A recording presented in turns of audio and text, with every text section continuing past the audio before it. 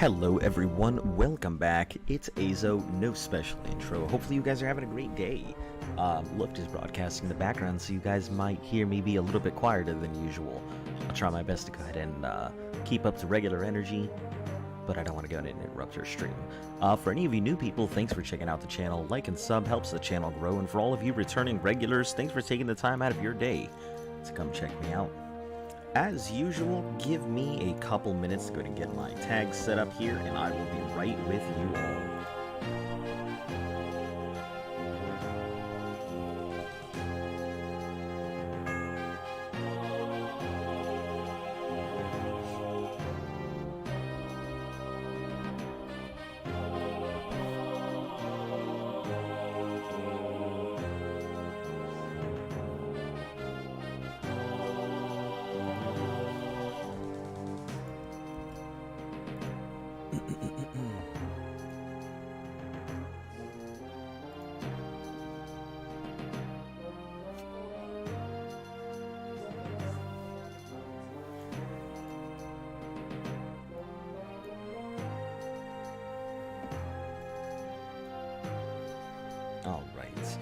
Give me a couple moments. I'm just gonna go ahead and grab some water, so I have it for the stream and everything else, so I can do my intro and all that blah, blah, blah, blah, blah.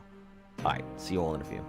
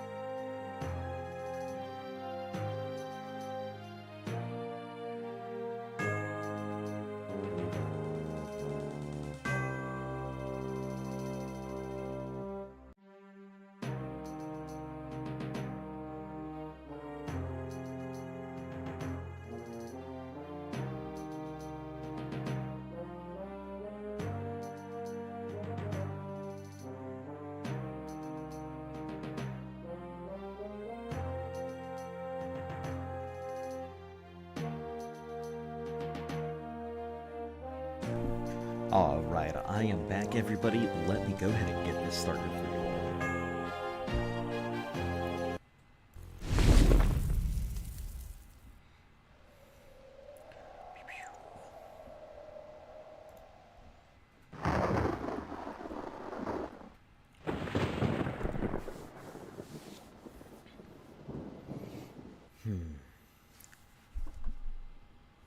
Previously on Elder Scrolls Daggerfall, our hero was passing through. I honestly don't have the heart in me to go ahead and do this today. I really would like to, but I just don't feel like doing it, guys. Alright, we're just going to go ahead and continue on with the regular episode. I really don't feel like doing the intro. Nobody's even here anyway. Alright. So yeah, we gotta make our way all the way to Nelfunga, which is... let me tell you where that is. I am here. It is somewhere over here. So, I mean, it's not too bad. It could be a hell of a lot worse. So northwest, northeast is where we're gonna go. Could be so much worse, so I'm happy with what I got. Alright, let's go ahead and throw this stuff into the wagon.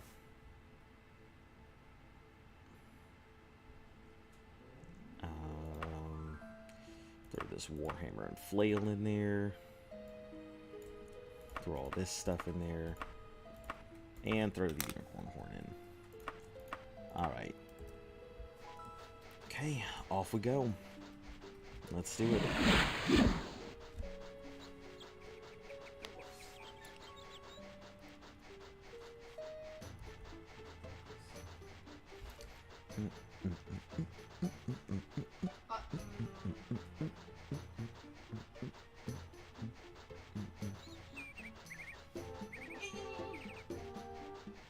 No.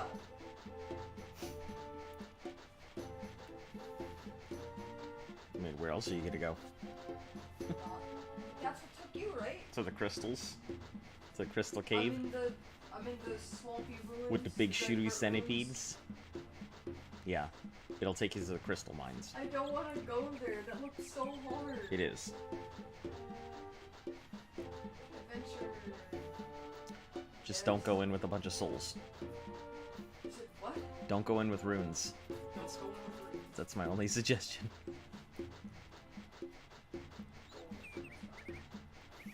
I don't want to go back and have to make a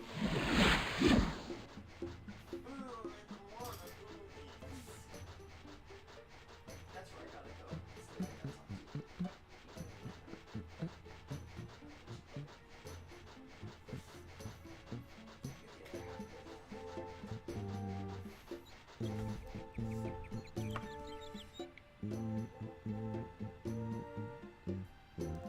Actually, you know what? We can go straight north from here.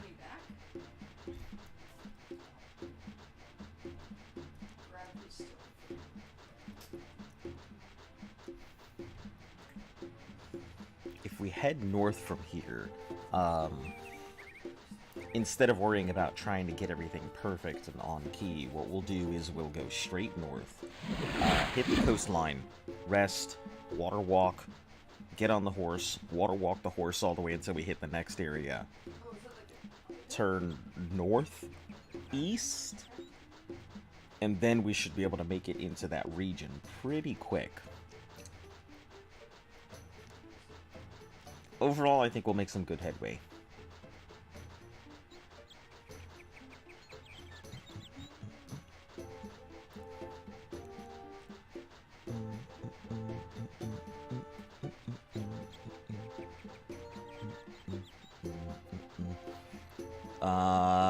My breaks, I can't stay long, but this is the perfect way to spend my break. Well, welcome. Thanks for popping in. Yeah, I'm currently, so I've got to head all the way to these mountain regions over here. So I am heading straight up north, crossing this area, and then I'm going to cross over here, and then figure out where the heck I have to go. Oh. So I need to find Okay. Shed, Just put me back in that shack. Shed Dungeon. No, I need to find this. Where is it at? Masterful, Graveyard, Croft. Oh wow, this place is big. This place is real big. Okay, let me find Shed Dungeon.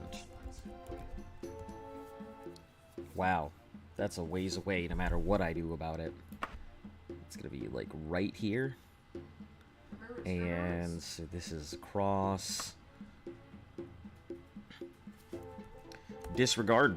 I'm gonna be best heading east. Head east crossed and that'll be a lot easier.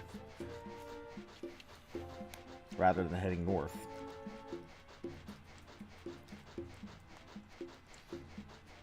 Yeah, this is gonna be fun. We're getting out of here. East and then... yeah, this should be a lot closer too. And I'll get on land.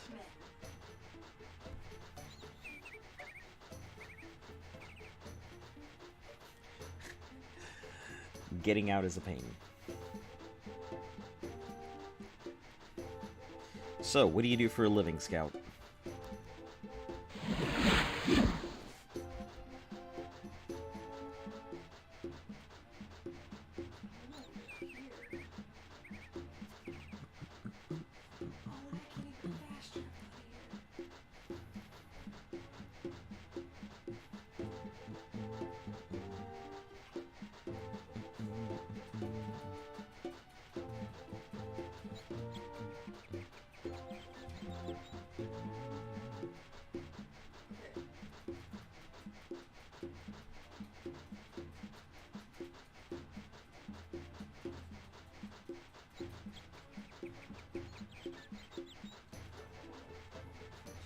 Heal.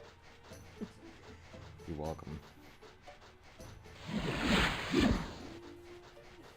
you can't escape those. On episode 32 of Elder Scrolls No Fast Travel, will our warrior make it to the end? Stay tuned to find out. I know. I was just not feeling doing the whole thing. Barista at Starbucks, not the greatest job, but they're paying for my school set. No, that's cool. I've seen that Starbucks has a lot of great benefits, so no, I don't judge you whatsoever. Good on you for taking advantage of a company to pay for your education. Good way to go about it. Feathers lie half-eaten and scattered. What? Is there a dungeon here?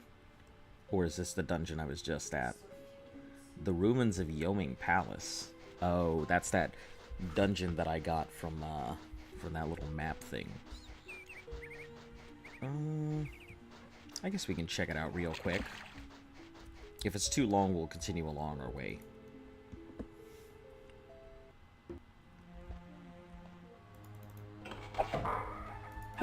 Oh, harpies. Wonderful. I love harpies. Okay, let's take out the 29,000 gold. Yeah, I really gotta get rid of all this. There's too much of it.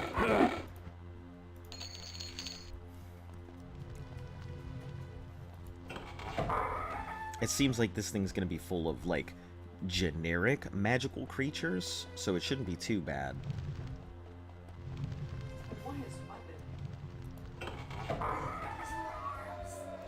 Judging by the yellow bricks. I got to stay home from school today. Why is that?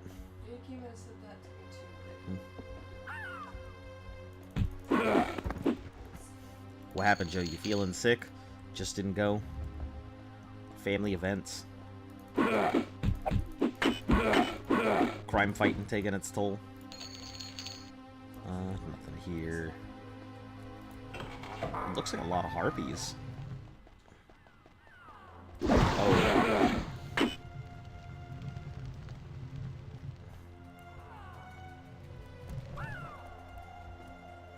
That's why I'm here early. It's usually like here in an hour.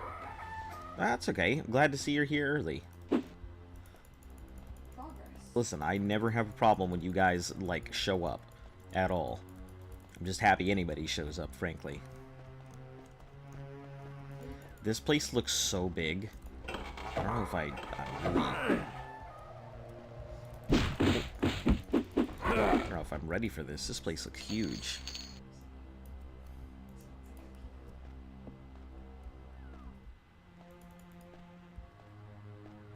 Yeah, multiple floors. Yeah, I don't think I'm ready for this place. Yoming Manor seems like it is a big old dungeon.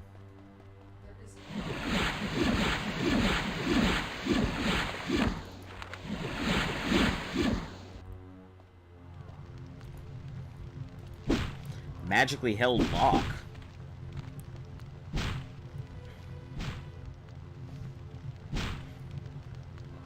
Let's see if you can break through on your side. Probably not, but...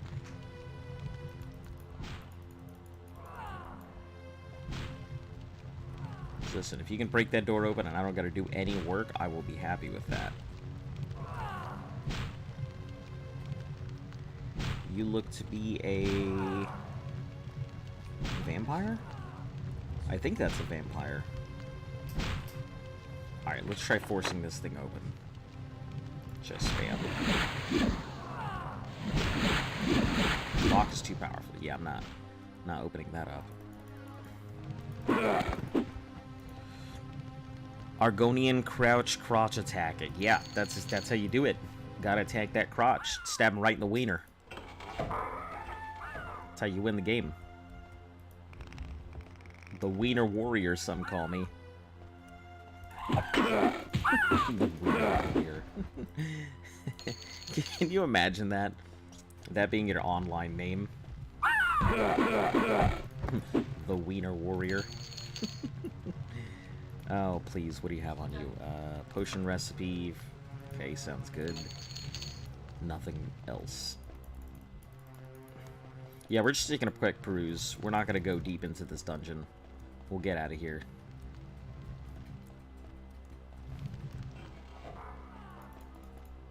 I don't want to spend all day in this dungeon, so... Oh.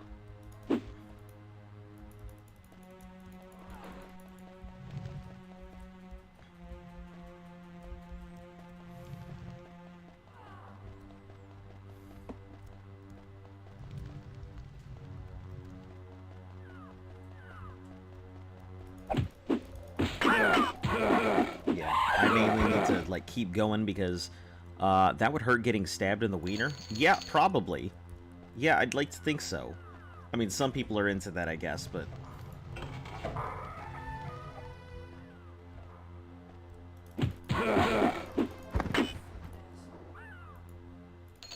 That harpy butt. Try this last room, and then... Ah! That freaking hurt.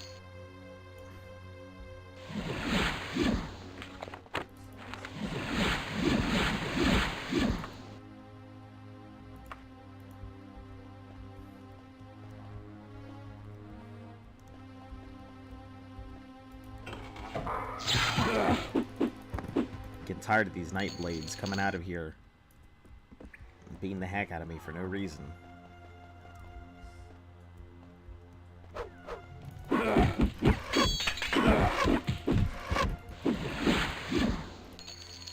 Okay, nothing great. Let's get this night blade out the way. Whole bunch of blood. Ooh, magical short sword. Don't know what it is, but...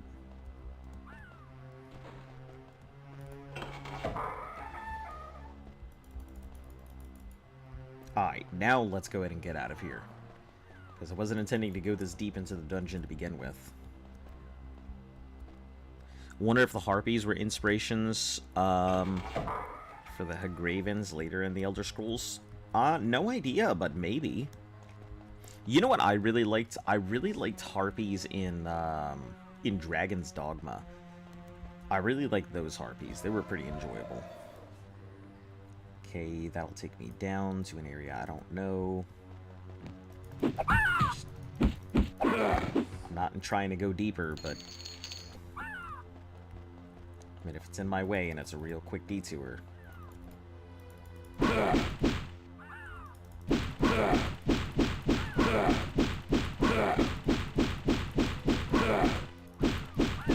Clearly that lock has nothing to fear from me, jeez.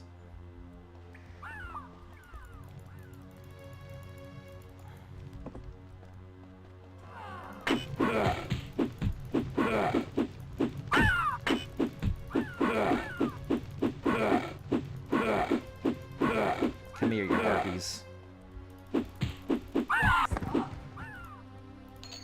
Alright, nothing here. What I really do like to see the evolution of a lot of these creatures and stuff from where they started to where they came, because a lot of them definitely have changed, and some of them you don't really see anymore at all. Wow. Sword's got a long reach. My cousin came over yesterday, started bleeding from my nose, got some on my hand. So I licked it off, and he told my cousin I was a vampire, and he believed me. Like the nicest person to me. Get to work. Alright, we'll catch you later. Thanks for popping in, Scout. Always appreciated.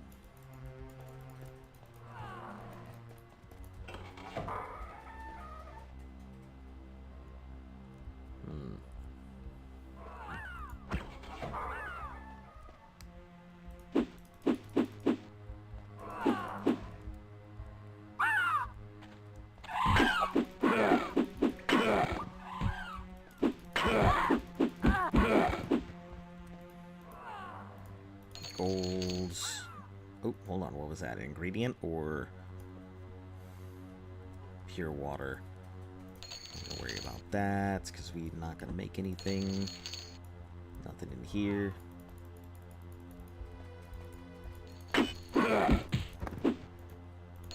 Take your golds.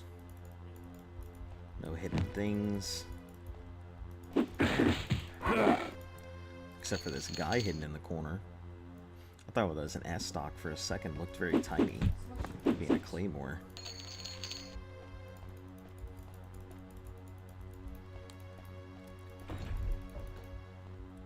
Yeah, one of these things should have a hidden door somewhere, I think. Or at least the last one I went through for this did. Oh. There it is. The hidden door. Lost beyond my skill. No, it ain't. If I just hit it enough, it'll open right up. I love when it says, this lock looks very simple. And then, like, it's followed by me slamming it for, like, the next 20 minutes trying to get open.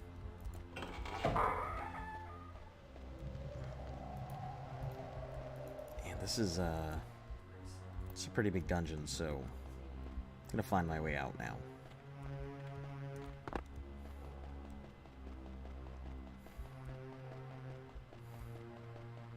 I better not hear anything about me drinking my own blood. It was like 2 drops. Well, that's it. Now you're a vampire. You can't do anything about it. Now you gotta go ahead and start hanging out with the goth kids. Sorry. That's just how it works. Them's the rules. Alright, where was I supposed to go? Back down this way in this door here.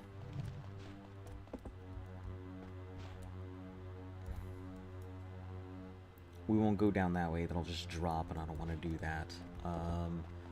Go down here.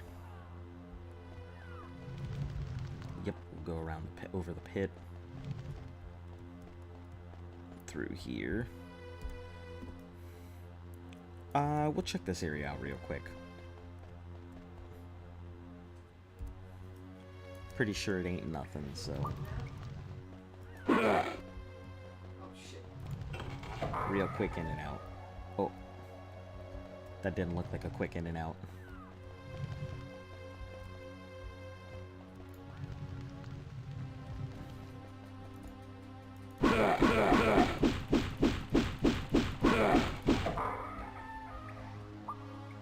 None of this is a quick in and out. Jeez. Alright, yeah, we're gonna get on out of here because I don't wanna spend long in this dungeon. Hey, Biscuit Buzzer, welcome. How you doing? Nice to see you here, nice and early. Yeah, the more people we get, the earlier, the faster we can go ahead and ramp this up. Just checking out this dungeon that I got a map for real quick. I am going to get out of here as quickly as I can, because I'm not really interested in staying here.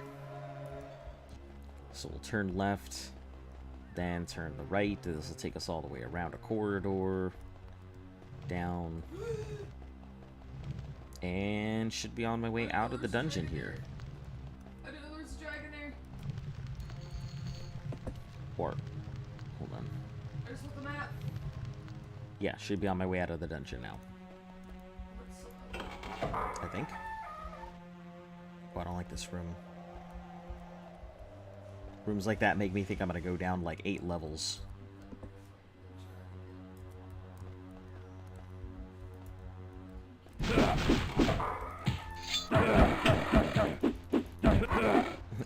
I get it. Are you ready to risk it? Risk it for the biscuit? I'm very well doing my homework. Yep. Listen, don't worry. I've had many people on the stream been like, listen, I'm doing my homework in the background while they're sitting here watching it. So yeah, I don't mind. Ooh, yeah, these are long hallways. I don't like them. Oh, oh, didn't even see.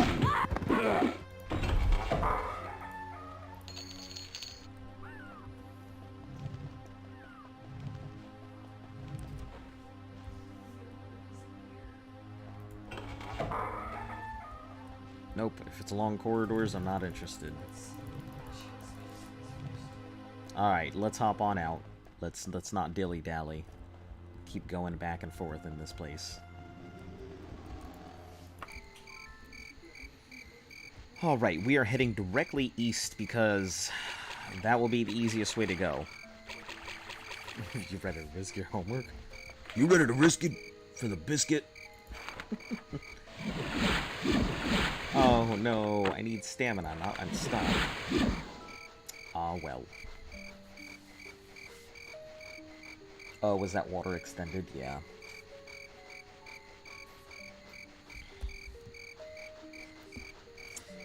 So, has everybody at least had a pretty good day? You know, just since you guys are here, tomorrow's stream will be starting a bit later than usual. I've actually got to go into the office on Thursdays.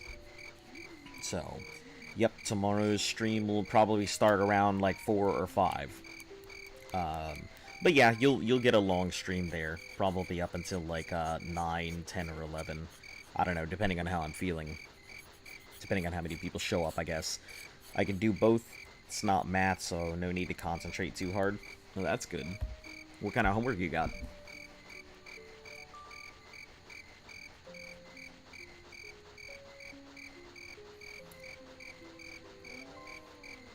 And just so that way everyone is clear what's happening right now. We're heading over here to the east. I'm going to try and go a little bit down here so I can just cross directly over. From here, I need to cross out of this area as quickly as I can. Then we need to head over to... what is it? This right here? Dungeon, I think is all the way over here or something. Yeah, this is it right there. And that is a ways away from where we are, so... this will cross over here, cross into this area, and then we're gonna have to cross all of that land to get to there. So it's gonna be one hell of a trip. Hey Diego, how you doing? Glad to see you. Man, I'm so glad when you guys show up. It's super nice. You got detention from a teacher. What'd you get detention for? Being too good a student, right? They told you were such a good student you had to stay longer at school, right?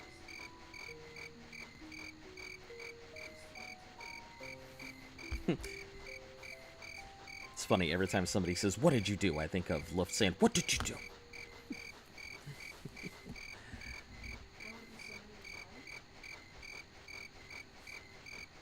Oh, talking about that, hold on one second. Let me do this. Let me do her a solid here. And,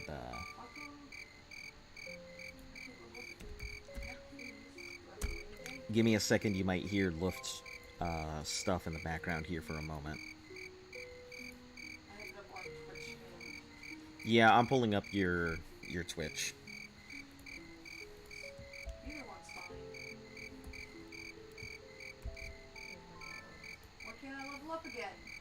Alright, let me pull this up. Give me a moment.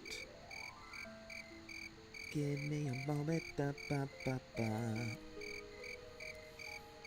You're gonna hear my channel going off for half a second here, so... while I pull up my chat. Yeah, I'm pulling up your Twitch.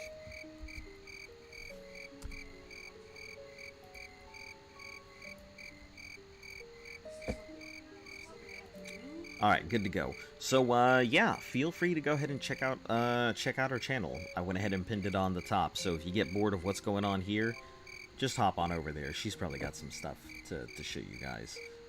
And if you're interested in the new Elden Ring, she's definitely all about it. But anyway, let's get back to the stream here. Had really nice math teachers. Let's see, because I didn't turn in a homework first thing in the morning and they didn't tell me to do so. Ah, fun. Best student in 3/4 of a course. That's good. Pyro Slasher's Cozy Corner. Please sub to... Wow. Wow. You sir did it.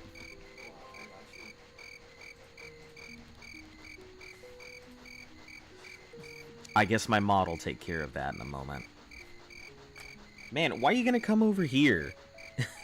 come to my channel and be like, go sub to this thing, and then be like, and go sub. If you're coming here, like, people are already subbed to the channel. How are you gonna go ahead and be like, go sub to this other channel in some other YouTuber's channel, and then be like, oh yeah, and sub to them too? Come on. I don't have very many rules here. Don't spam. Don't advertise. Those are basically my only rules. And don't spam is like the much bigger one.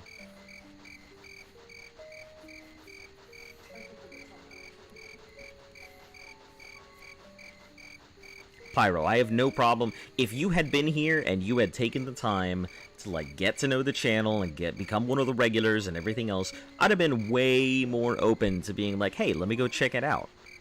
You know, I actually do take a lot of time out of my day to go check out some channels if people talk about them and whatnot, but bad. Don't do it.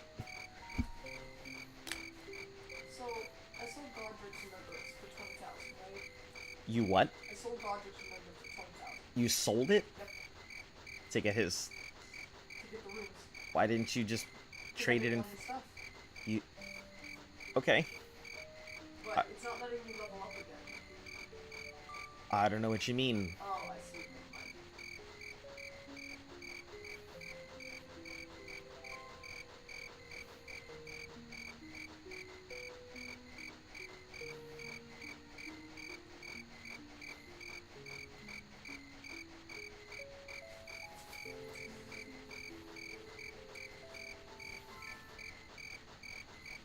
Yep, that's pretty much it. Those are pretty much the rules. I mean, I don't even care if people are asshats. If people want to be assholes, you know, I'm used to that. I don't have a problem with assholes.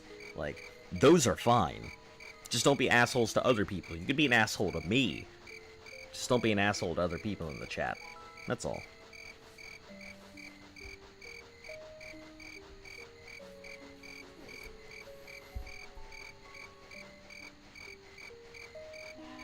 I also don't really like math, but the teacher is nice. That's good. Yeah, my math teacher really... The math teacher that I had really turned me away from math in general.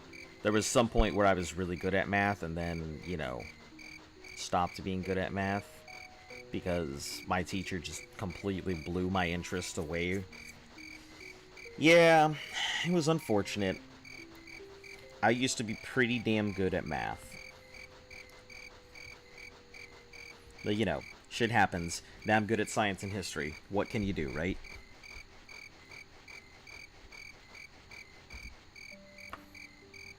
This is gonna be slow.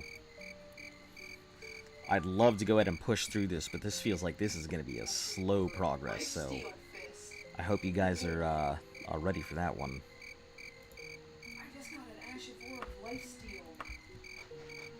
Lifesteal fists? Yeah. That's pretty cool. It means you could turn those you could turn the ball bearings into life fists. Is that the turtle? I don't know. I haven't been to the turtle.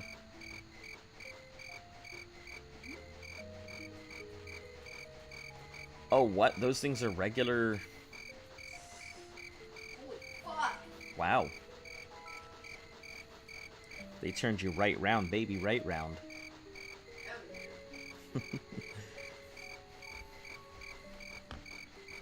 Just try these 3 quick things. They made me rich. Okay, enemy. Where are you? Oh, right there. Right in front of me. Oops. Hello, sorcerer. Oh, a bell? A magical bell? This thing better fucking summon a rabbit when I ring it. But let's go ahead and crank this up so we can keep going. Because we got a long distance we got to go ahead and cover.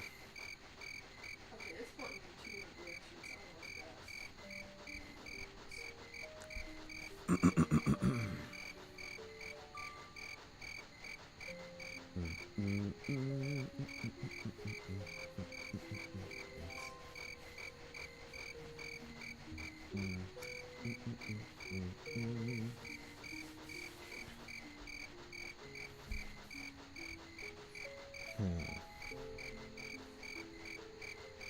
I hate math.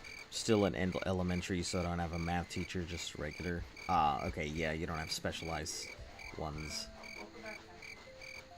But yeah, that's... Math isn't bad. Math is pretty good as a subject, but, you know, not everyone has it.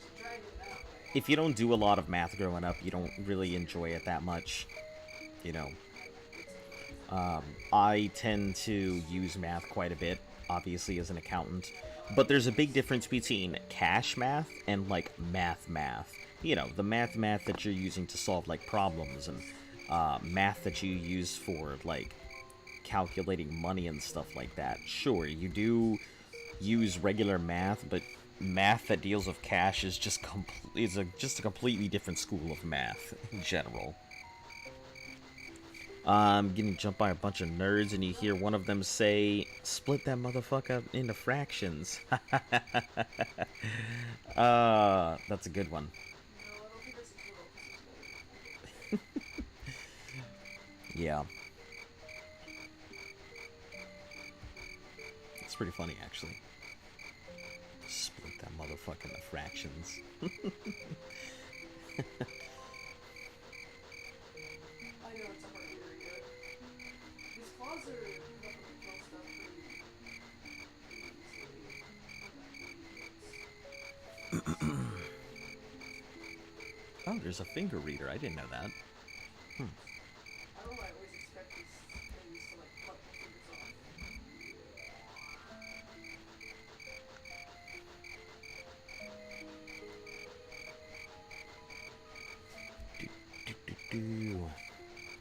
We're making pretty good time, I think.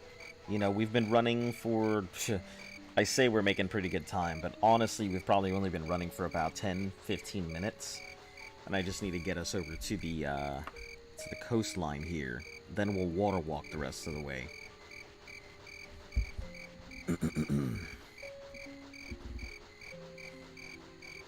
So, yeah. And then we had to make our way over to that thing. I mean, we'll easily get there. The time frame's like, when they give us a dumb time frame, and they're like, hey, you've got 31 days to get there. Like, running manually, you never have to worry about the timelines they give you. It's not even... It's pretty much non-existent. You can easily match whatever timeline they're handing to you.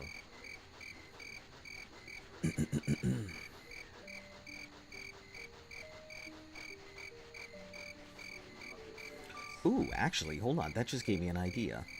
I need to do something real quick. So give me half a second.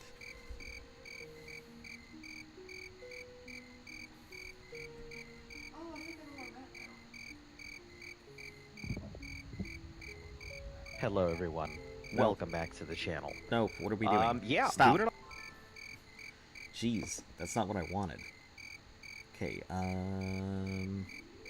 I should be able to go ahead and do something here with this. Stream schedules, videos.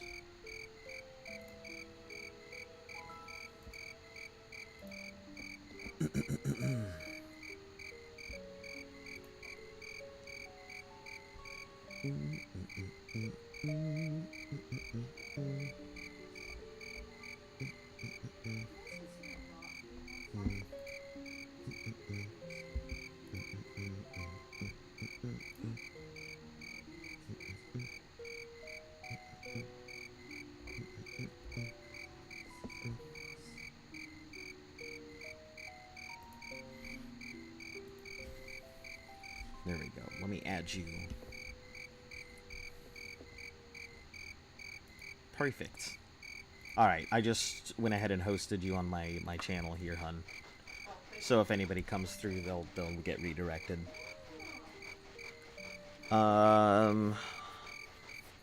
Said I'm doing the nutrition homework. Nutrition homework? That's interesting. Maybe that for my health class. Yeah, I never had to do nutrition homework. Track everything for a week. Yeah. Basically what your dad wants you to do like every day forever. Forever? Yeah. No. Them crickets are annoying. More annoying than HL and A. Actually, like them, so nice to hear in person. Calming. I don't know. I've been around my fair share of crickets. I'm a pretty heavy sleeper, so I could sleep through pretty much everything. I mean, unless it's some weird noise. If something that isn't used, like, in my normal schedule pops up, I will absolutely wake up, but...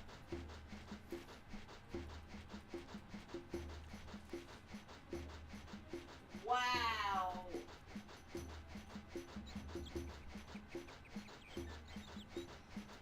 can hardly deal with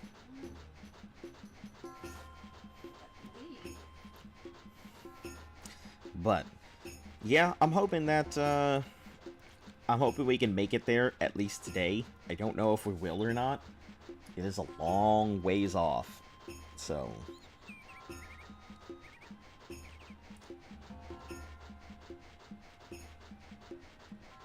But yeah, nutrition homework. Never had it. Luft says she's had it. So she knows what it is, but I have no clue what the heck you're talking about.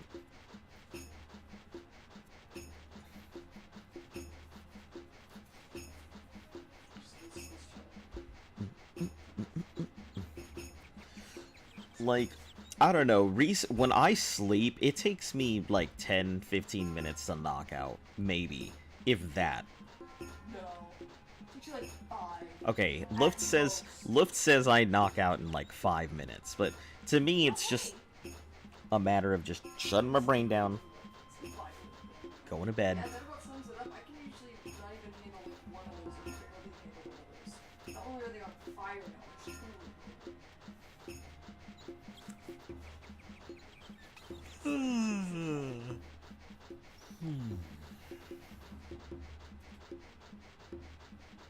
God damn!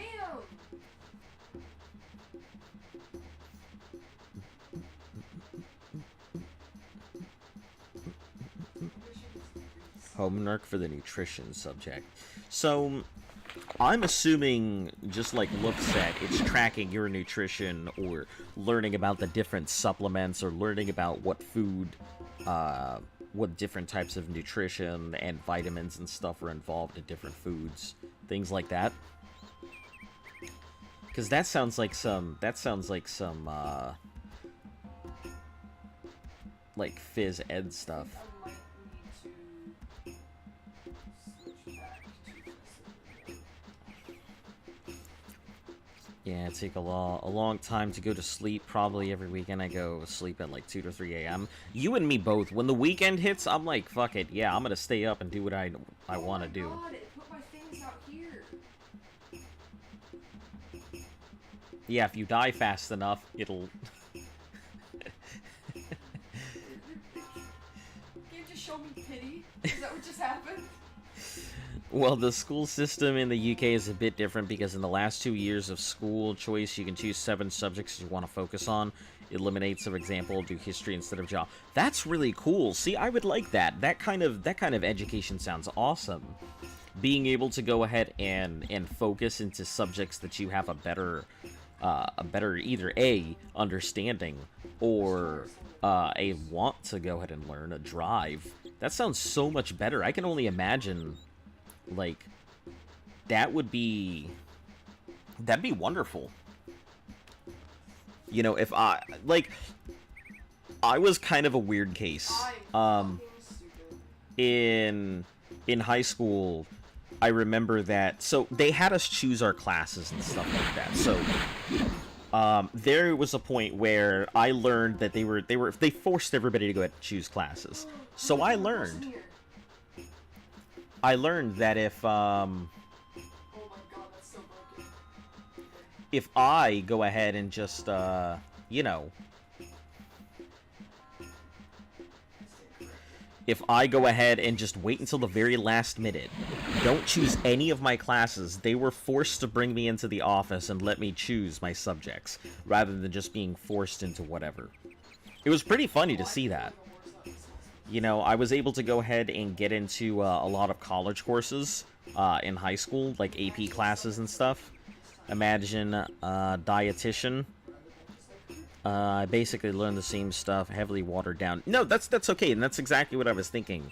It sounds like you would be going into things like dietitians or physical therapy, or you know, not dietitians. The other people. Pediatrician. No, no, no, no, no. Like the people who help train athletes and help them get on certain. Personal trainers? No, they not just personal trainers. There's a specific type where they help them and they get them on a particular diet. Not a dietitian, but anyway, yeah, I get exactly what you're saying. Personal trainer, dietitian. Are they? Yeah. Oh, well, shit, I didn't know that. Me who dropped out of high school. Listen, you do what you gotta do. I'm no judge.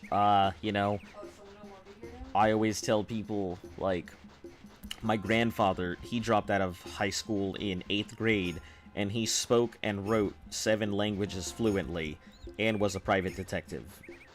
So, you know, after he got out of the...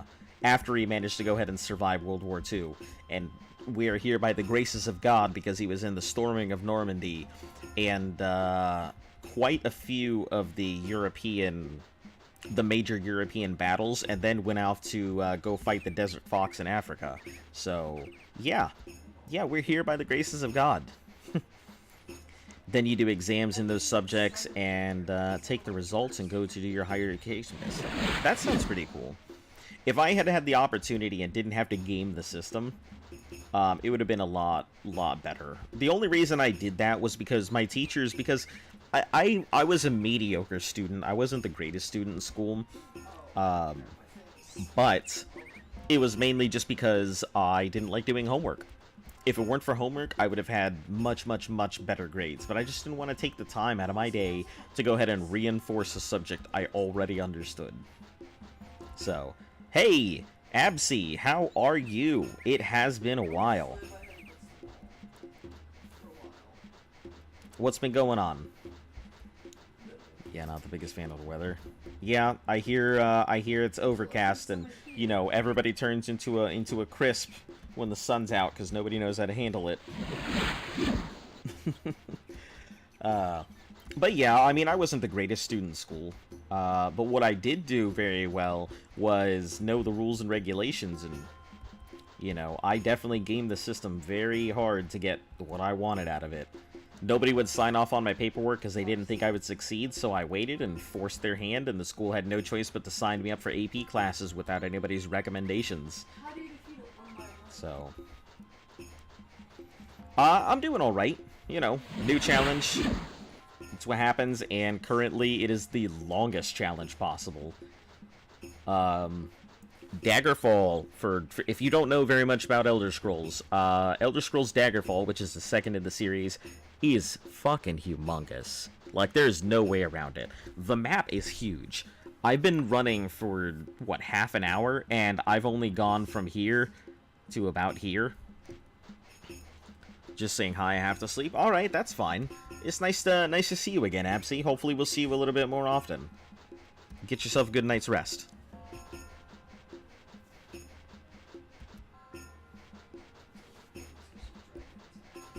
I like the sun because I'm not from here, but too much rain. Yeah.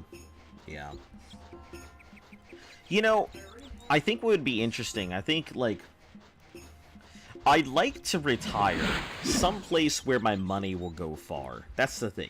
My dream retirement place would be someplace like Sweden. Even though my money doesn't go far, it's just a beautiful country, and I've heard a lot of great things about it. Doesn't sound very fun for you. Very fun for you, Hazel. No, I'm, you know, it's life. It's not too bad. It's a lot better than what I was doing in Minecraft, beating my head against the wall. So, it's not bad. It's just my only, like, it's my fingers. I'm sitting here constantly having to hold Shift and W this entire time. I'm thinking about, like, 3D printing out, like, a little wishbone or something, and just, like, pressing the 2 buttons at once. Make it easier. I'm gonna push on. Just kind of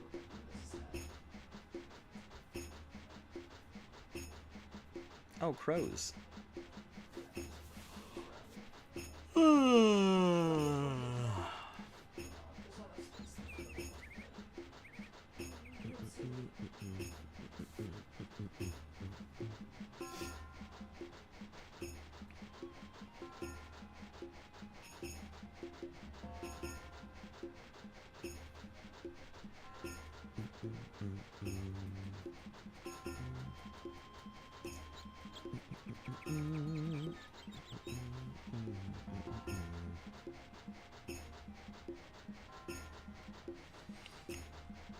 In California, some days it could be like it was 100 degrees and the next be cold. But I like that kind of weather. Like, Puerto Rico was like that. Puerto Rico was like humid and hot almost all the time. But even being humid and hot, like, it's just nice weather. Like, and then it would rain every day, so everybody would sweep their porches because the sun, the sand and dust from the Sahara would actually blow over because of how light it was, so it would carry over, so you get all kinds of dust from, like, the deserts blowing in. So it was really cool. Nice place, really miss it. Wish I had a reason to go.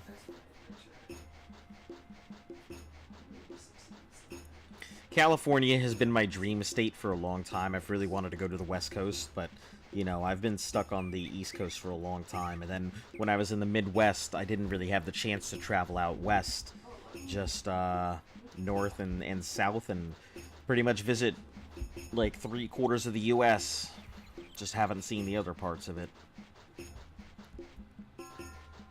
Yeah, and then there was the time that I got, you know, arrested in Idaho. It was, man, that's a fun story. I don't say a fun story, it really wasn't. So apparently, at some point in my life, I had no idea that my license had been suspended. I never received a notification. I wasn't told by mail. You know, I joined the military, no one brought it up. I'd bought a car, no one brought it up. I had insurance, it wasn't brought up to me. So somehow, I went through, like, a vast majority of my life without knowing my license was suspended. And then I'm driving through Idaho, and, like, I get pulled over because I just pulled off of the highway heading towards Yellowstone. Just pulled out. And this cop goes ahead and pulls me over. And then he's like, I need you to step out of the vehicle. I'm like, okay. He's like, you know why I'm pulling you out? I'm like, I have no idea. He's like, your license is suspended. I'm like, it's what? So yeah, I got arrested, and it come to find out the reason why it had been suspended was because they were saying, because I didn't have insurance on a car that literally wasn't even functional anymore. The engine had been completely removed. The car was on blocks. Like, this was the Mazda Millennia, my first car, but, you know, I wasn't doing anything with it. The alternator had blown out. And... No, I was in the military at the time when this happened. It's not that I got a, you know, I was in the military at the time this happened.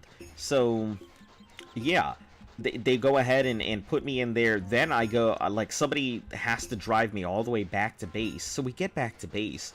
You know, I get to tell my commander about it. She's pissed off. I'm pissed off. My supervisor's pissed off. You know, I call up the DMV and I'm like, listen, like, this car has been on the blocks for like a decade. I haven't touched this car in over 10 years. And they're like, well, I guess it wasn't over 10 years at that point. I guess it was like 5 or 6 or something. But anyway, so I didn't touch that car in forever. I went ahead and I still had to go ahead and pay the fine for an uninsured vehicle, even though I'd filed the paperwork forever ago, and somebody over there screwed up. So I got my license and stuff all settled, because some asshat didn't file it properly. Had to drive all the way back to Idaho from Utah, which was a multiple-hour drive. Go to court for all of... Oh, mind you, I had to go ahead and get a lawyer as well, and pay bail, so I didn't get stuck there. So, paid bail, then had to get a lawyer, had to drive all the way back to Idaho, go to court for all of, like, 5 minutes. 5 minutes. The guy the judge went ahead and looked at me, and he said, "You're in the military?" I'm like, "Yeah, and I'm deploying here in, like, a super short time." And he's like, okay, yeah, we're just gonna dismiss this because I'm not gonna go ahead and deal with this dumb case of somebody not filing. So I went all the way there, drove multiple hours just to be told case dismissed.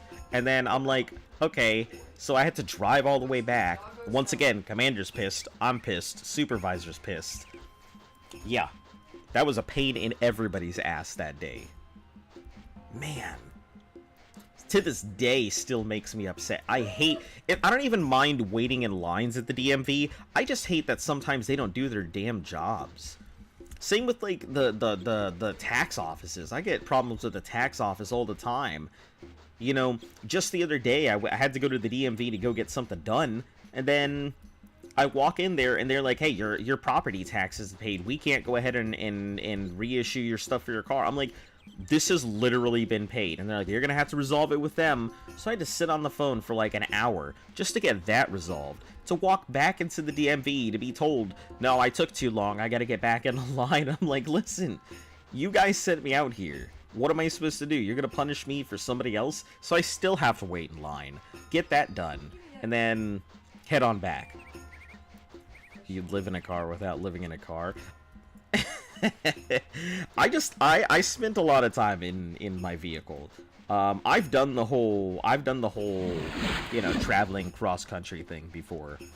You know, sitting in your car or occasionally getting a hotel or something like that. So that doesn't bother me. And also, I have never had a problem with people living out of their car. Especially with the way that the rent is. Like, nowadays, rent is expensive as fuck. You know, if somebody's living out of their car to make ends meet, or if somebody is living out of their car because they ain't got no place else to go, like, so what? You know, at least they've got a place. You know, people live in RVs all the time. The only difference between an RV and a car is the fact that one has a toilet and a shower and the other doesn't.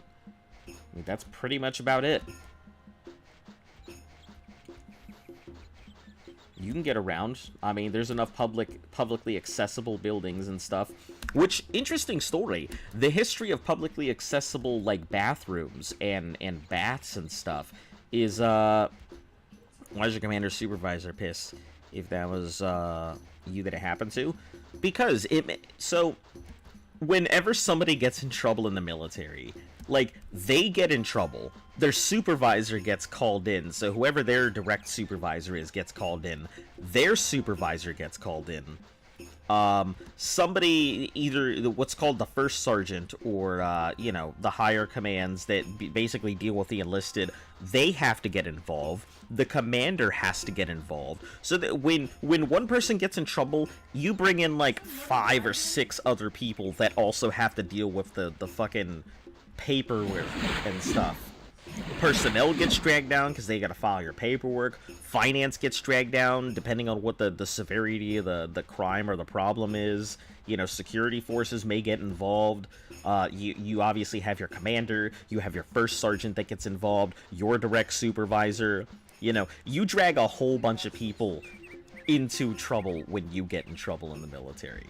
So that's why nobody likes getting, like, in trouble in the military. That's why I always told my troops, listen, if you have a problem, you call me before you call anybody else. If there's a problem, I will do my best to make sure to help you out, because I don't want to deal with the paperwork. You don't want to deal with the paperwork. I don't want to deal with the commander. You don't want to deal with the commander. So let's try and solve this under the table rather than turn this into a fucking, like, huge situation where we gotta go ahead and involve a bunch of people and then we all have to spend time out of our days, you know, trying to get something solved that you could have just, you know, shut the fuck up and color. So, it was always one of those things, you know. I like my troops, but damn, sometimes bag of fucking raisins. If any of you troops out there are listening, I hope you guys are having a great career. I'm glad that I got out of the military when I did. Also, hello and welcome for anybody who's new to the channel. You know, like, sub, chat, whatever. Feel free to just chill. Channel's obviously pretty chill. We talk about whatever. If you got concerns or questions, I am here. And if you want the love advice, I am here to really give that to you. Fernando is here to tell you all the ways to woo the women. But yeah, it's just a pain in the ass, so that's why in the military, you know, the The thread that sticks out is the one that gets cut.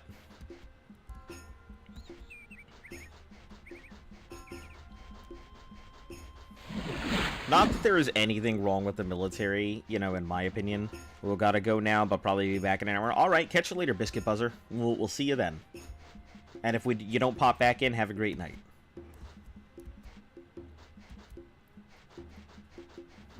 Ass. That was too far. Did somebody say jump?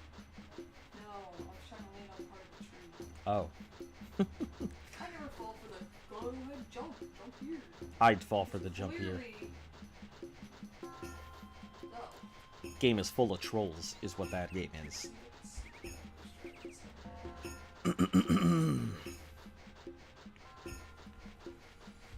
Yeah. But I will say Yellowstone was very pretty. I did get the chance to go ahead and see it eventually. It took a long time to get there. But yeah, it was very beautiful, you know. I'd like to go ahead and go see the redwoods, because I got to pass through. I didn't really get to spend too much time in there. I would have really loved to spend a lot of time, but yeah. You know, Utah and my military service was fun. Learned a lot about myself and a lot of other people.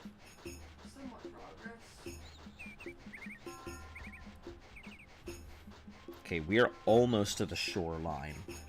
Probably another 5-10 minutes and I should hit shoreline.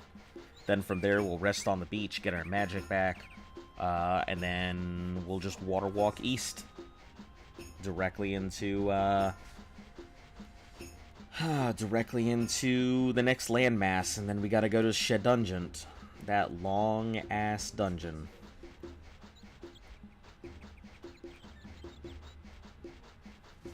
That's gonna take so long to get to.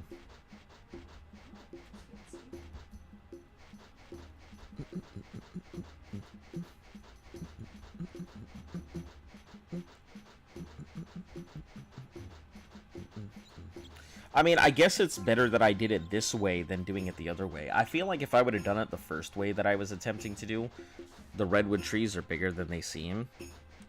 Yeah, I can imagine. I've seen pictures and stuff of them. You know. That's why I wanted to go see them. That's like a true work of nature. That's nature at its finest. You know, those redwoods are humongous, you know, and given the fact that if we had just a little less gravity, those things would grow even larger than they already do. Yeah, if there is a world tree like Norse mythology has, it would definitely be a redwood.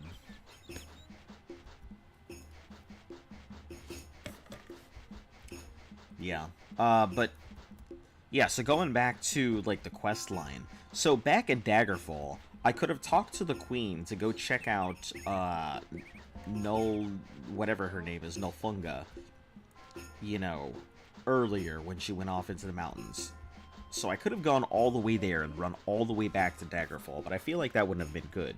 But now that we have the option from Belfaria to go to that dungeon, I'm wondering if I'm still gonna have to go all the way to Daggerfall, talk to the queen, and then go back to that dungeon, or if this will progress her storyline a bit, so I can just, you know, be done with it.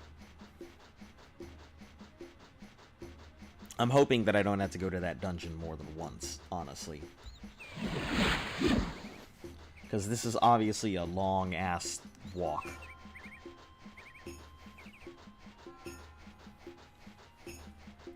Okay, and we'll probably just course correct direct east from here as well.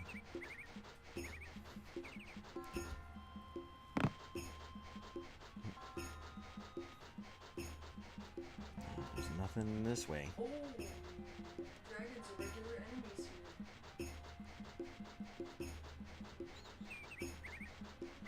Okay, we're gonna course correct.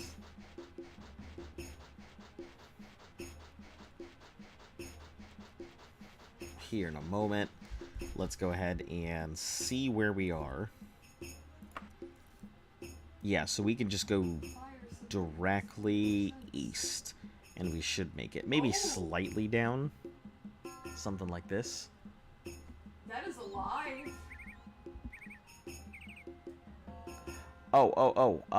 That's the dragon. Get off your horse. Get off your horse. Sneak up to it. Sneak. Oh no, too late. It's awakened. I don't even know what it is you were talking about.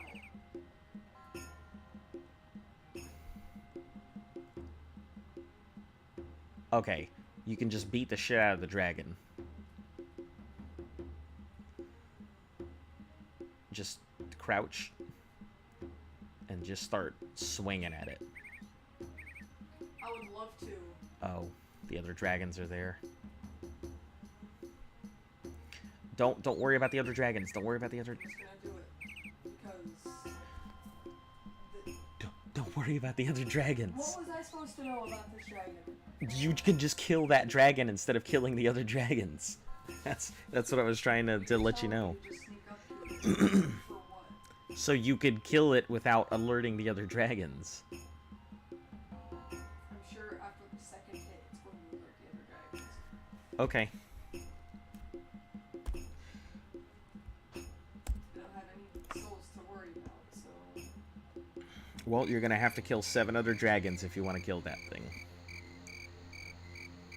Just a heads up. I imagine it just stays awake. Alright, so we're gonna water walk ourselves across this thing. But first, what I need to do is cast about halfway through.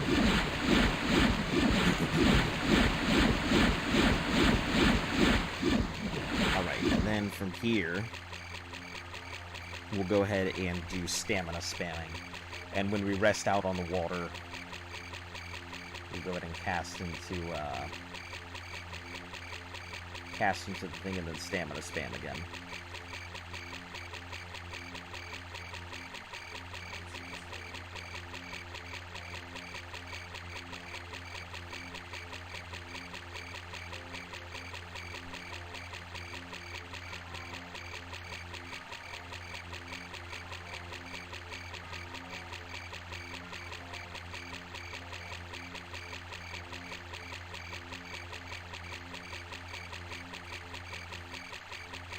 Yep, this is gonna be what you're gonna see for at least another half hour.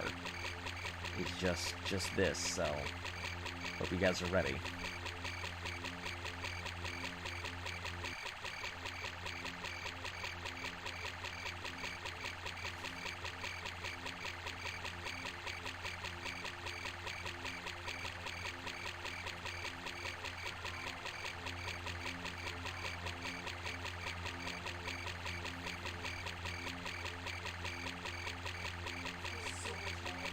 Yeah.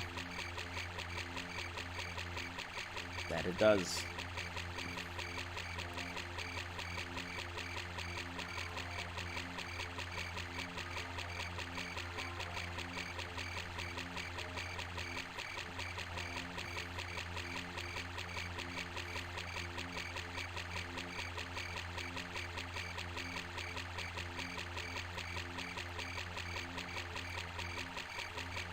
Yeah, it's possible to sneak up to its butt. It's possible to sneak up to its butt.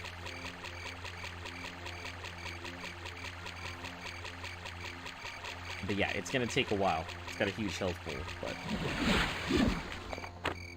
Alright, so stamina. And then just keep running.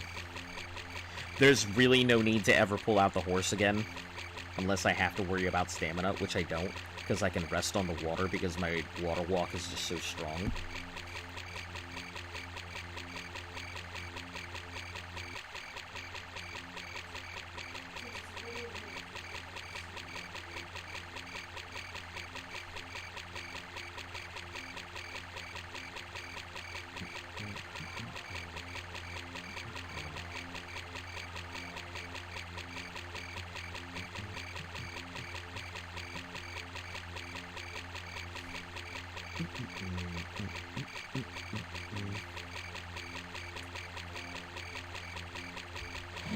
Can you imagine, like, since you're bringing up the redwoods and stuff, can you imagine, like, being a logger from back in that day?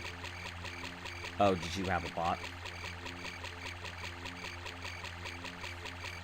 Being a logger back in that day and trying to cut down the redwood, that must have been insanity.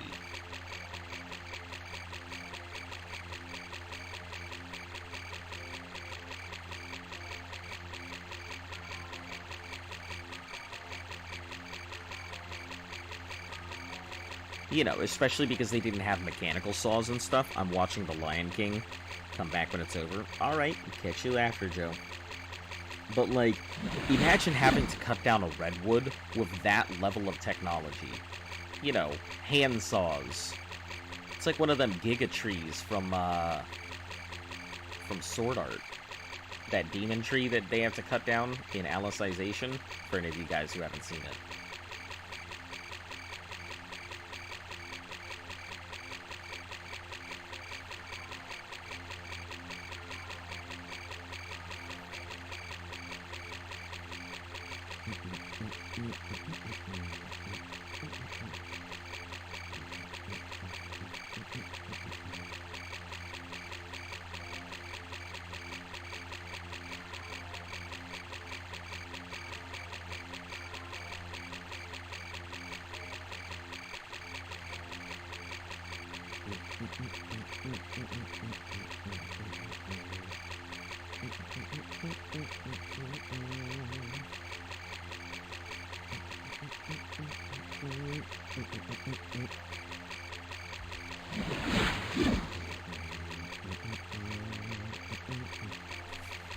We should make some pretty good progress across the water.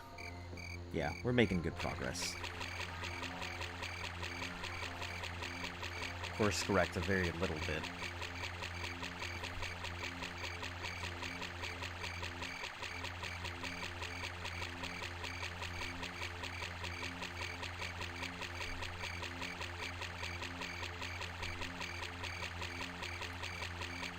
Oh, do you have a pickled foot?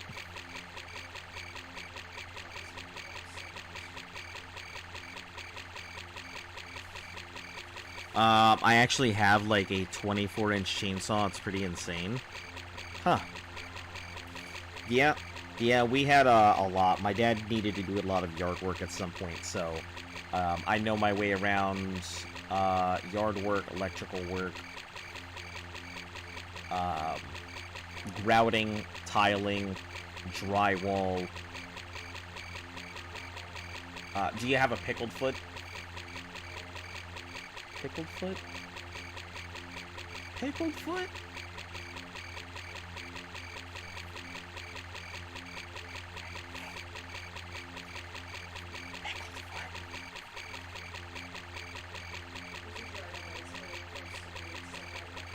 Do you have a pickled foot? Did it? I was gonna... Did you have a pickled foot?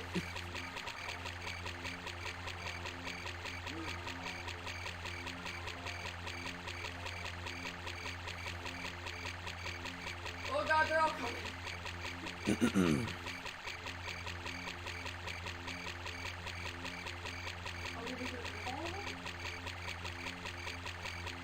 Alright.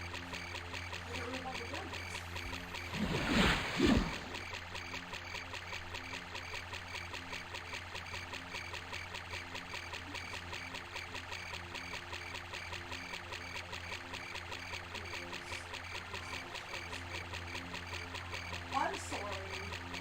74,000? That's why I tried to tell you, do you have a pickled foot? If you had a pickled foot, you could have cracked it for, like, even more.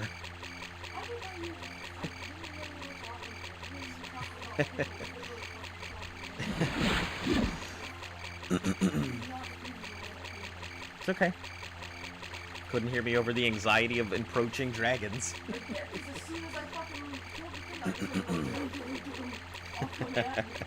My dad has a wood stove in his house, so sometimes he went into the forest to chop down trees for the winter.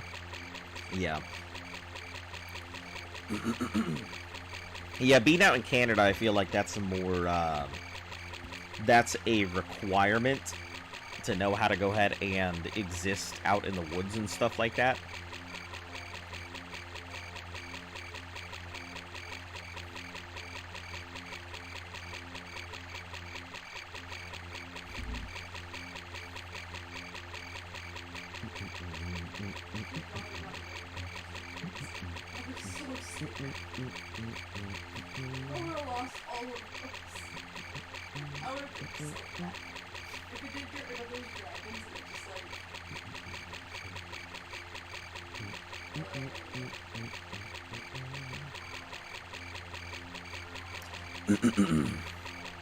But yeah, being out in Canada, I feel like that would be a skill. Out here, you know, unless you're out in the South or the Midwest or you're kind of off the grid, you don't really need those kind of skills. You don't have to worry about, you know, you can hunt for sport rather than anything else. You don't have to worry about trapping. You know, doing tans and hides and things.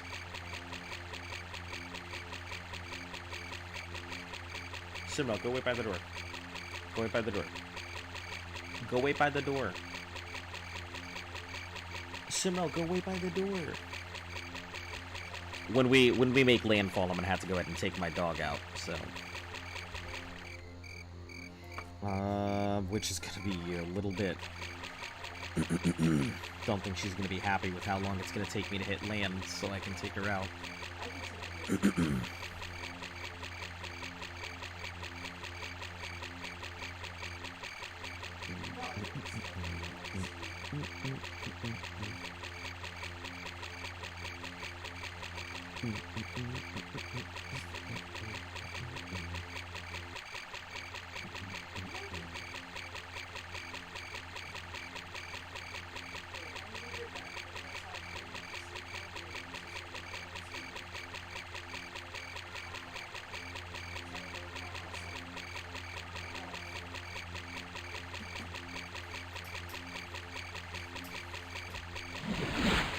Crossing this water.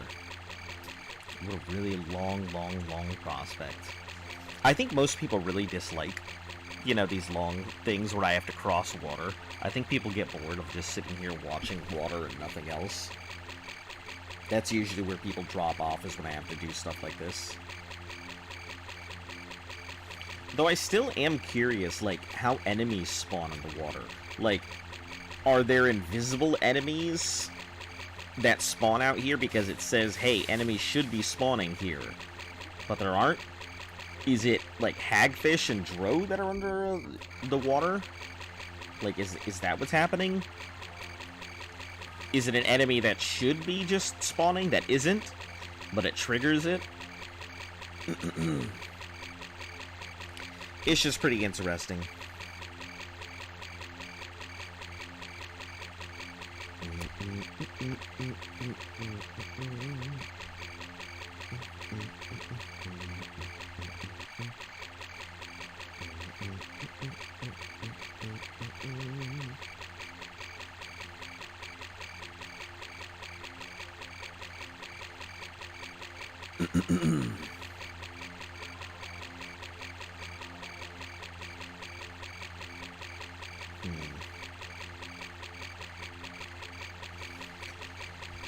Yeah.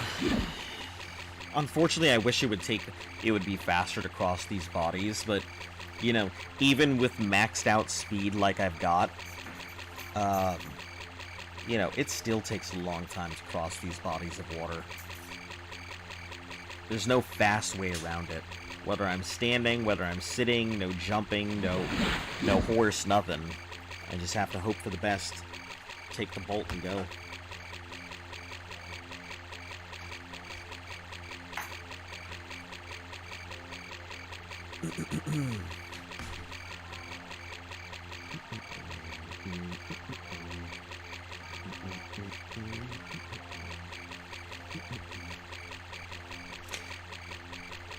For people that live in cities in Canada, they never do stuff like that. Yeah, you have to live out in the country in order to really understand that kind of lifestyle. You know, you're not going to have somebody sitting in their apartment being like, huh, I need wood for my wood stove. Better go outside and cut one of them trees on the corner down. Huh, Man, I'm really hungry. Better go hunt myself a moose. Yeah, I can't see that happening.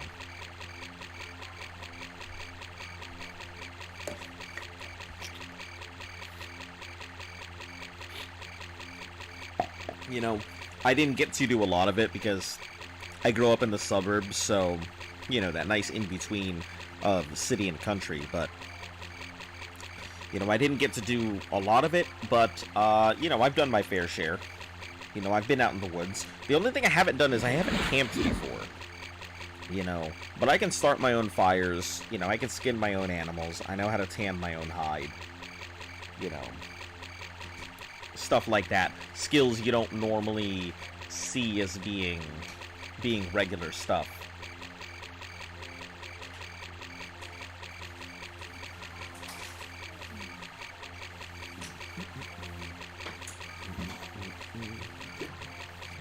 Excuse me. But yeah, I've got those skills under my belt if I ever need them. Making pretty good progress. Almost halfway there. Not too bad. Not too bad at all. Okay. And for any of you people who are just joining, welcome to the channel. You know, like and sub if you'd like. I don't press too hard on it. Feel free to chat if you want. I don't press too hard on it. You know, people are here just to be entertained. Or just to watch the insanity that is somebody crossing all of Daggerfall, you know, on their own.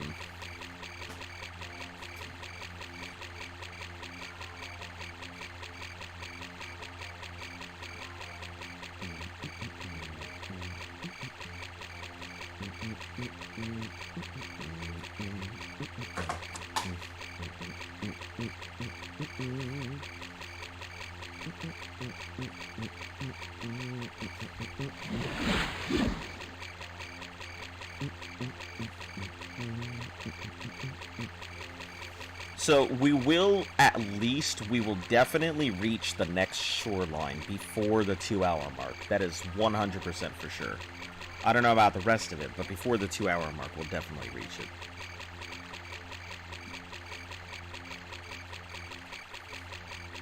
Then we'll go ahead and rest. And it should be fine.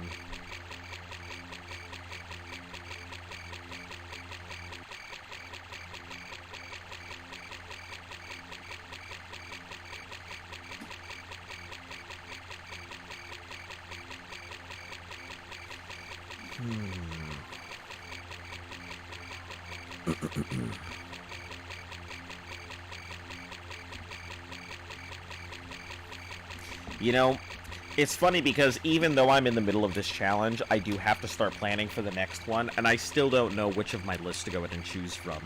So I think I may actually leave it up to the community. I guess when we get to 600 subs, we'll also put it for a vote. What the next challenge is going to be. Or maybe we'll go ahead and leave that for when we get to Skyrim. Then after that, we'll go ahead and put it up to a vote to see what the community actually wants. Or, you know, what they'd be willing to tolerate for the next, probably, year. More likely than not, I think the next challenge will probably be something, either a year long, or I'll have my 24-hour stream finally done, and then I'll go ahead and run into the next one after that. I don't know, though. I don't know which one I'd prefer to do. I have quite a few choices, so... But, you know, at 600 we'll be doing those really gross sodas and food and stuff, so we'll have a whole bunch of crazy things on camera.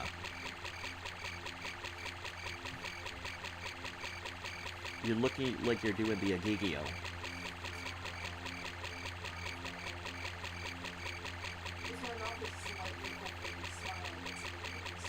Yeah, you do the Gagagigo face. Yep.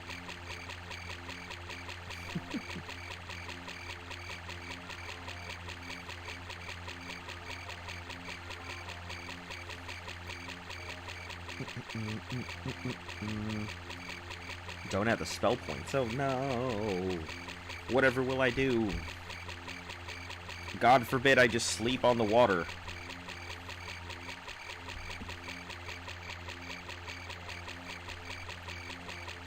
I think that's hilarious. The fact that how this spell interacts with you and the stuff that you own.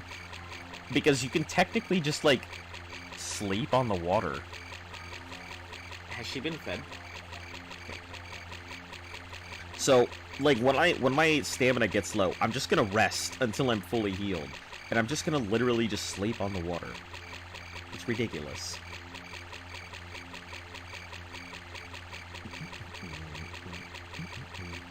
Actually, talking about ridiculous, what is my 86%? And are we still on track here? We are. So we'll just course correct just a tad to make sure that we actually hit land. Rather than just barely miss it and then spend the next, like, an extra half hour on the water for no reason.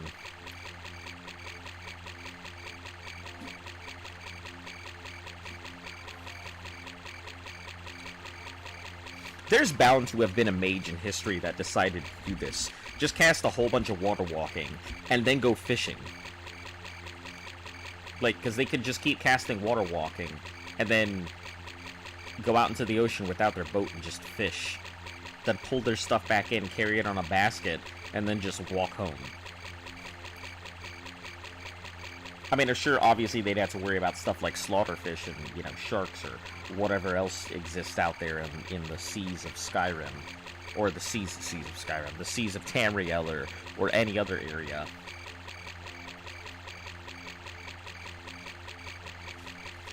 I also always wonder about this. Is Tamriel the only continent? Or is there a completely different continent somewhere in the worlds that Tamriel existed? Like, is that whole continent the only thing? Or is there more to it? I mean, it seems weird that it would just be, like, that single continent and nothing else. It does seem a little weird.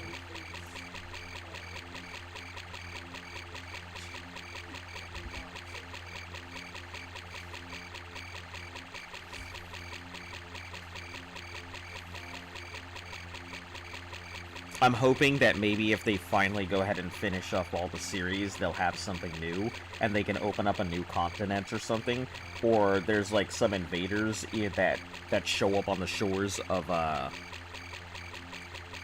like, I don't know, Black Marsh or something, and then the whole of Black Marsh is you fighting back these invaders, and then after that, whatever the next game they decide to come up with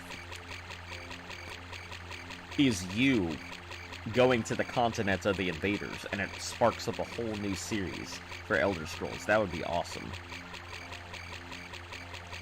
And then you find out that the Elder Scrolls that are here in Tamriel are not the only Elder Scrolls, and that the Elder Scrolls exist also on that continent as well. Man, that would be super cool. I'd be down for that kind of story.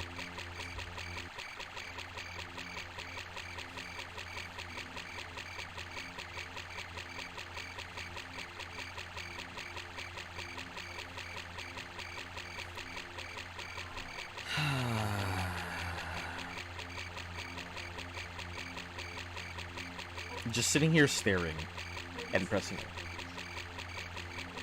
Sitting here staring and just doing nothing. This is the peak of Elder Scrolls. The Elder Peak. Ramirez, Akavir, Atmora, and there are maybe more continents already in Nirn. Huh. See, I would love to go ahead and see stuff like that. Like, it'd be really cool if instead of just all of Tamriel, like, they eventually went off to other continents. You know, that would be awesome.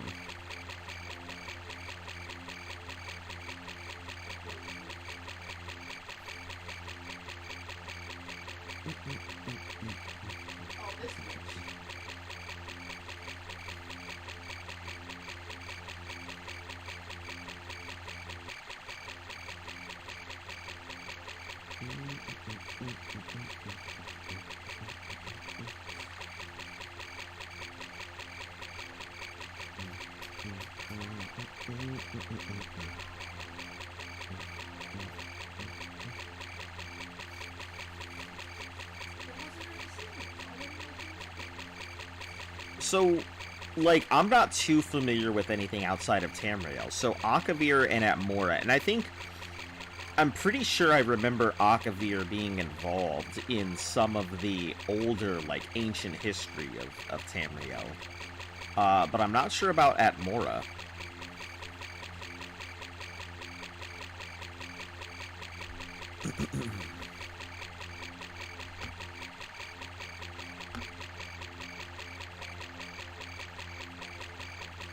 What you looking at, girl?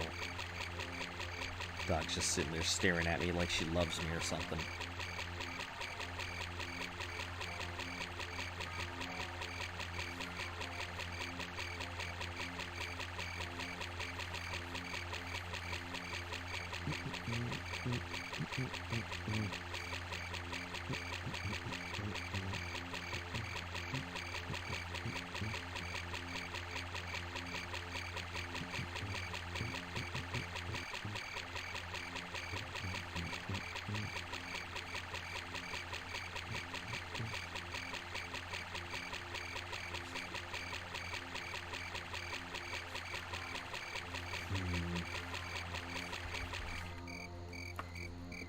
At the rate of travel, I'm guessing the next 20 minutes I should make landfall.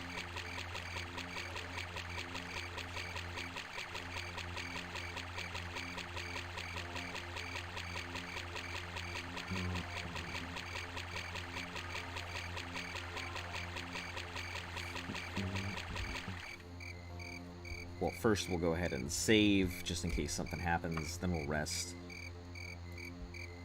I dream of the moon? Oh no! Of all the things.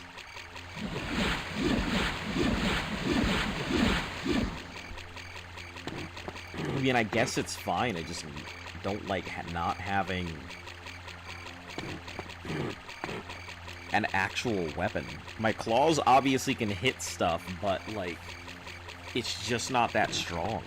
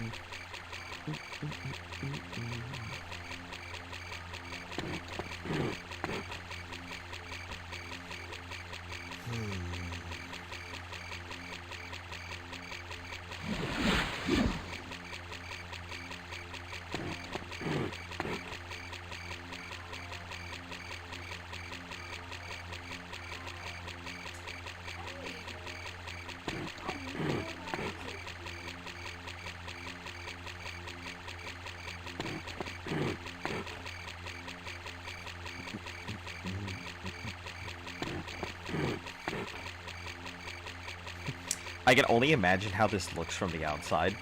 Just a werewolf sprinting across the water.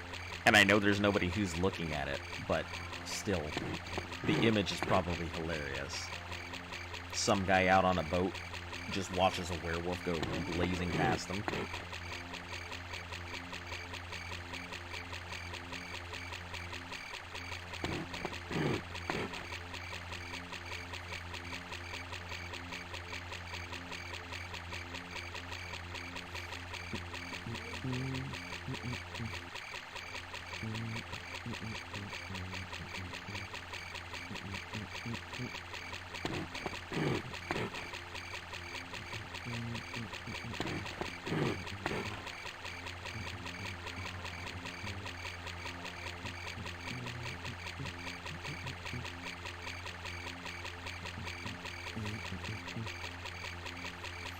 Is there any encounters in the sea in Daggerfall, like on the shore? I mean, you can run into stuff on like shorelines and stuff, but you won't run into anything out in your ocean. although it says there are enemies nearby, and I was talking about this earlier, also, it takes 28 seconds for me to see your stuff pop up here. I mean, I can respond to it, but you're not hearing my response until, like, 28 seconds later. So that's why it seems like it takes so long for me to get to you. But on the water, there doesn't seem to really be any encounters. I mean, it does say there are enemies nearby, so either A, the enemies are under the water, and I just don't encounter them because I'm water walking. B, the enemies are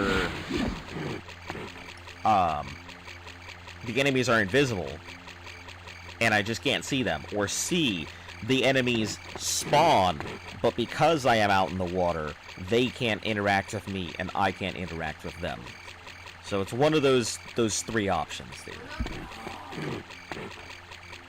Either way, it's because I am, you know, water walking.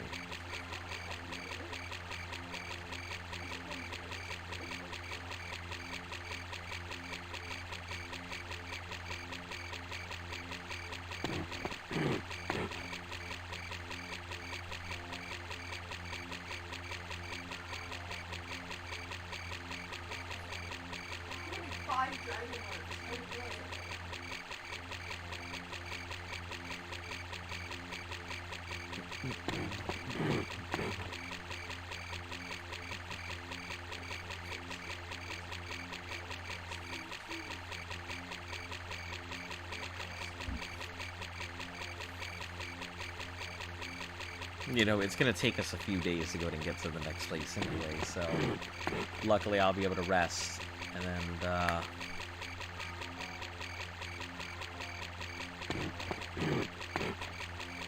get my stuff.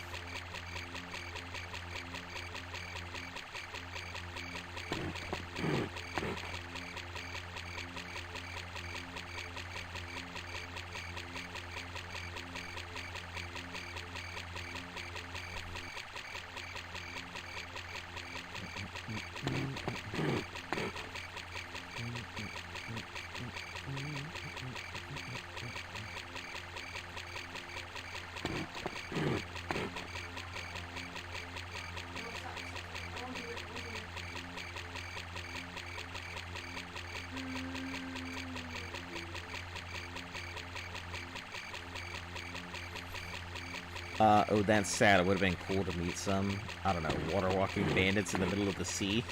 Now, it's funny because, like, if you encounter a bandit on the shoreline or something like that, or any of the warriors or any humans, you can push them into the water, and they still float on top of it like it's an actual surface. So they'll just do what they do normally. And you can loot their bodies just like you would normally as well, so it's pretty interesting.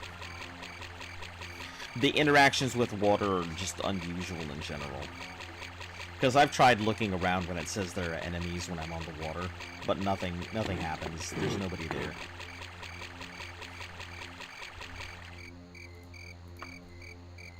Okay, we are almost there. Course correct a little more to make sure we hit shoreline.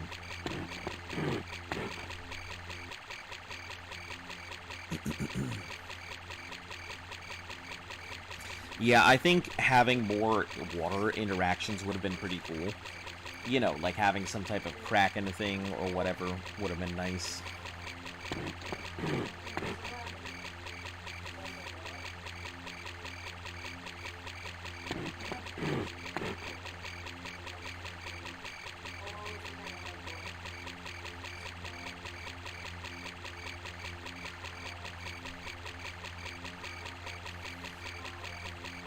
Oh, there we are.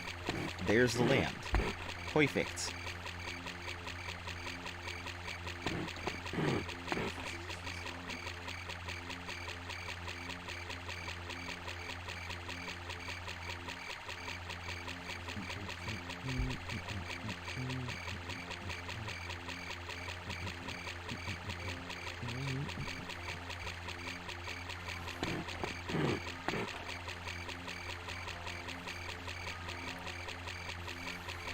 Yeah, and from here, it's still going to be a long journey, no matter what we do. There's no way around it. This quest line is just going to send us all the way out, and then I'm going to have to make the return trip from this place.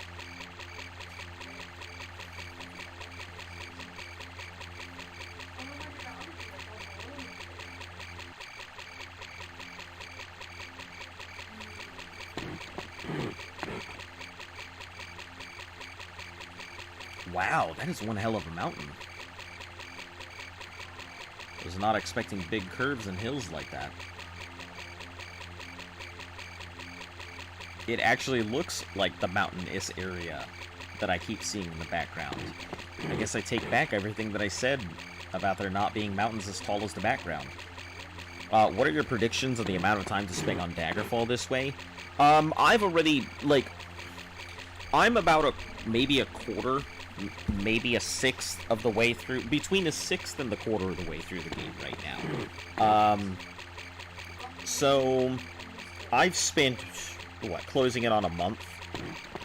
I already assumed that it would be multi-months. My guess is it will take probably about 2 to 3 months to finish Daggerfall with no fast travel. I mean, that's just my guess, but you know, who knows? And then Morrowind, I think, will be pretty quick in comparison. But yeah, 3 or 4 months is my prediction for me to go ahead and finish off Daggerfall. I think this whole challenge will take less than a year, because I can't see it taking more than a year now that I know how fast I am, and I know how fast I can complete some of these quests and make landfall and such. Yeah. I think I could easily get it done in less than a year, the whole thing. Well, I don't know, maybe. I mean, I know Skyrim is not so much big, but has a lot of content, so. Alright, finally hit shoreline. Okay, so let's go ahead and... Can't... Enemies nearby. Oh. Well, let's save while we're in the middle of that, just in case something happens. Can't access inventory while shape changed. Okay, golds, steel... Nothing else worth it. Okay, so we are here. This isn't exactly the... No, this isn't where we are. Hold on. This isn't where we are. This is where we are. This is where we are. So we need to head... here.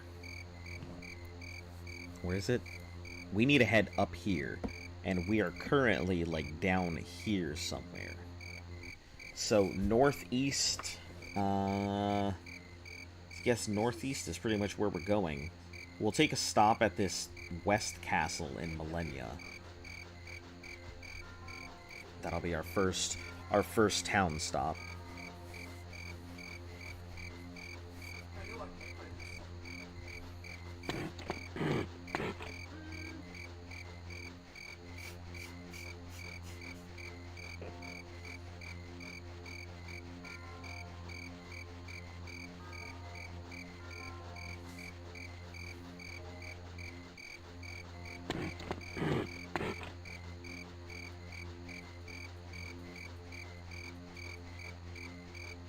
Oh my god!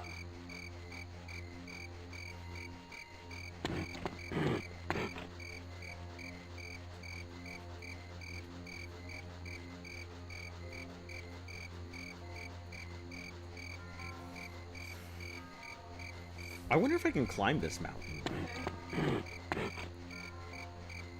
okay. Yeah, it looks like I can. Wow, that's awesome.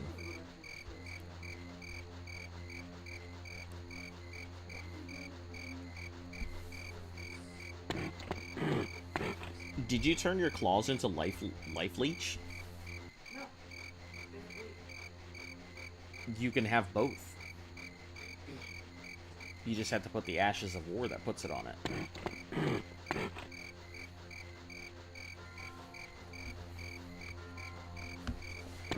They'll be a slightly bit weaker, but you don't care about that with the blood loss.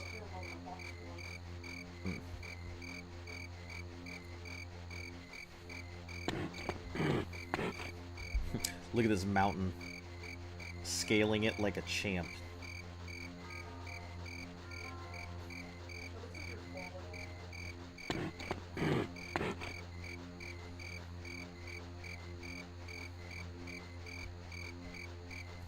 Alright, F9. We'll rest. Ew, no, it turns it from a C to Yeah, but it also keeps its bleed. It may not be as strong, but it does have... It'll keep its bleed.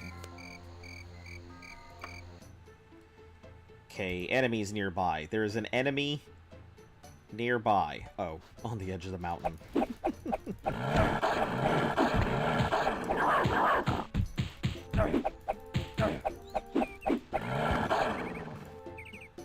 Can't access inventory while shape changed. Okay, do you have anything worth it? Not a thing.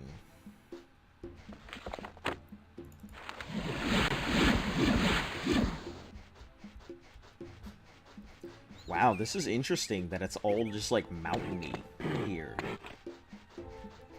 I think the more interesting thing is that I can literally just scale these mountains. I think that's pretty crazy. In the further games, you couldn't even dream of doing something like this.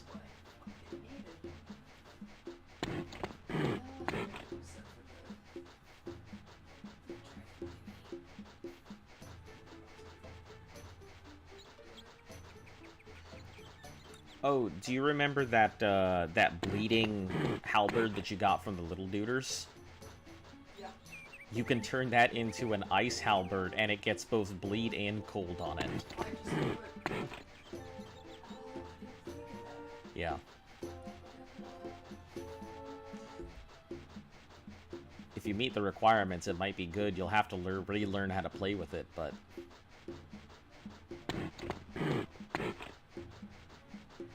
That's what I was using before when I was fighting. Yeah, it gets both bleed and cold. I'm wondering if there's a way to get a tri-mental element in Elden Ring, but... Anyway, we're here about Elder Scrolls, not Elden Ring.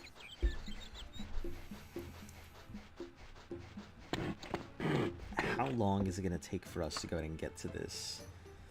Quite a bit. And I think it's going to be on the shoreline, or maybe just slightly inwards towards the mountain. Wherever this is, it seems like a very mountainous region.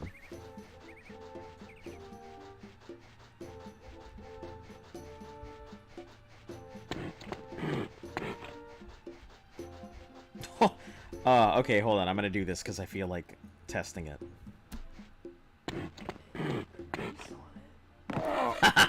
That's exactly what I thought. Alright. Alright, let's get back to it regularly scheduled running. That's exactly what I thought was gonna happen. Just as entertaining, too.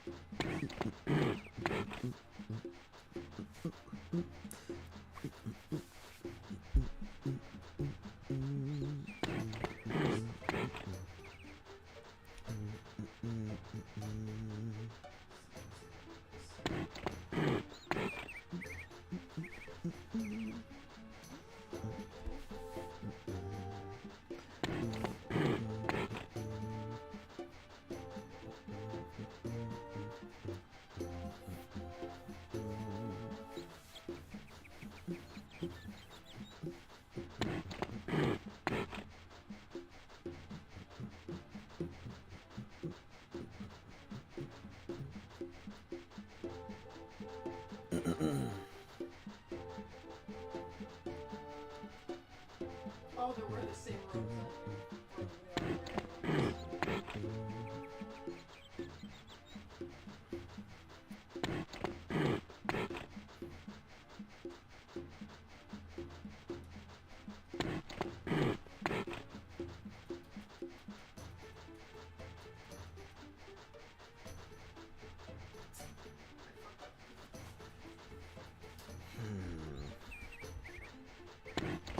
probably be somewhere around there.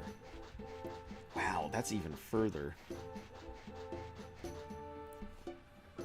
Alright, I know I just did this, but still. Oh. Oh. Oh. Just accidentally running off. I didn't even get to jump, I just ran off. Alright.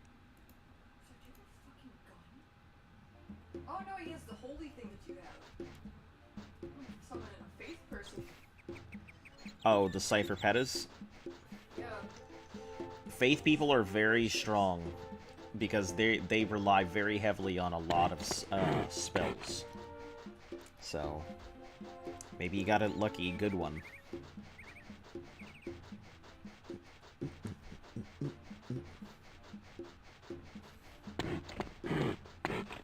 Alright, let's go ahead and we'll save here, rest, enemy nearby, of course.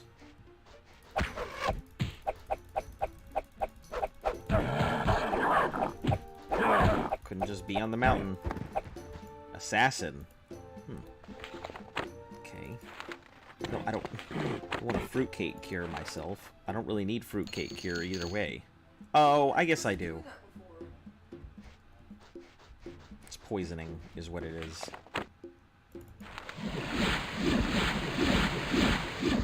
He's already up using his sword. What the fuck?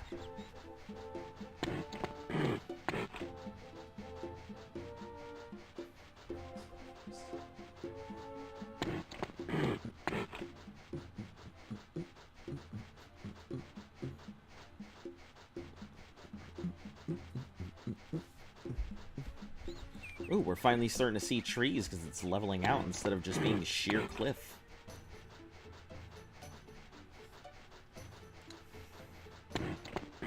It's a really pretty area, though. Like, I quite like the look of this this region. What is this? Faith puncher. Faith Puncher? That's funny. So yeah, so all of us do the exact same thing, I guess. Faith Puncher. This cold is not doing.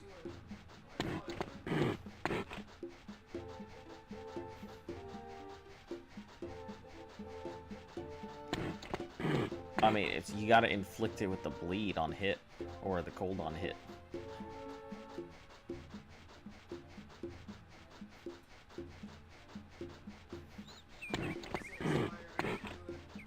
Yeah.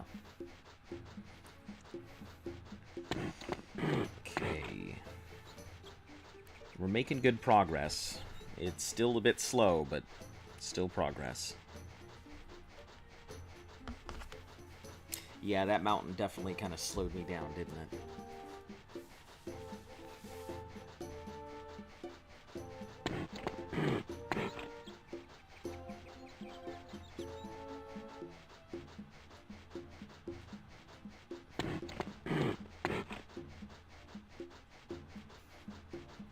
Slash him.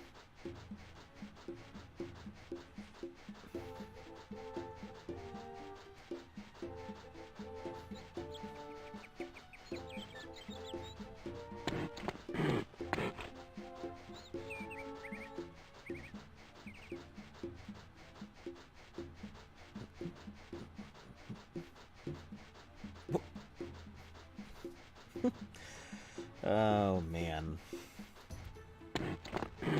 It's pretty, I mean, it's a very hilly landscape. It's pretty cool to see, like, the hills in this one. I really enjoy this landscape much more than I did the other ones, just because it's got such a nice, varied landscape.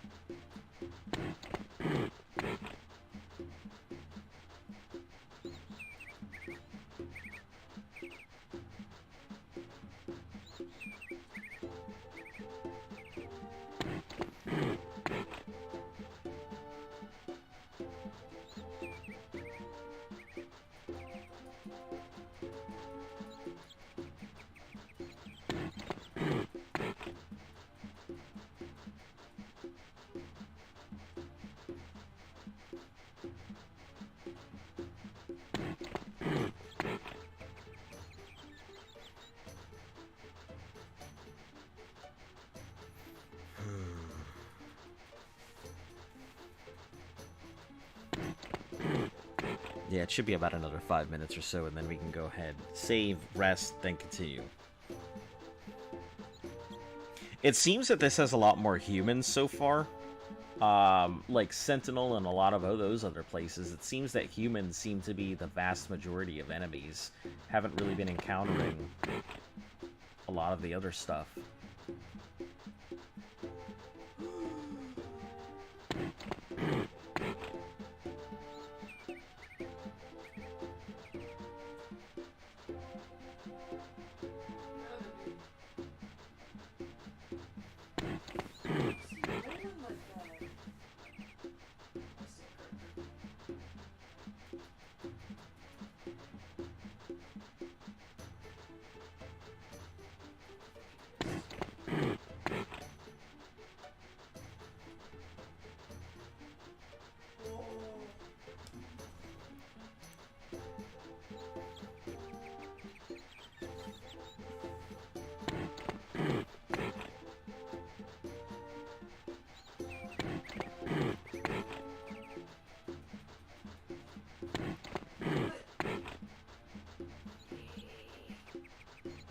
Oh, I got a sword! And a dragon heart, nice.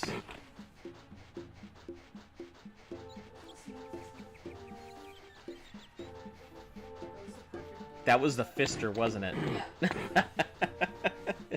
That's funny, I don't know, those fisters. Okay. A distant unearthly moan.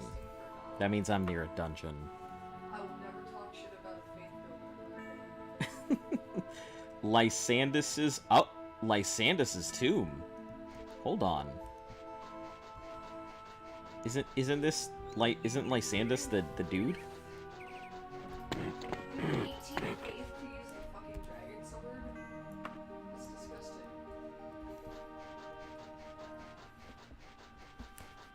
Before we do that though, I'm gonna take a field trip. I'm pretty sure Lysandus is the whole king thing that I'm trying to solve the problem for. Isn't it? Isn't Lysandus who's coming after you? No, Lysandus is the king. Hand-to-hand skill is improved. Yeah, I mean, it's not like I have a choice game. You're forcing me into werewolf form right now. What? I am blind here. Nope, still in the werewolf. Faith and arcane!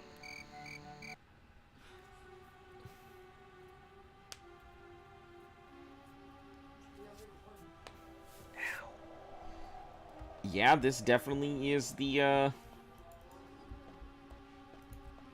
Lysandus's tomb. Yeah, this is definitely the, this is definitely a story thing.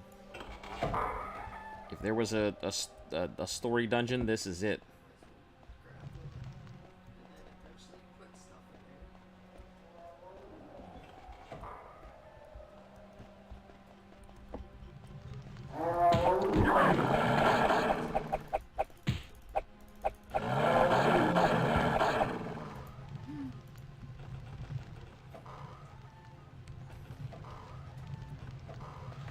Damn, it sounds like that enemy's really trying to get out of there.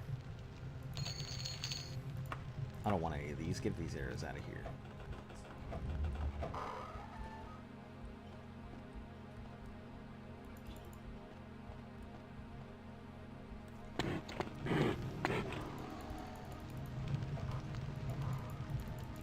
Jeez. Yeah, whatever it is, it's really going at it there. We're just gonna take a quick peruse around. This seems like a story dungeon of some sort. Oh. Oh, is that the same map?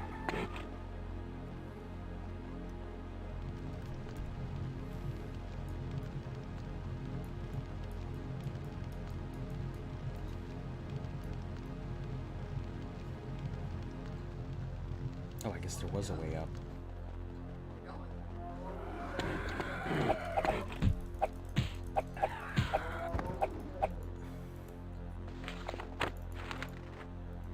Okay, we'll take the steel katana.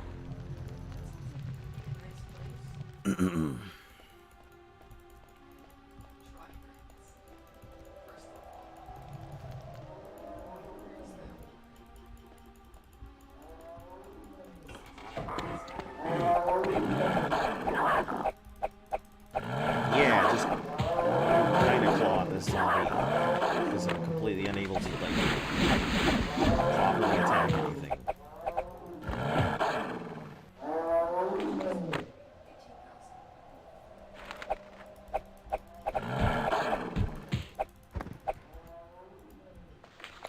so we'll check this, check the other. What did it say that I needed for that weapon? I think you said faith. Arcane, I think, was the other. You can just look at it. Ooh, fuck.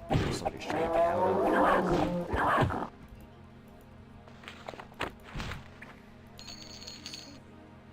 Oh, faith and arcane was the dragon stuff. So I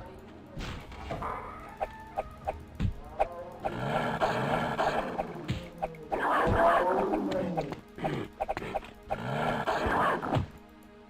Alright, let's keep shape-shifting back so we can check their inventories.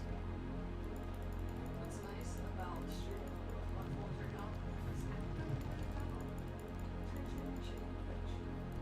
now is Ooh, you fucking thought.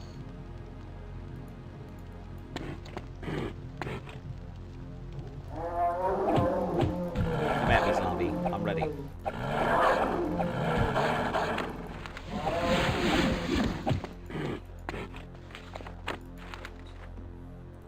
Alright, let's just keep getting all of this.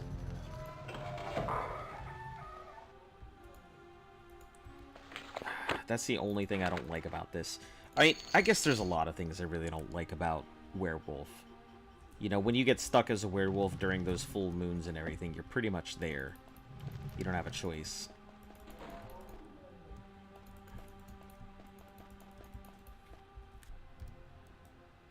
Oh, that's it.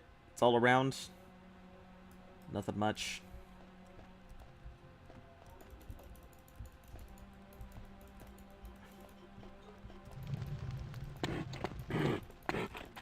There's a lot of zombies.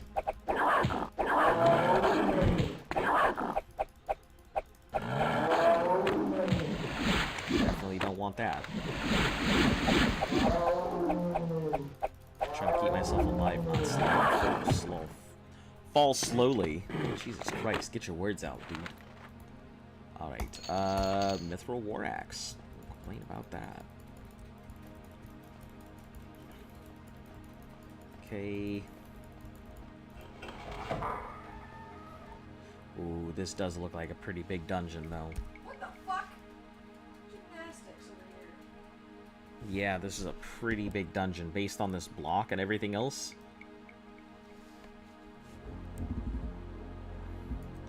Yeah, this is a pretty big dungeon.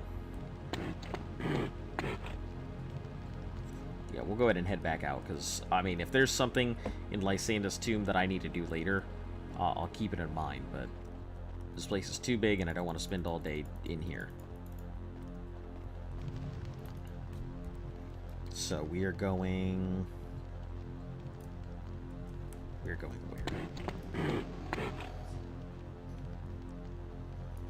Turn left, turn right, go up the steps. Nope, that's taking me where I don't want to go. That's where it just came from. I'm so bad at navigating, guys. I get lost on the way to the fucking kitchen.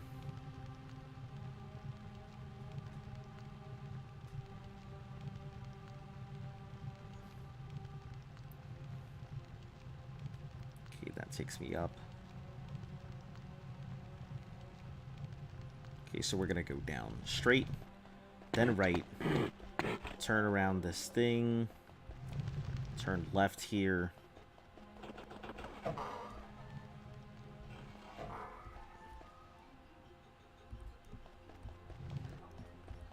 go up here,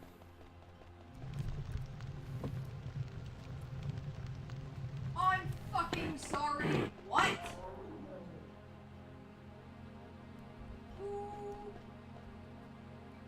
Who invited you? Alright, and get out of here. I mean, this does look like a very unique dungeon, so I'm assuming that this is probably some endgame dungeon bullshit, but...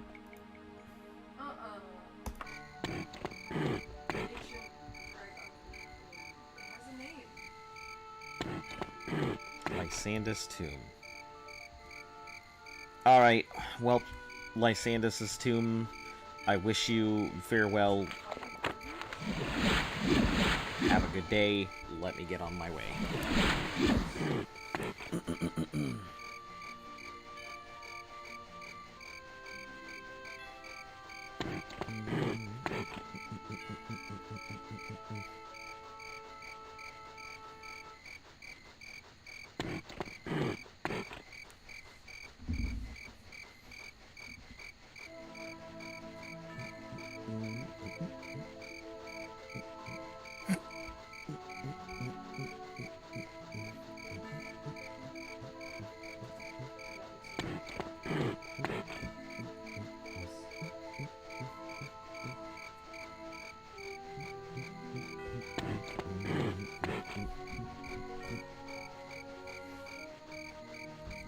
Okay, I think we can course correct to...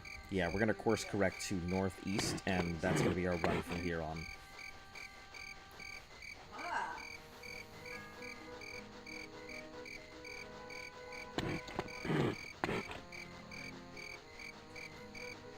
That's not fair.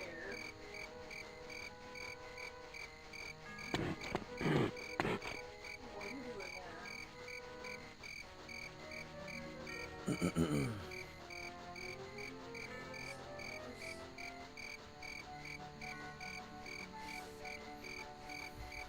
Yeah, this is pretty much what we're going to do. Ooh, let me summon Just run northeast.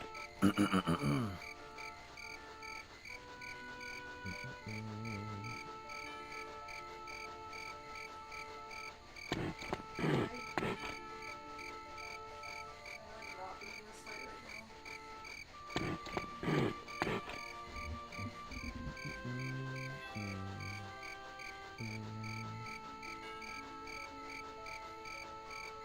Are you just following me? Like, how do I get away from you?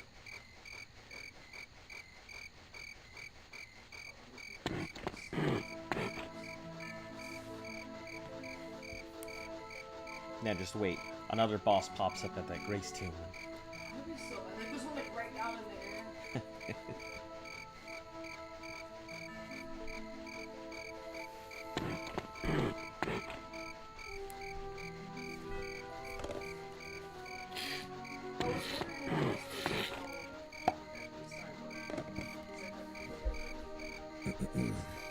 Alright, so... Yeah, we're gonna pretty much cross over this way and head directly over there. I don't even think I can... Yep, I can see myself now, at least. So, if I were to head directly northwest from here...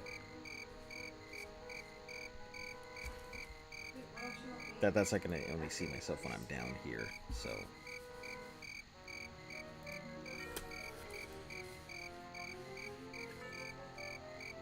Yeah, I think it would roughly take me right to the area where I need to go, straight northeast from here.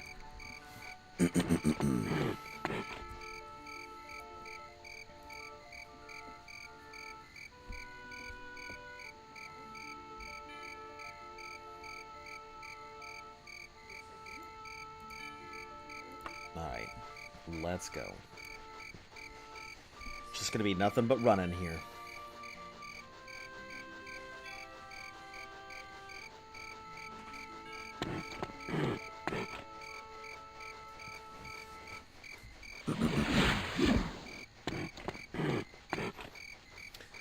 I do not enjoy this whole lycanthropy thing. It's just not the most fun. You know, I don't have the greatest strength. My hand-to-hand isn't great. I'm sure it could be strong. I mean, it does give me the opportunity to level up hand-to-hand. There's that, at least. Plus, you know, all those zombies were pretty good XP. Casting wasn't too bad. I may actually level up in this next one. Let's see, 86? Yeah, I may actually level up, or be close to, somewhere in the 90s.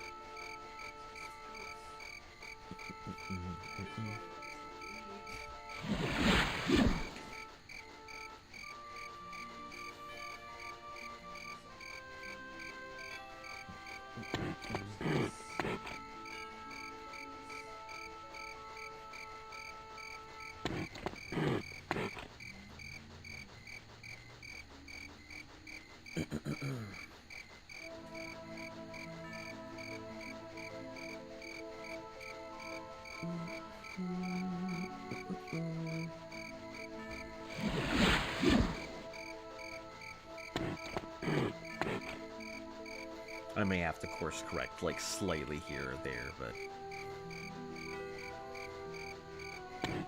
pretty much straight running is what we're gonna do.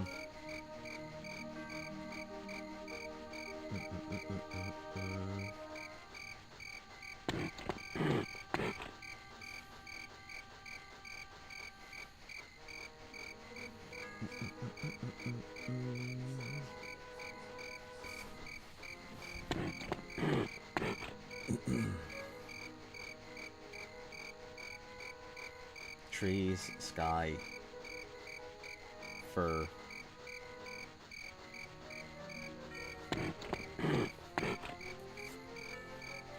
Well, I guess since we're going to have a ton of running to go ahead and do, I may as well continue reading out,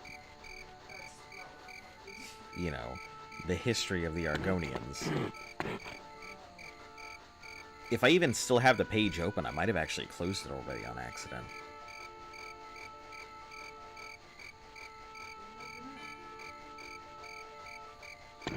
I didn't really need it, so...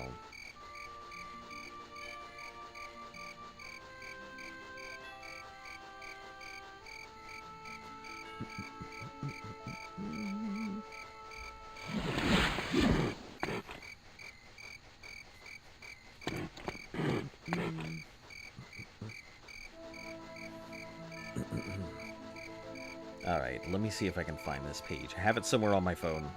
And I'm not just holding down the button.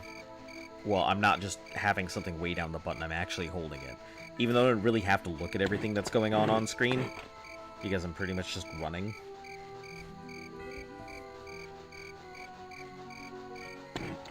Alright, let me see if I can find this. Logical fallacies. What to do in a nuclear apocalypse for a green snake. Elder Scrolls Cookbook. Lore Argonian.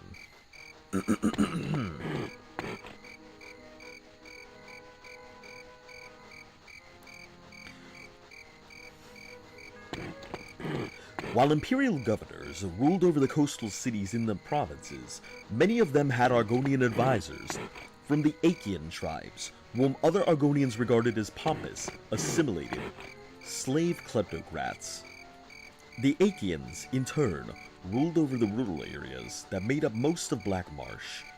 Beyond the reach of the Emperor, there was little to no governance in the innermost swamps, and it was unknown if the inhabitants of these areas even recognized their imperial rule. When Mehrunes Dagon attempted to invade Tamriel during the Oblivion crisis of Third Era 433, the histories foresaw his coming and called many Argonians back to defend the homeland. The Argonians were altered by the Hist in order to combat the Daedra, becoming faster, stronger. Oh, whoa. We are way past this, I think. Let me take a look. This is all history stuff. We're well past this. Give me 1 second. Where the hell are we in this history?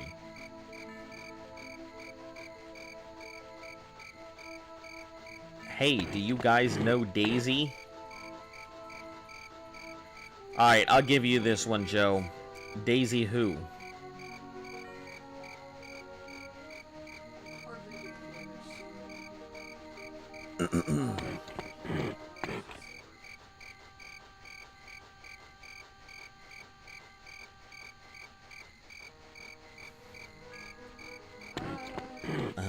Let's see. Warfare. Religion. They see me rolling, they hatin'. Got it. Got 'em. You did it.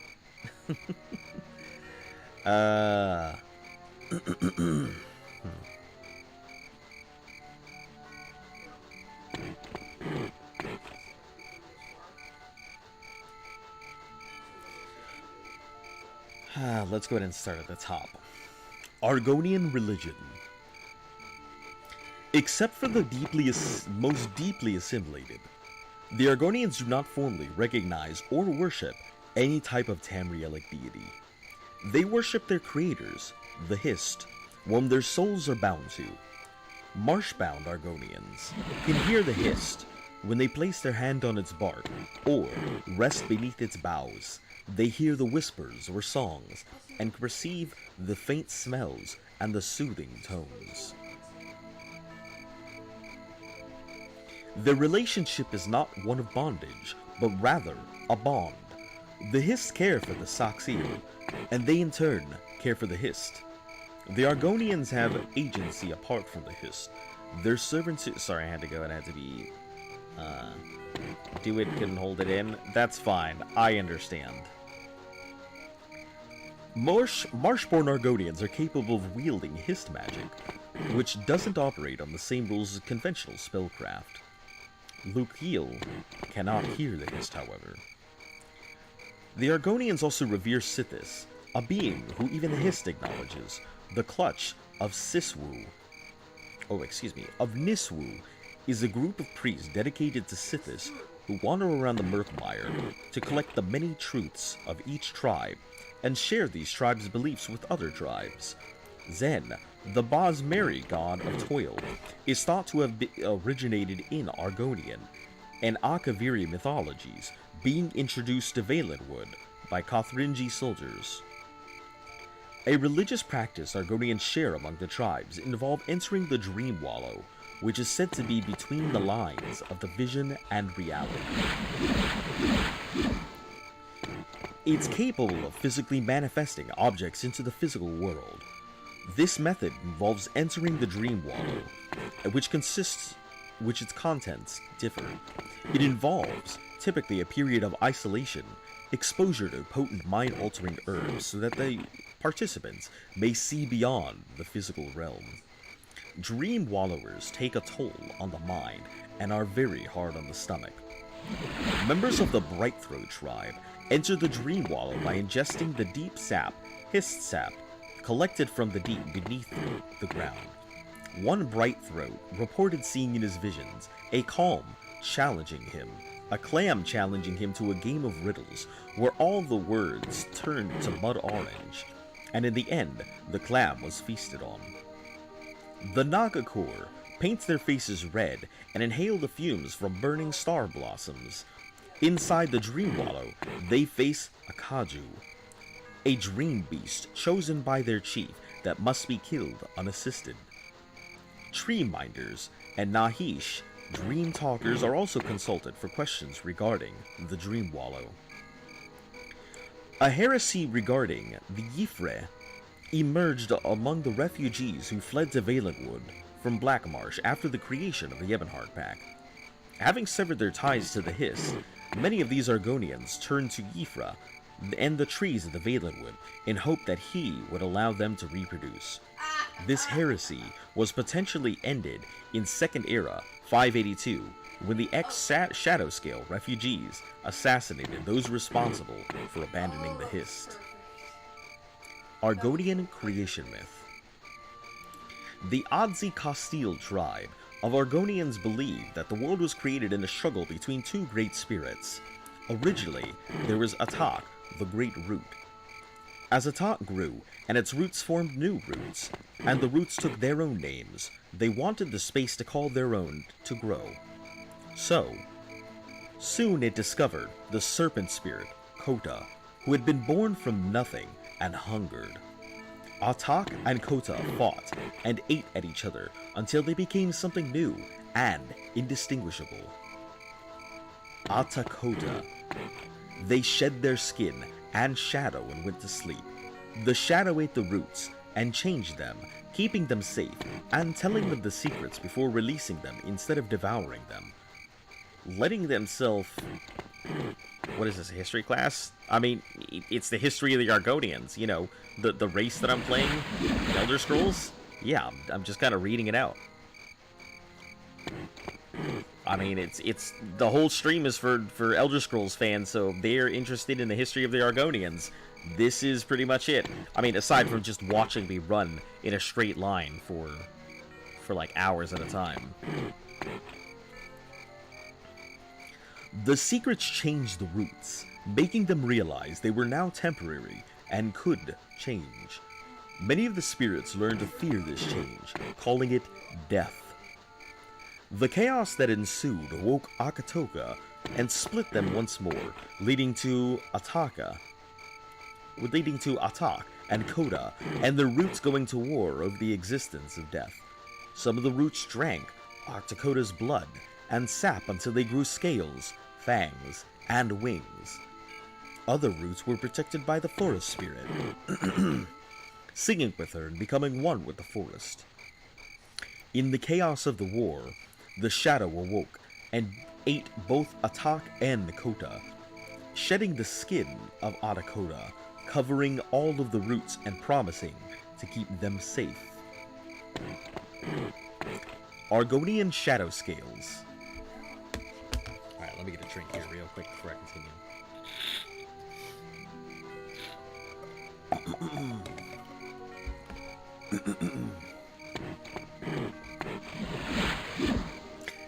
The Shadow Scales are the long-standing monastic order of Argonian assassins that worship Sithis, the Void, and consisting of the Saxil born underneath the sign of the Shadow.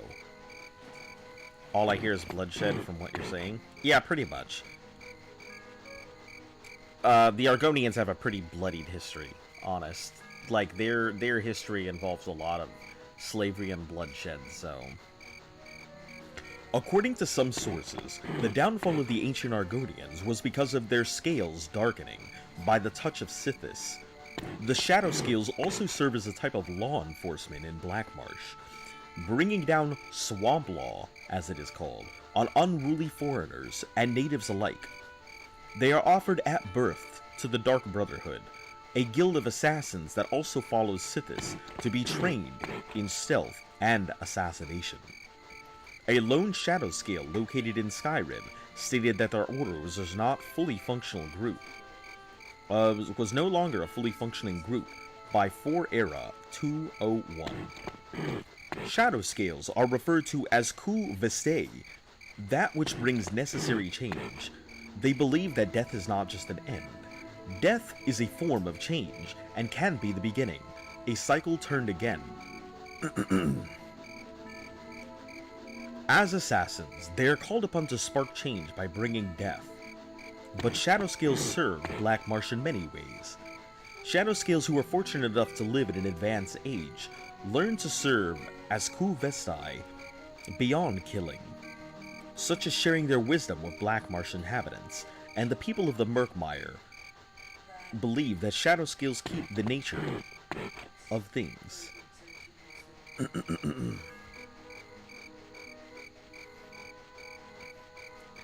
Daedra worship. A few tribes, such as Sul'Zan, worship the Daedra, but Argonian society at large does not take part in the veneration of the powers of Oblivion. Give me a second. I'm trying to go ahead and get to that low tone that I would normally do for reading, but it seems my throat does not want to cooperate.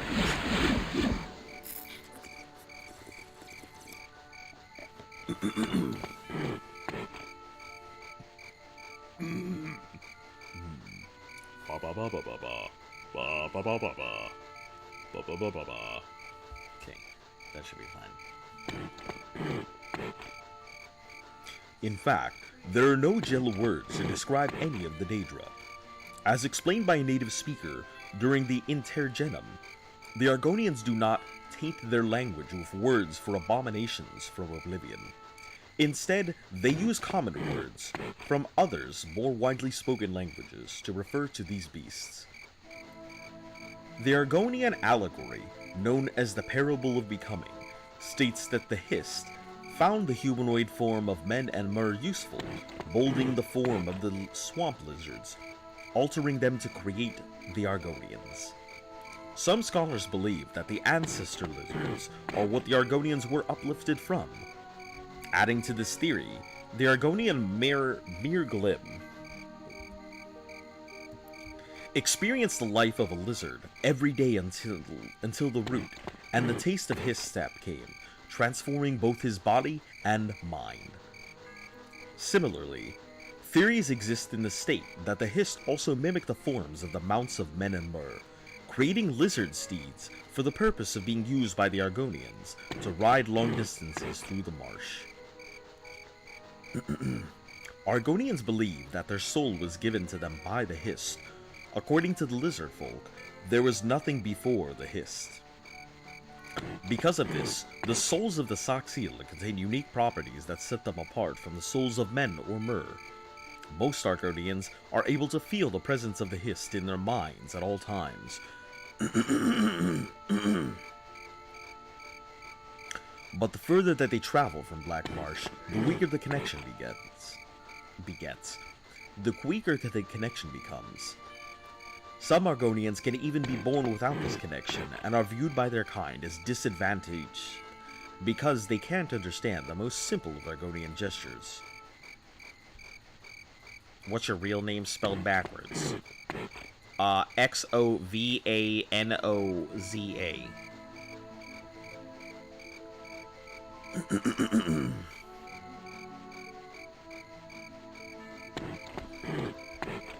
Physical traits. Although Argonians appear reptilian in nature at first, they also exhibit qualities of fish, amphibians, and even birds. They're able to breathe underwater through gills, some swimming using the same method as a tadpole or eel. Entering... Oh, hold on. I wasn't expecting that. What is this? Is this the town? Town. Okay, give me a second. Let me check this town out real quick. Oh shit, it's a whole ass town. Giant town. Let's go check the walls and everything. What time of night is it? It's super early in the morning, so let's go ahead and just rest out here real quick. We'll take a look inside the walls. No.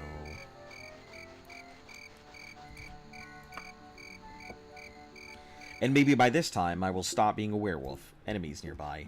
Restoration, hand-to-hand, crit. Ooh.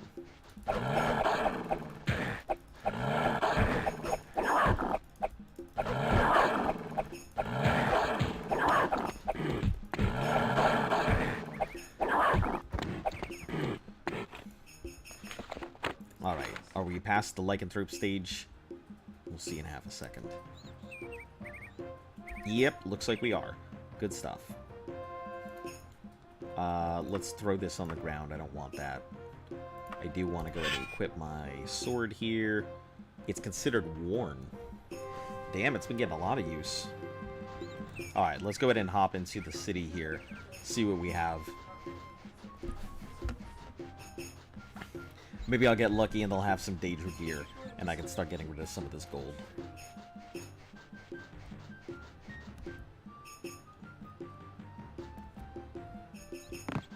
Alright, what are we looking at in the town? Ooh, lots of stuff. Okay, alright. We got a lot of stuff. First class sundries, let's start there. I know you're just a general store, but...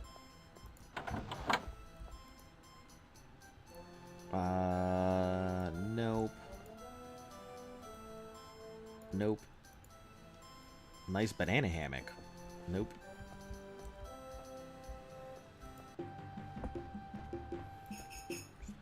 Alright, another general store. No, but I will go ahead and sell some of my stuff if I can. We'll try and sell it to a blacksmith if there is one here.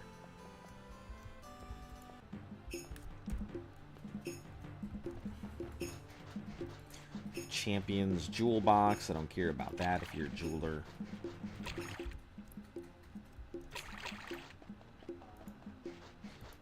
Gemstones, we don't care about that. Fighters Guilds. Used merchandise. 7 something. We'll go ahead and loiter for 2 hours to get everything open. Oh, god damn it. Probably gonna be garbage. You know, I haven't found a pot. Ooh. Disregard. I don't know what these tall boots do, but... I mean, I'll take them. They're very minimal. Anything else? Damn, I thought I was gonna walk in here with... They were gonna have nothing, but... Magical boots for relatively cheap.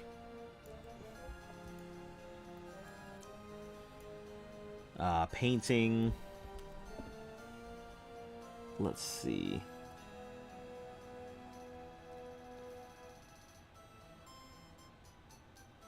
Man, buy Or a sander height pool. Sure, I'll take that painting too. Oh, wait a second, hold on. I gotta buy these boots. Let me start there. Buy.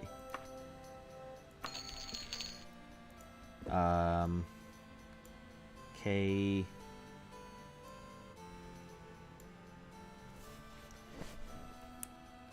Yeah, let's grab this painting.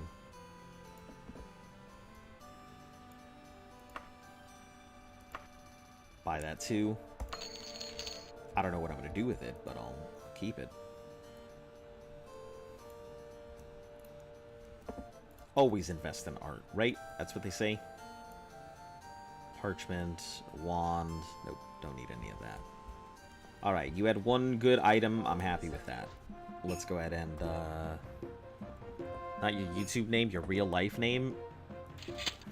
Joe, you know I'm not gonna go ahead and just give out my name.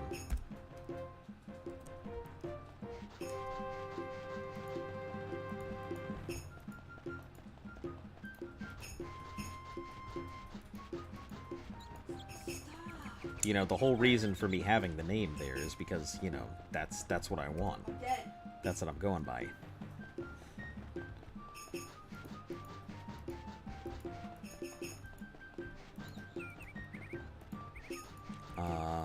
Let's see.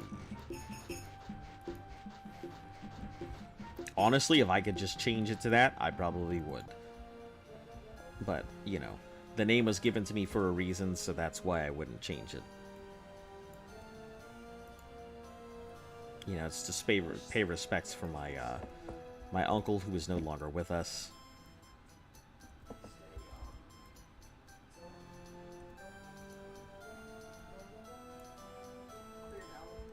Oh, hold on. Is parchment worth nothing? That's funny. It says it's worth, like, 0. And yet, I've got to buy it.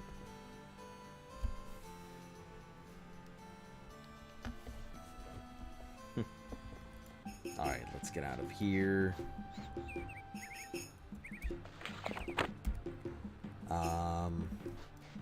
Let's go for these two at the end.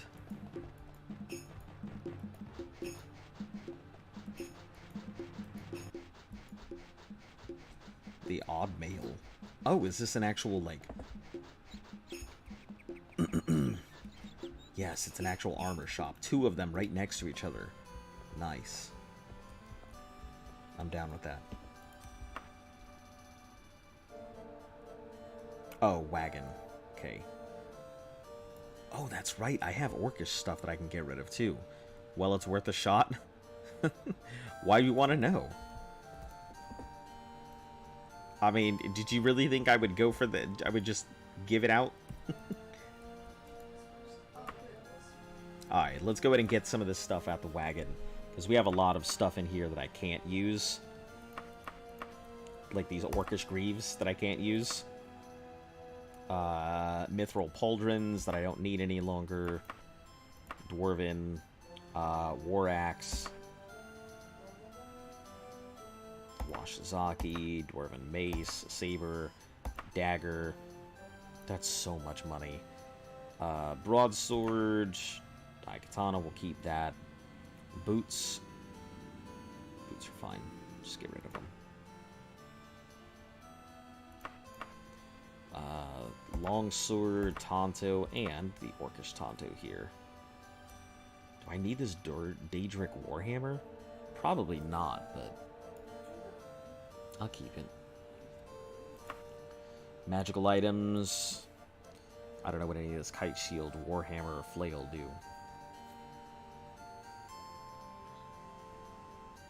We can't use the shield anyway, so this pauldron doesn't make sense to keep.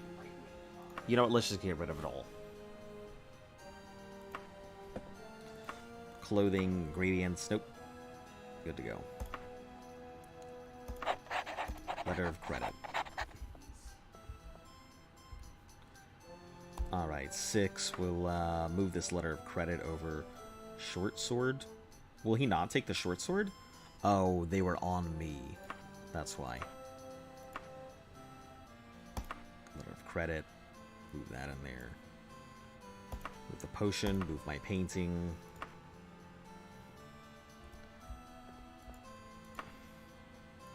Sell this axe. Sell this short sword. And do we have anything else?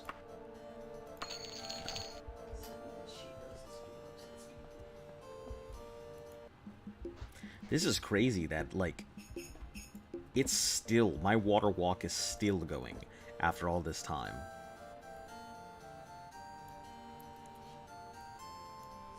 Nope, nothing in here. Nothing in there. And nothing in here. Look, we can go over this all day long. And I'm still not going to give you a hint. I know what you're trying to do. And me telling you no or yes, my name is not or is just making a hint. Menevia. I can't deposit in any banks here because if I do, I won't really be able to come back for them. And I could, but that's going to be a long travel that I don't want to take.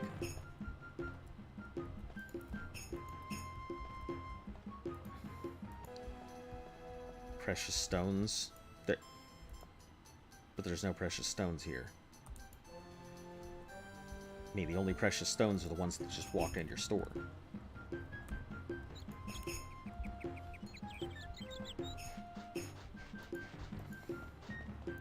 Nope, no jewelry. Not worried about that.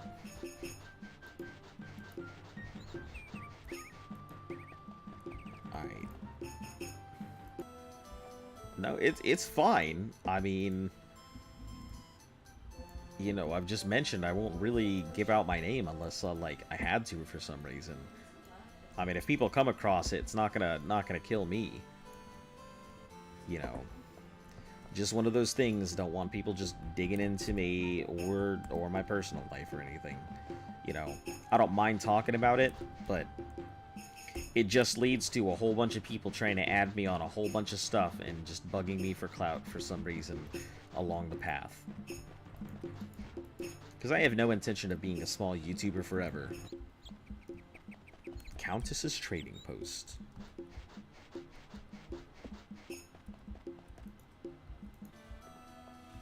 And I'm not mad or anything, so you're fine. You don't have to apologize.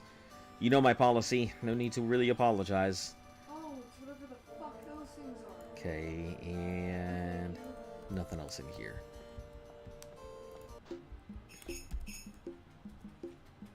This store, this one, that one.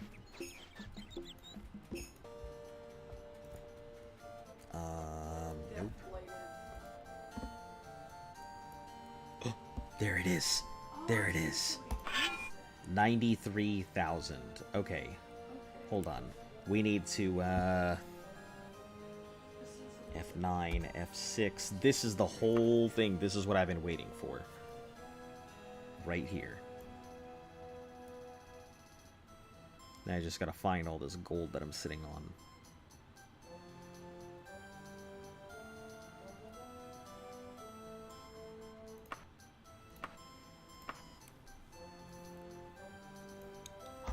So we need to pull out, I guess, whatever this max is.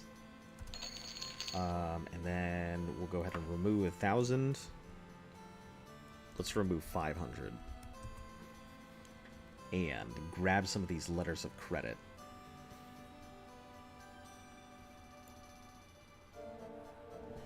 $14.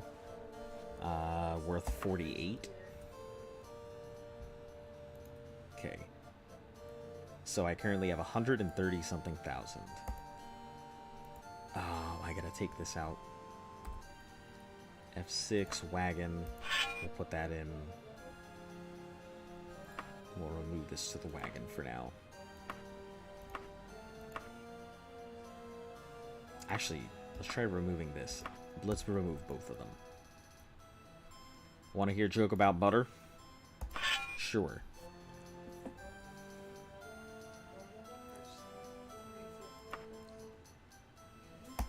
There it is. Strongest weapon in the game. And we'll just hold off for using it now. Now it gets put away to never be seen again. Hey, welcome back, Biscuit Buzzer. Just found myself a Daedric Daikatana. And now, we are going to pull this back out. Put these in here. Remove this to here.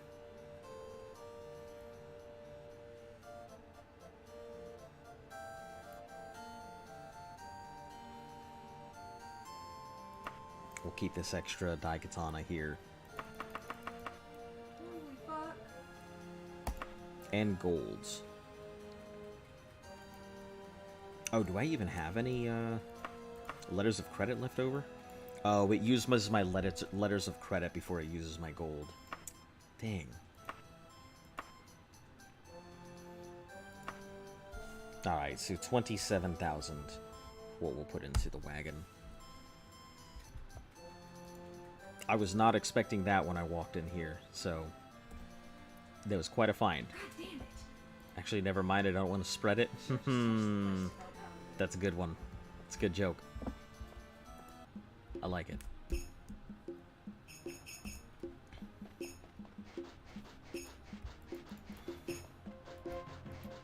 Alright, general store. We'll check this general store. Any other ones above you? No. Always check every store I come across, because you never know. They could always have some amazing piece of gear like that last one did. A wrap. Where does he even go? Oh, underneath my stuff. Disregard. Clear. I don't want that. Nope, we'll clear that too, because that doesn't look very great.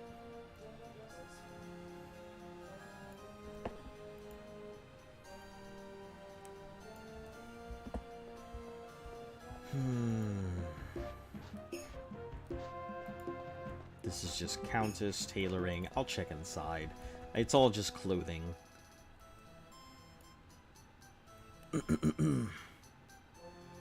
So it's really just if you're trying to look fancy. Long skirt. I think I have one already.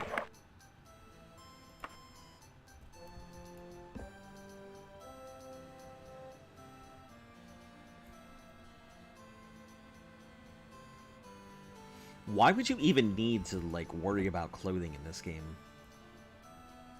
Like, is there some special purpose? Will I eventually come across something that I need to go ahead and wear, like, formal clothing and stuff for? Ooh, I like the way the shirt, like, sits on here. That looks pretty nice. I'll buy that.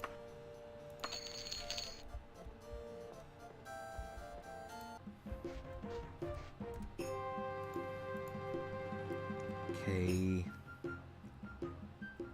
Are you open-minded about food? Yeah, absolutely. To put this in perspective, I have tried balut, which is fermented baby duck or fermented baby chicken. I am very open-minded about food. I try all kinds of food. So I have no Ooh. I don't even need this. 100 and something. Ooh, and it looks nice too. Oh, man. There's so many of you. I don't even need that one, but it does match up, and I like the trimming.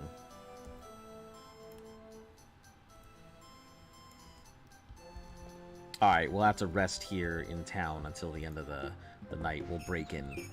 What is this? This is the Champion Armory. So we'll break in here at night to go steal that thing. Why? What's up? What kind of food are you about to suggest or you know, push my way? I'd like to try it someday. I don't think there's anything wrong with it. I think the easiest way to describe it is it's basically like chicken soup. It tastes pretty much like chicken soup. I just couldn't get over the, you know, the fetus that was sitting in there that you have to like scoop up, and it's like crunchy soup. So I probably will not try balut again, just because it bothers me the way that it looks. Other than that, it was pretty good. Didn't have an issue with it. I wouldn't mind trying a century egg, but like, I feel like that's something I'd have to really find somebody who knows what the hell they're doing with it in order to really try one. Because, you know, if you're going to go ahead and ferment an egg for, like, ever, till it becomes black and crystal clear, I would hope that you would, you know what the hell you're doing with it, so I don't die. Lady Rodin's shielding. Fighting each other?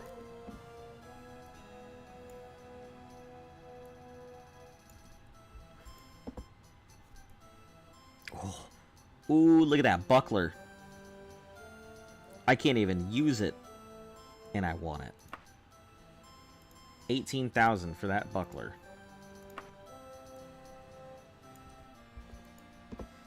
Ooh, boots. You got Daedric boots. 92,804. Yeah, I think we can afford to purchase this one. We just can't afford to purchase that other one. I mean, this will definitely get rid of some of the stuff we're sitting on. Alright. However much money we can take out of our gold pile here. I will take 40,000 pieces. Puts my current gold at 41,000.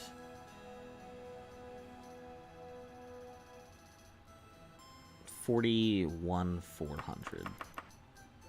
Let's remove 50 gold. Actually, let's remove 150 gold. That'll give me enough to get my letters of credit in here. 11,000. 72,000. 4,000. Remove another 150 gold. 49 something and change.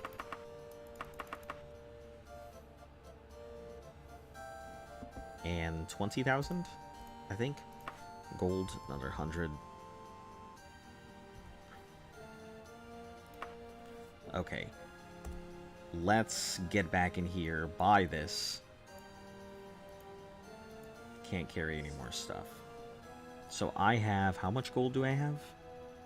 84,000, and they want, and I think with wagon.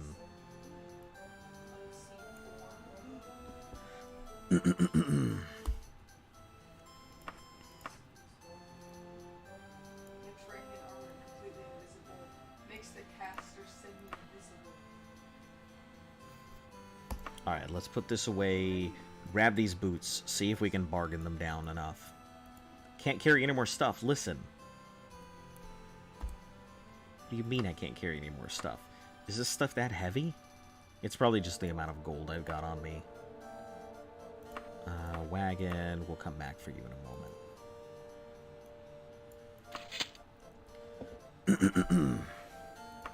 Buy 72,000. Nice. Okay. Perfect. Man, this was a good stop. I made some serious good decisions so far here. Okay. 11,000 gold, so wagon. We'll go ahead and remove 11,700. Just keep 93 just in case I need them for whatever reason. 160,000 gold I'm still sitting on. I was about to ask you, there's this soup made of beef stomach with sour cream, some vegetables, and it's usually sour. Quite like it. Asked you would eat it. Yeah, sure, that sounds great. Made of beef stomach with sour cream and vegetables? That sounds delicious. Would you eat that? That just sounds like a different version of haggis. Yeah, I mean, I'd eat that. That sounds fine by me. I think the only thing that might give me an issue is like a texture thing, but it doesn't sound Alright, let's take these. What else do we have that we can get rid of? All these totems and stuff, but we'll have to find a place for that. Have you ever, in your life, seen your neighbors bring in groceries? Yeah, actually. Why is that weird? I sure have. Oh, that's right. Good luck. We can crack these in when we go into a thing.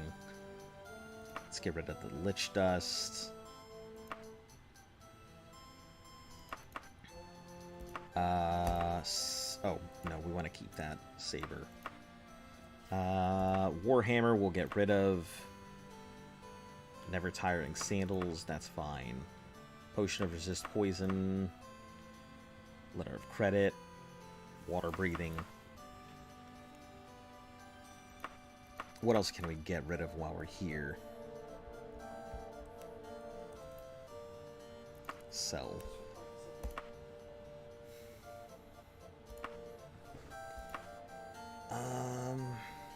Let's check the wagon. Should have some other stuff we can sell.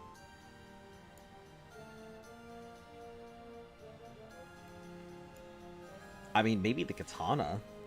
I mean, we've got other stuff. We could always pull out that claymore. Nah, the katana's better, so... The adamantium saber, I don't think we're ever going to use that, so let's get rid of it. There's also a Mexican variant of it, but I've never tried it. Never have. How's it like? What do you mean? You've never seen your neighbors, like, bring in their groceries? I mean, it's just the same as everybody else would.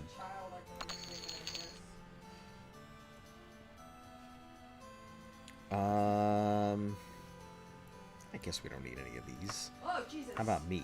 Do I have anything I can get rid of? Nope. The whole time I could have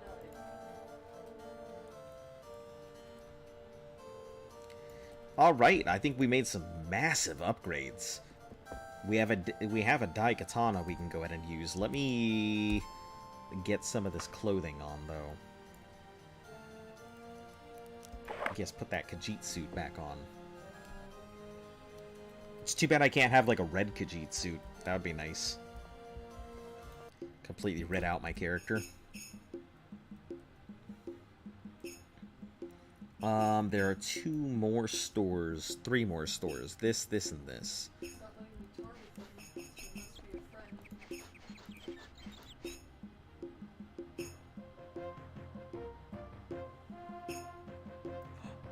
Is he wearing a sun mask? She's pointing at the tree.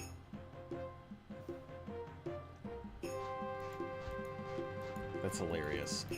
Alright, let's see, what have we got? This way. At least it kind of breaks up the monotony of running everywhere. Oh, right behind me. Bookseller, don't care about you, bookseller. Book Emporium, don't care about that.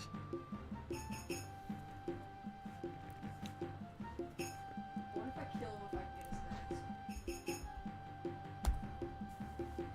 his mask? I guess maybe I can go for... Nah, I don't really need that other pauldron. I guess I won't take the time to do it.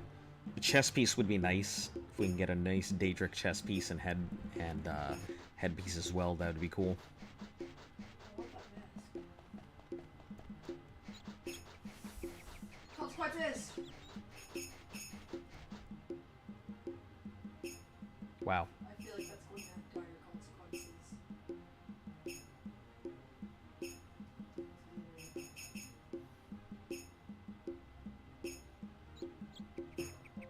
Well, you may as well just quit out your game.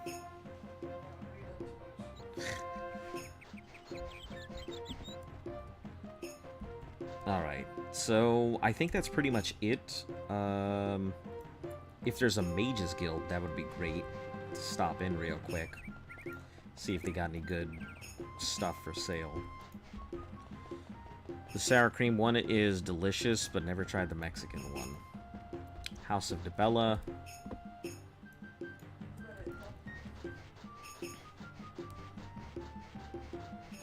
Just say, sun mask guy.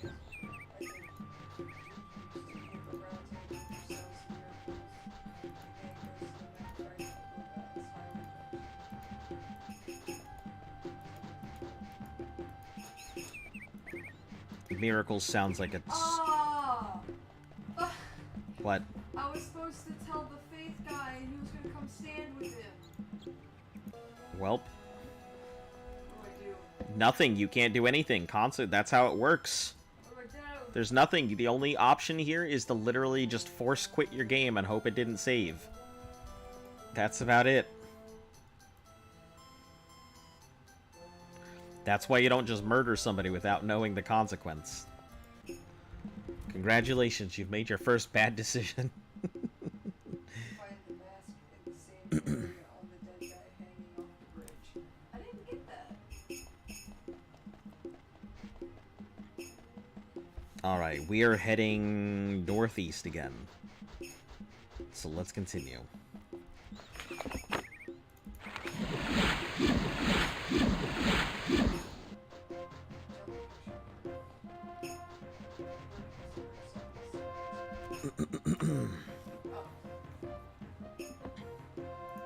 Okay, we have a long way to go. This is a really long ways off for this dungeon. And then we just immediately have to turn around once we're done with it and come the exact same way we came from to do it all over again.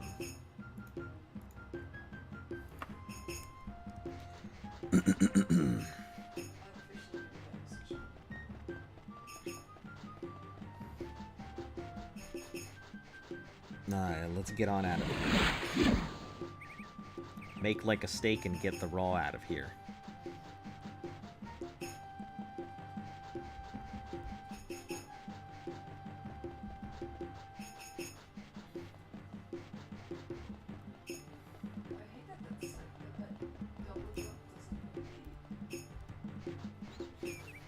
I could go for that Daedric piece of armor, but I mean, I've already got what I need. I'm not too worried about getting a new piece of Daedric gear. What broke that tree? What broke that tree? Alright, off we go. Now, here's a question. How much did I... Hey, I did get some stuff out of my wagon. That's good. It's too bad that some of those letters of credit, like, had to disappear.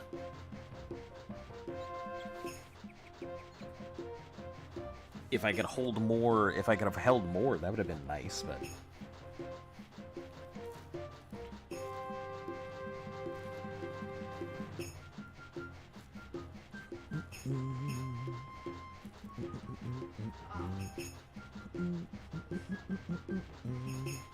I got the sunglasses. I would put the mask on when I was next to him. Well, you'll never know now.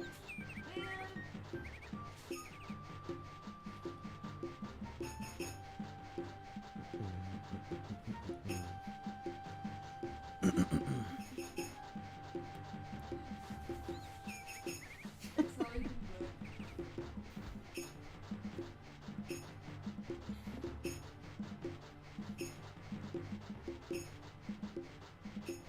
Now you gotta wear those pennants. What killed you? Penance? Yeah, Word is penance. wear it as penance for what you've done.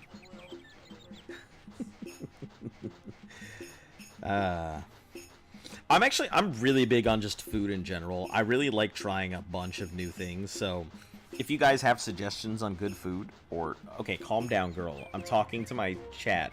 I'm not talking about giving you the comida. You need to chill, girl. Sounds like he turned his sparkles.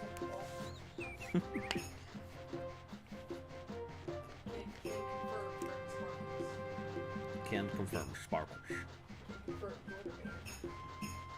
It matches my new stuff. That isn't necessarily what I was wearing, but it's something.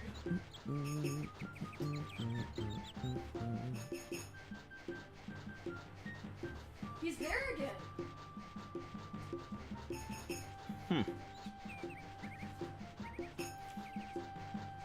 Yay! Well, Oh, I don't feel bad now.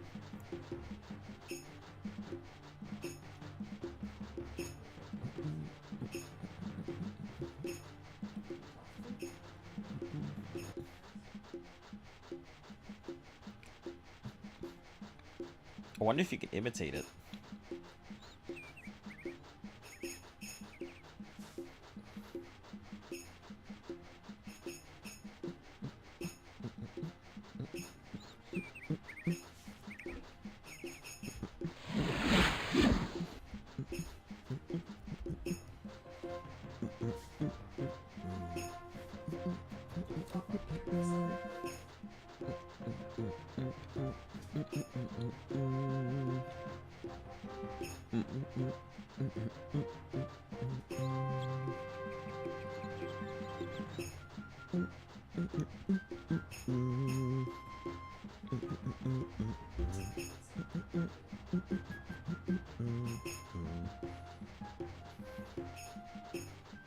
Oh, maybe we can put upwards.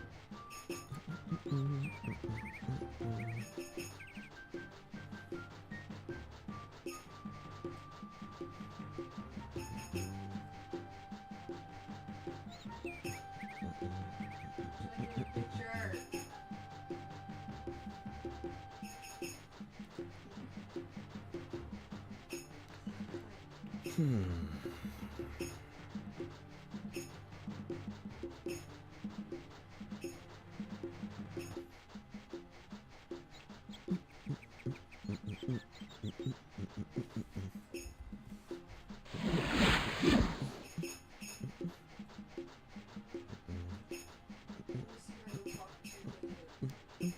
The faith guy who sells miracles, right?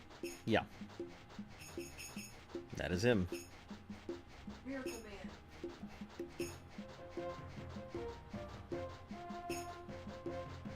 Ah.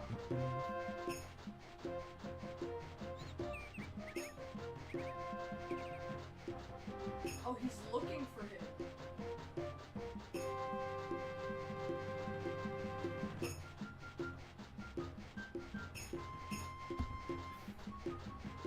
I know where he is. I would try and just go back to that thing. He's looking for gold mask, and I'm just like...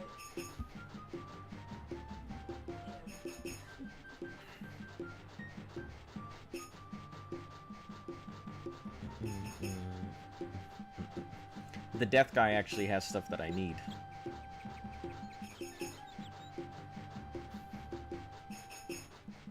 I found another mariner, it's really hard. Mm-hmm. I don't think there's anyone that's over in that area yet. Yeah.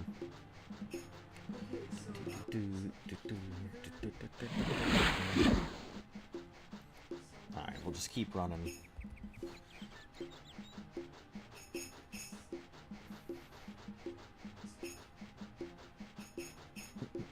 He should be there next to him, I think. I'm glad he's not dead. I'll still wear the mask as a mistake.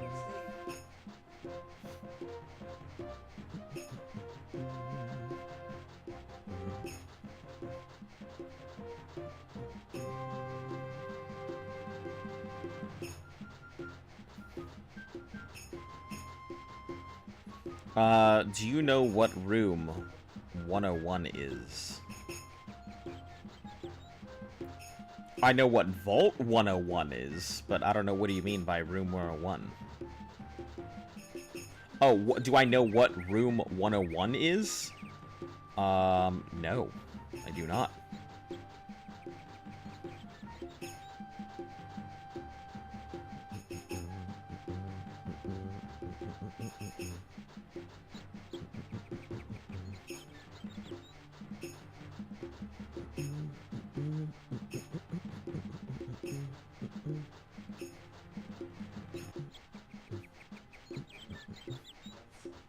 What is it? I mean, I could look it up on my phone and then just give myself a crash course.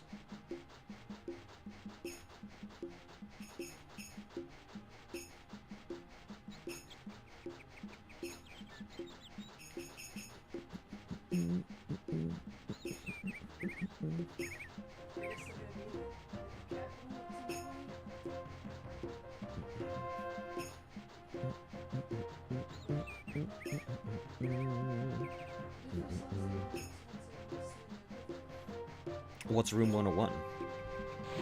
I'm sure you'll explain it to me. It'll take me forever to see the comment, and then for me to respond, but...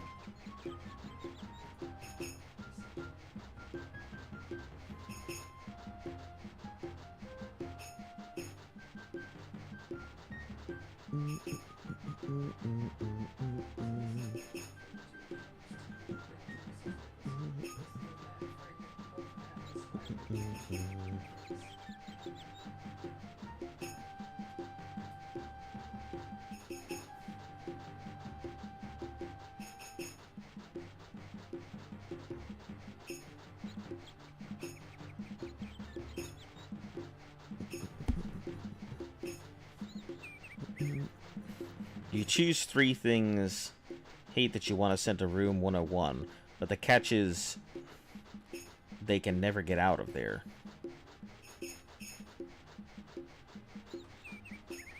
To room 101, the catch is they can never get out of there. Alright, but I mean, here's the question. Why would that be a bad thing, I guess? I mean, if you hate them, or you don't want them to be around, wouldn't that be a good thing to send them away?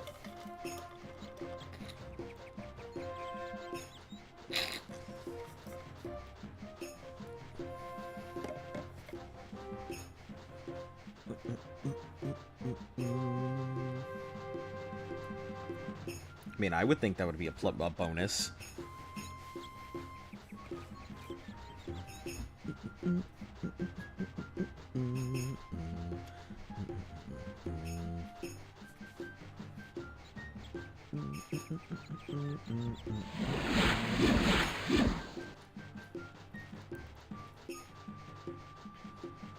I mean, if you're gonna do that, you could... I mean, does it have to be you personally, or does it can it be, like, concepts, or does it have to be a physical, like, thing? And is it all of it, or is it just, like, one of it?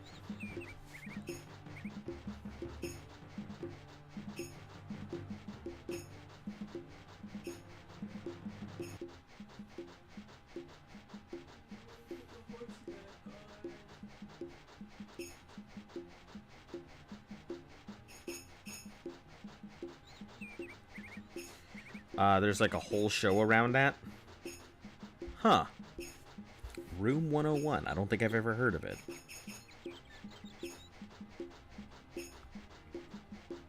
Interesting. Maybe we'll have to go check it out.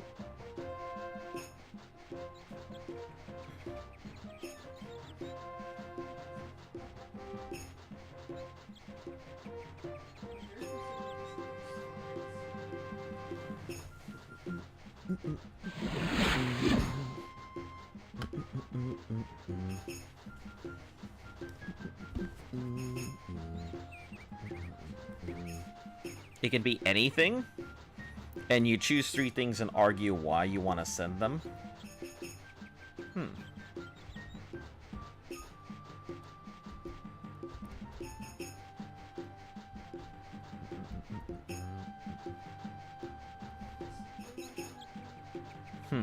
You know what that makes me think of?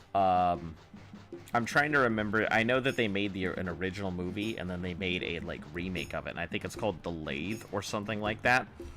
There's this guy who... He works on... because it could be specific pigeon, or all existing pigeons. Yeah, I can think of things that, like, should just go in there to begin with. You know, that you could easily get rid of, and it would benefit everybody in humanity.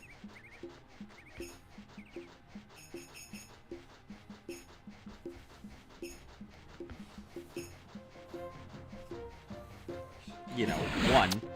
Oh! Was that a clip? Was that an enemy attack, or just happened to be a clip? I don't know. Must have just been a clip.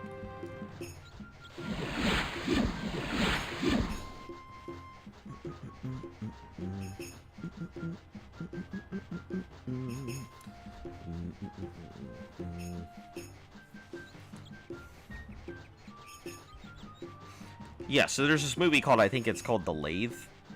It's The Lathe of something. I can't remember the... You know what? Let me look it up. The exact name of this movie.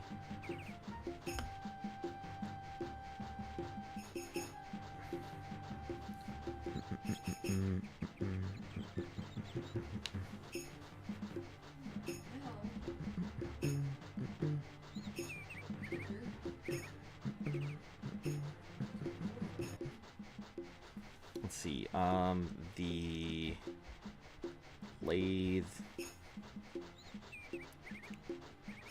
I think it is called the Lathe of Heaven. Yeah, it is called Lathe of Heaven. So, like, Lathe of Heaven deals with, like, there's this psychiatrist, and he's trying to go ahead and change the world. But this guy, whenever he dreams, his dreams literally come true. So he's constantly influencing what he thinks and how he sees the world and everything else. And he's constantly trying to get him to dream new dreams. To change, like, everything in the world. And it's pretty interesting, and it kind of follows along the same subject, that he's constantly trying to change everything in the world by using this guy's dreams to make these kind of changes. And I feel like that would be the whole same concept of Room 101. At least that's how it feels to be. You know, change the world by changing this particular thing. Change the world by getting rid of this thing that you hate.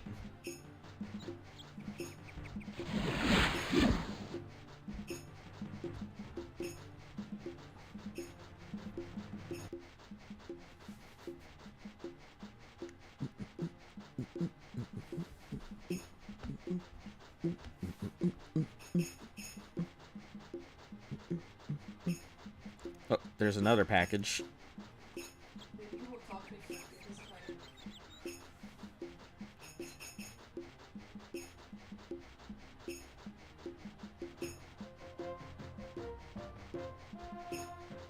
Yeah, I just actually came across something that needed a faith of 41 to use.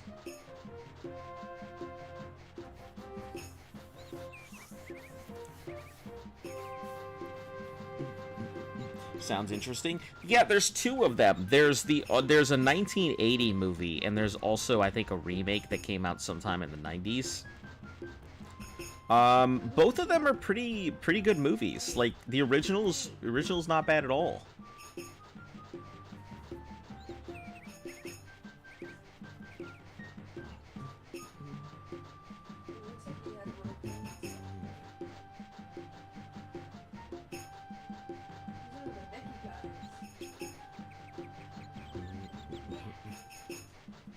Alright, yeah, I think you'll enjoy it. I mean, if you want to, like, one of my favorite movies of all time is Running Scared. But I have yet to be able to find, like, the version that Paul Walker did before Paul Walker was famous. That is by far, like, that's one of those movies that... what would you change or banish?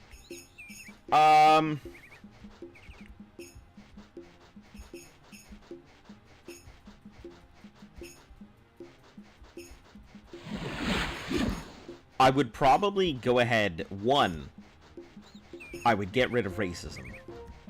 That's like one of the most detrimental things in general in the entire world. Of the many things in the world that you can get rid of, that one would probably cause the most change in everything. Two, I'd probably get rid of hunger. Like, hunger, period. So people won't get hungry. You know, you don't need to... Well, I guess let me change that because I feel like that could be misinterpreted.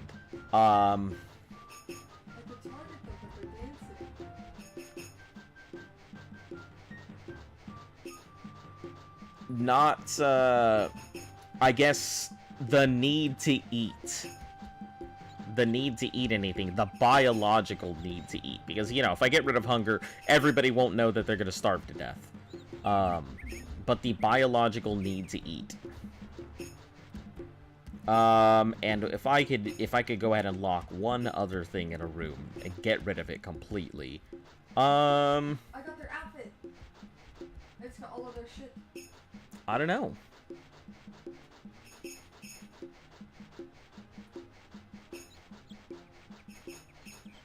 No idea, honestly. I'd have to really think about that. You know, I've always had, like... I've always had 3 wishes that I would make in mind, but never really thought of if I could change the world.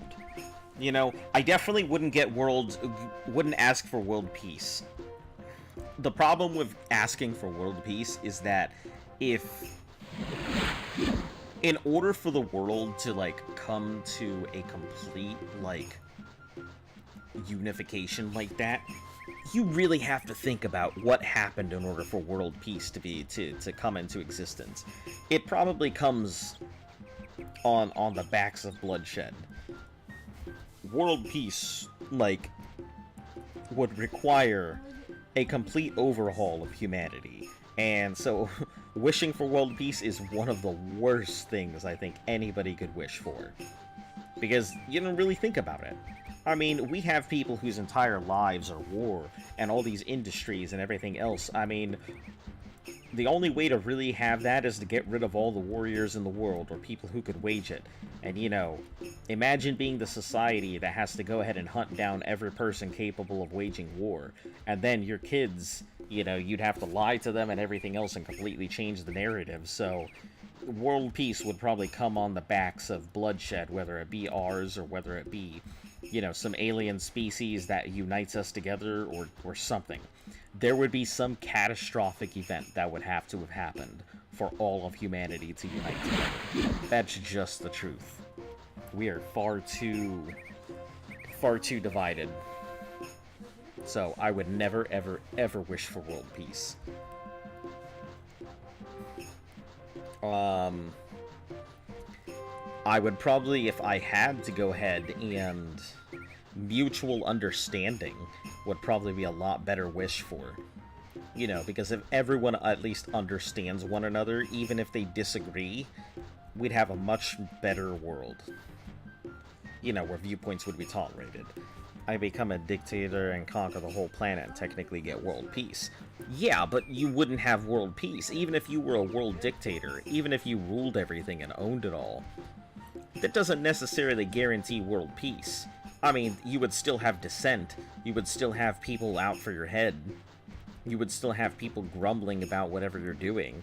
So it's not really world peace, it would be world unification, but definitely not world peace.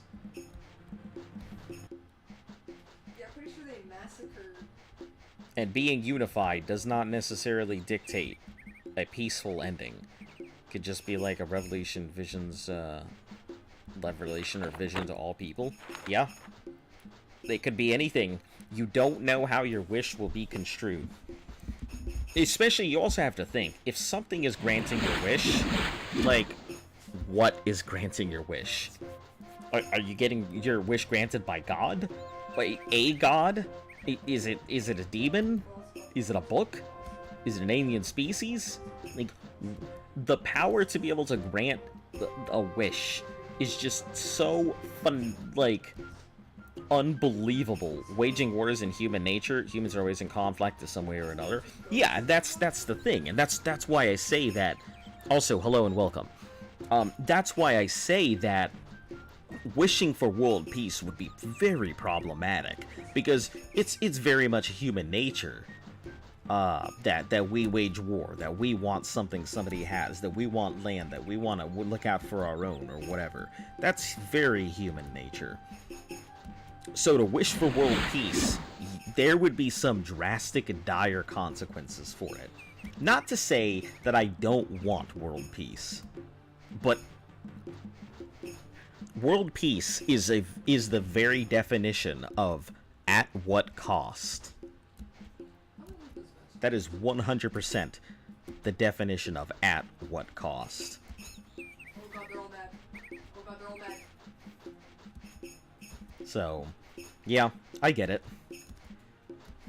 Not the greatest of topics and everything, nor would it be the most popular of opinions, but I've thought this through a lot.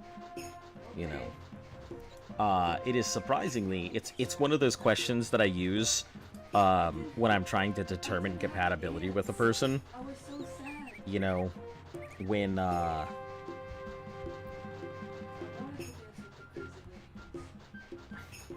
What if you had 3 wishes with no restrictions, what would you ask for? And the only wrong answer, because there's no, like, I don't think there's any wrong answers. Even if they were to wish for world peace, I mean, I get it. It would be just the kind of person that they are. It doesn't change. It's not like it's bad. It's really used to determine what kind of person. There's only one wrong answer to me, which is infinite wishes. That is the only...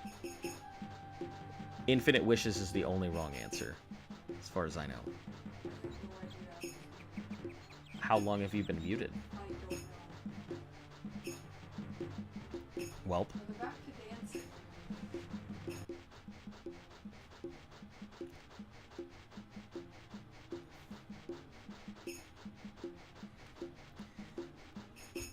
But yeah, infinite wishes, I think, is the only wrong answer. Mainly it's because infinite wishes... Oh. Damn, I'm glad that you weren't. Infinite wishes to me has always been one of those things that it says that you're impulsive. You can't go ahead and figure out what you actually want. You haven't taken the time to think about what you want or what you're lacking or what you would like. It means that you can be fickle. You're probably somehow narcissistic. Infinite wishes means that the person would rather go ahead and have the ability to get anything they want at the flick of a wrist without understanding struggle or without really appreciating it. The beauty of struggle and hard work, and that's kind of the reason why, like, you know, doing this whole YouTube channel thing is, it's tough, but even if there was no wars between nations, there would always be collectives that would be in conflict, so just one mega-state isn't a solution. Yep, I firmly agree. I can 1000% get behind that. Also, I'm 28 seconds behind, so if it takes me a while to respond, it's not like I'm ignoring it, it's just that it takes that long to get to you guys. I'm trying to fix the issue, but it's going to take a lot of working on my part, and I won't really have the time until this weekend. But yeah, I agree with you. A mega-state, just having unification does not solve conflict. It only alleviates, like, some resources. It puts people closer in proximity together. It could cause more problems having everything unified. I don't think there's anything wrong with unification, but unification without mutual understanding is just, you know, packing all your gunpowder into a single keg. Anyway, but yeah, like, infinite wishes is the only wrong wish in my opinion. You know, you're fickle, you don't understand struggle. You know, there's nothing more fantastic than working on something and finally being able to accomplish it. And if you have infinite wishes, everything's at your fingertips. You know, and the thing is, it comes with a huge problem, and you won't think about it until, like, way later. You're gonna become so used to getting everything you want that you're constantly gonna be like, oh, I wish I had this, I wish I had that, and then one day you're gonna not even be thinking about it, man, and to be like, man, this is stupid. I wish everything would just end, and then poof, that's it, it's done, it's all over, and it would all just be because you wish for it without even thinking about it. So infinite wishes, bad wish, terrible wish. In my opinion, it's the only wrong answer. You know, I can understand selfish wishes. Selfish wishes make sense. You know, I want to be rich, I want to have good life, I want to live forever. All of those make sense. You know, nobody wants too much hardship, and that would allow you to enjoy stuff. But eventually, even if you were, you know, rich beyond belief and everything, you would eventually want to do something with your money rather than just spend it on yourself. You'd start trying to spend it on other people. You'd start using it to better your environment, because a better environment not just benefits you, benefits everybody. You know, lift as you climb is a real concept. You know, if you can take people up to the top with you, why not? It's more hands to help you climb the ladder. It's more hands to help you push a block. It's more people on your side. You know, and real power comes from the amount of people you have behind you. Infinite wishes also means no long-term commitments, no passion. Yeah, that's 100%. That's exactly why. When I'm looking, it's what I feel is the only wrong wish in terms of compatibility. If you ask somebody what they would wish for if they had, and their answer is infinite wishes, I can't say it won't be a long-term commitment, but I feel as though infinite wishes turns into, you know, a fickle person. I haven't met somebody that I've asked infinite wishes that hasn't turned out to be, like, a short relationship, or, you know, a one-night stand, or some type of fling, or, you know, something with no real foundation, rather than just being, you know, something quick. And no offense to anybody who would wish for infinite wishes, I'm just telling you my experience at the end of the day. This is just what I've encountered. So, let me go ahead and... A girl bearing the crest of Sentinel, Chris infirms, ignoring your queries. She turns and walks away. No, I don't like that. I don't like that one bit. Queen of Sentinel. Your presence is desired before the end of the next season. Lothan has recommended you with high praise. I await your arrival. I literally need to finish this quest before the end of the next season. What? So, of mid-year, 4th of mid-year. Okay, hold on. I gotta look at the map because I didn't expect this to happen. Seasons in Daggerfall. Which months are in which season? Season 2, just better realize. That's all coding, lore. Let's look at the calendar here.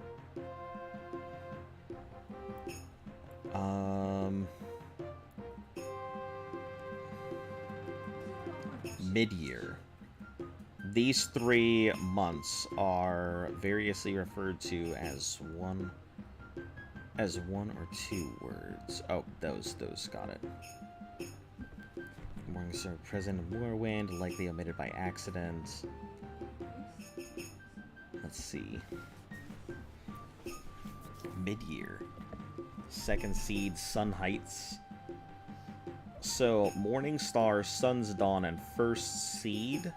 I assume these are winter. First Seed's Rain Hand, and Second Seed, I assume, are spring. Mid-year, Sun's Height, and Last Seed. Or is it Second Seed, Mid-year, and Sun's Height?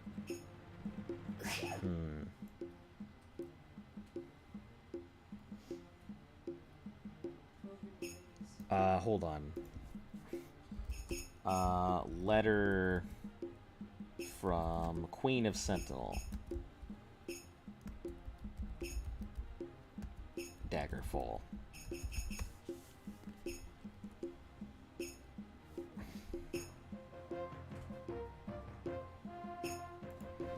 Grothy. Let's see.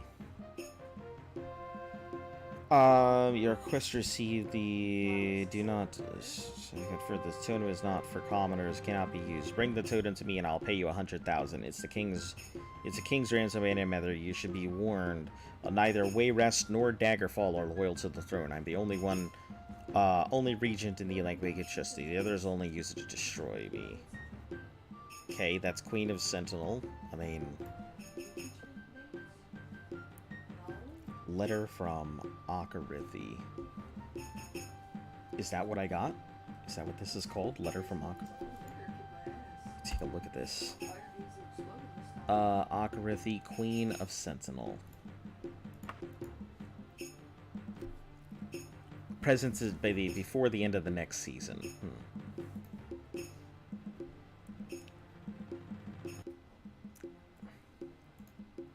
Interesting. Okay, let me take a look at your comments here, because I don't want to keep doing this and ignore you guys. If I were to get 3 wishes, I would wish for immortality for myself, humongous spaceship that does whatever I want for me, to an extent.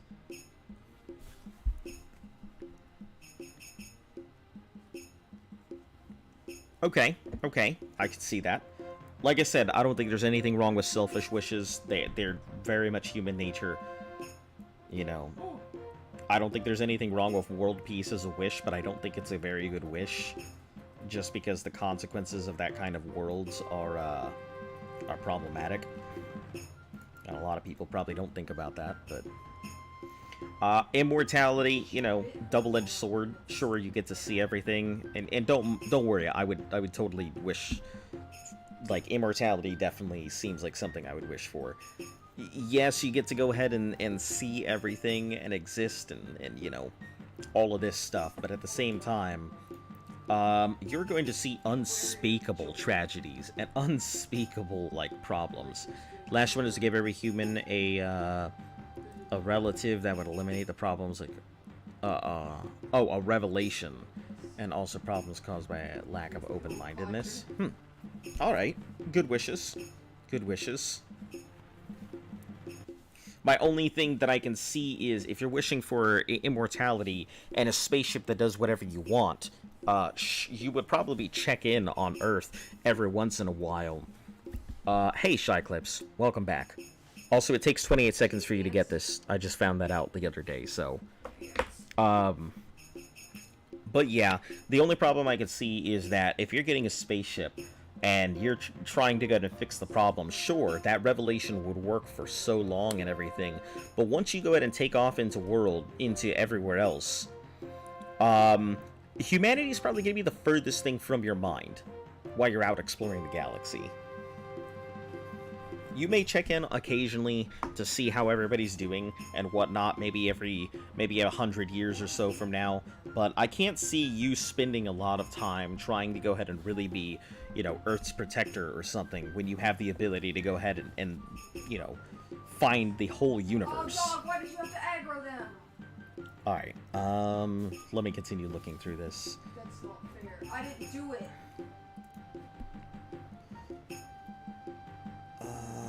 Fate of the Emperor's Letter, no. That's Ibuki, Akarithi.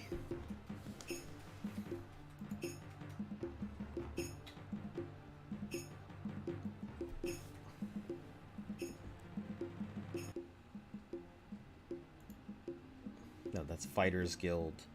What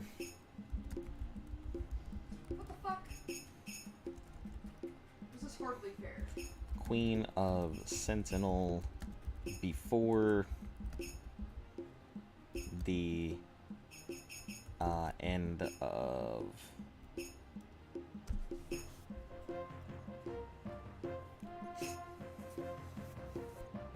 let's see, Sentinel,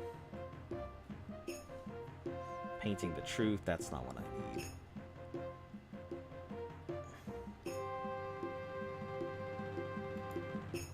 Looking at the wiki, let's see. It says to wait until Queen asks you need to get the painting for her, then a quest for an agent, the other, okay. It just happened when I speak to the Queen, she gives me a normal run of the mill several times. Let's see. Starts with the letter well, the painting quest starts with a letter asking you to come to Sentinel within the end of the season.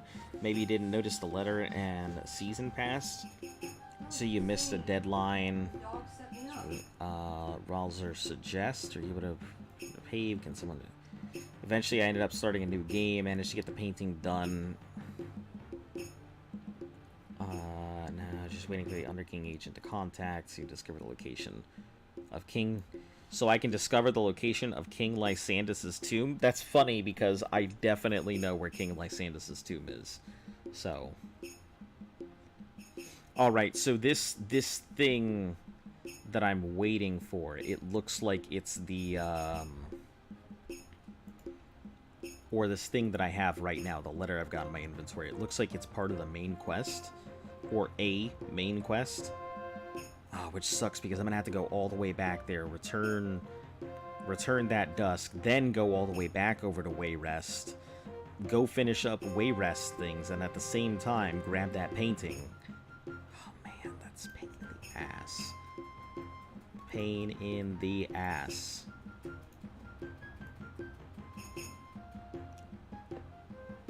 Dust of Restful, Lysantis' Revelation. Let's see.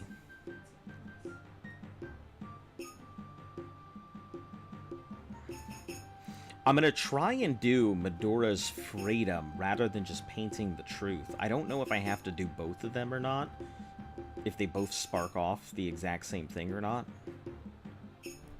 I don't know. Anyway, we'll worry about that. That's way up in the future. Use a spaceship to go wherever I want in the galaxies. Conspiracy theorist, what's going on? No, we're just talking.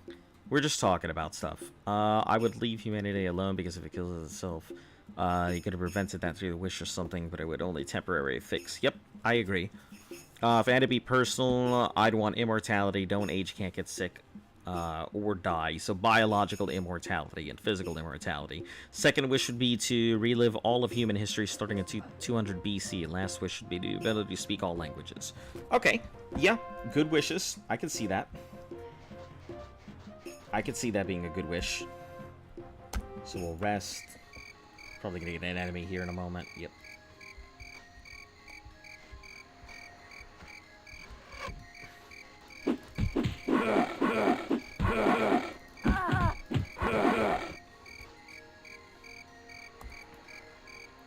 Grab this. What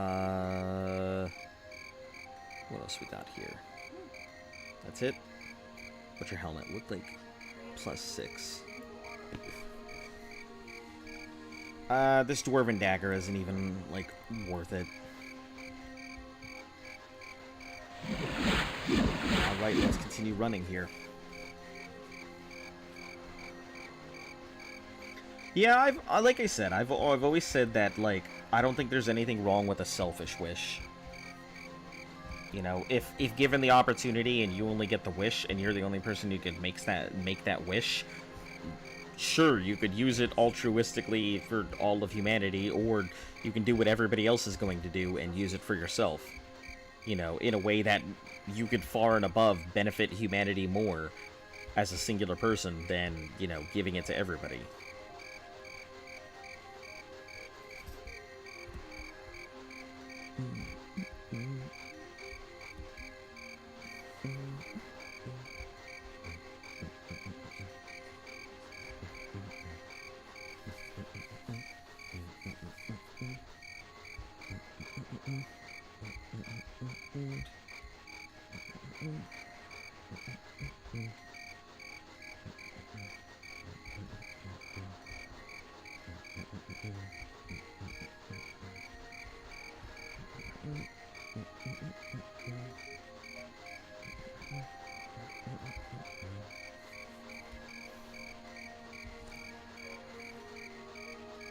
Yeah, you know, for my wishes, I've always had my first two, and the third one I've never really been sure what to do with.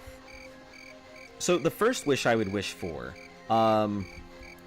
is the ability to go ahead and pull exact change of any currency that I need at the particular moment to pay for whatever I need to pay for, or whatever I need to go ahead and use it for. The reason it's so specific is because it doesn't give me a set amount of money, so it's pretty much money whenever I need it. And it's not just money whenever I need it, it's a thing whenever I need it. If I need to pay for something and somebody doesn't want money, I can literally pull whatever they want, or whatever they would be willing to go ahead and take, out of my pocket. I don't even have to know what it is that they want, but all I have to do is reach into my pocket, pull it out, and that will be the currency that they are asking for, or that they want. And if they go ahead and refuse it at that point, you know, I'll just be like, okay, you know what? Never mind. Because the pants don't lie. Or the pocket doesn't lie.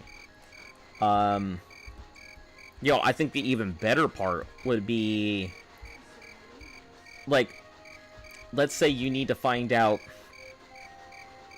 let's say somebody's like, ha, give me proof that alien, life exists.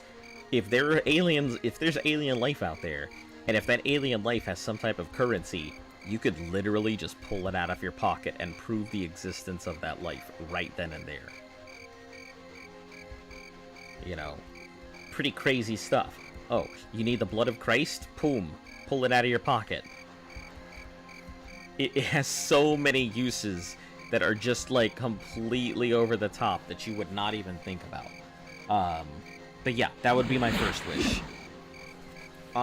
The second wish would be a book that whenever I open it, tells me something that I need to know, or tells me the things that I need to know from it, rather than just the things that I want to know from it. Because if you open a book and it would always tell you exactly what you want, then the book isn't really helping you. The book is just satisfying your particular need at that given time. It's just giving you exactly what you want rather than what you need. So I think a book that would tell you what you need when you open it is good. Do you need the answer to a question? Great, give it to you. Or it'll go ahead and send you to a thing and be like, here's how you go ahead and find that answer. Or it'll turn into to informational guides or something. Do you need to give CPR to somebody? Bam, instructional manual on how to go ahead and do it right then and there. Do you need to go ahead and figure out how to sew something? Bam, it'll go ahead and open up to there. Do you need to go ahead and make a whole bunch of money? It'll go ahead and give you what you need, not necessarily exactly what you want. The book itself would always have your best interest at heart, no matter what. Even if you're asking for something, you would always get the absolute best advice from that book. So, and the third wish, I have no idea. I've thought about it. I still cannot, to this day, come up with a good third wish that I think is worth using for a wish.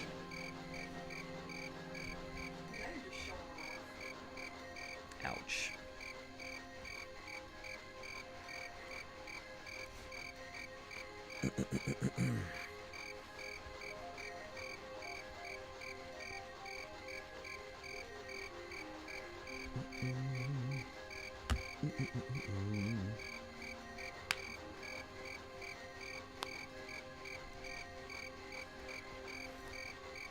I haven't checked the mic. Okay, making decent progress. Molten Sword. Newford Woods. So we may encounter Goth Vale and what's this other one? Newly? Yeah, Goth Vale and Newly looks like they're the next stops on the train here.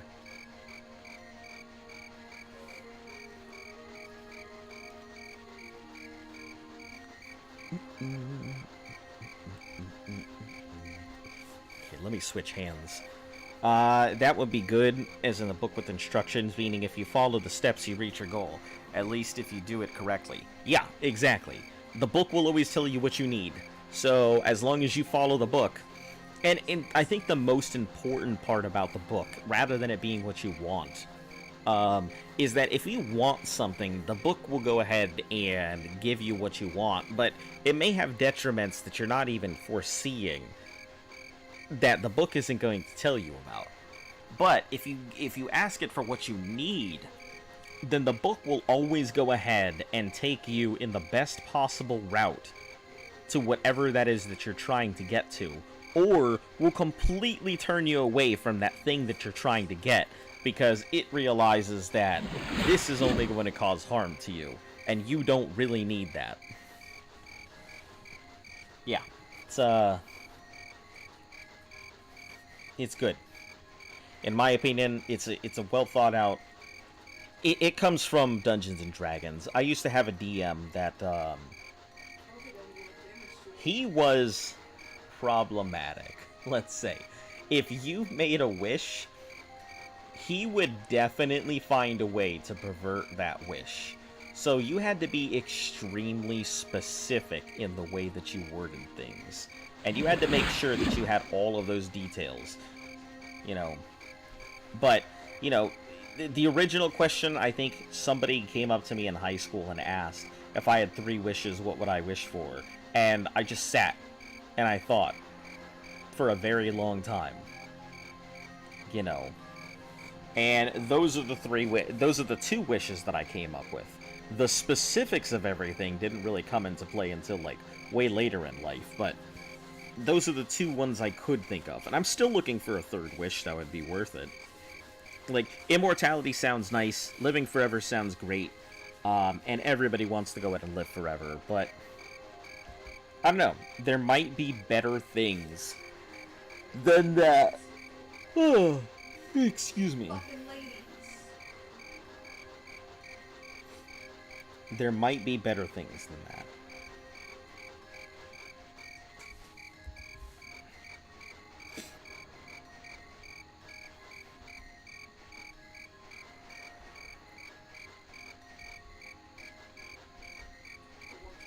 You know, I think 1,000-year lifespan wouldn't be too bad. You know, that's enough time to go ahead and really decide who you want to be and what you're capable of, and decide if you really want to be something or if you don't.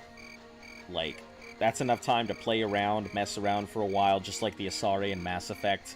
Figure out, just have a good time, then eventually go ahead and batten down into something that you feel like you wouldn't mind spending an entire lifetime doing. It's my level, by the way. 93%. Yeah, I called that in the 90s.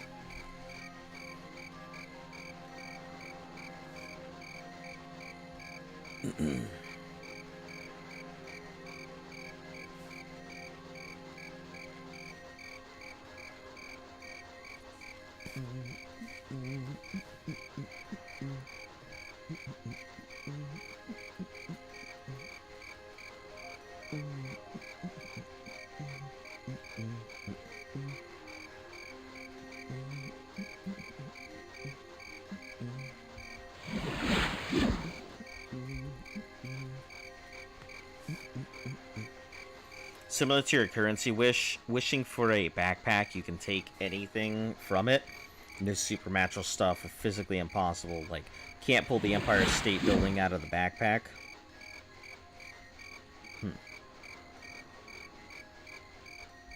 So it would be a backpack that's capable of pulling out what you need from it, as long as it fits within the confines of it. I can see that. You know, I've contemplated a few of the third wishes, like, you know, interdimensional storage space. That would be a good wish. You know, reading minds could be a good wish. It'd be a selfish wish, that's for sure. And you may not always like it. And who's to know if you would actually be able to control it, or if you'd hear everybody all at once, or what. But there's that. The ability to discern somebody's true intentions, or some things' true intentions, whether you understand the feeling or not, you would still know what their intentions are. Or, I guess, some things or somebody.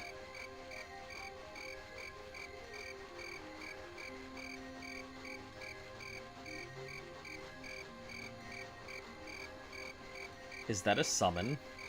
Yeah. That's hilarious. So if you mimic, they mimic. No, they mimic first. That's really funny.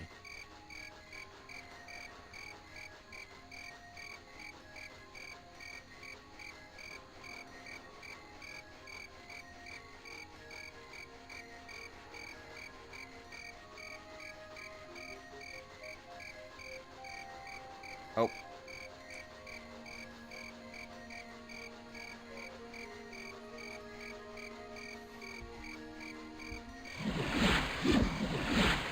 Alright, we'll probably get 2 more stamina refreshes.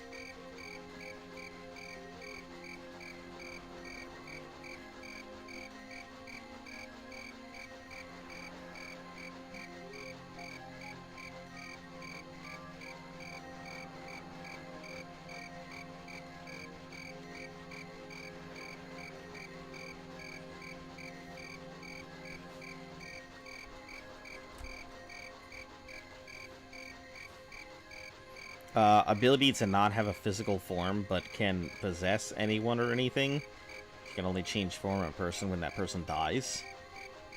Interesting. Do you still age when you have that? Because sure, you may not have a physical form, but that may not go ahead and change that your biological clock is still ticking while you're in that state.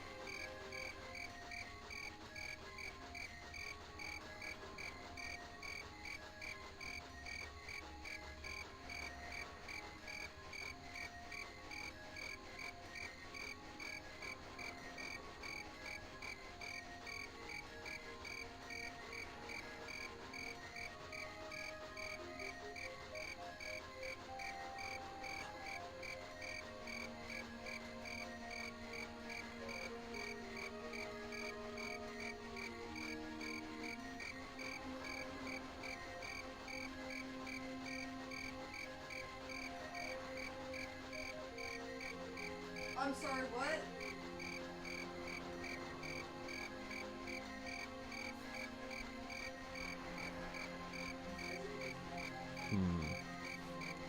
Stop, I'm just trying to heal.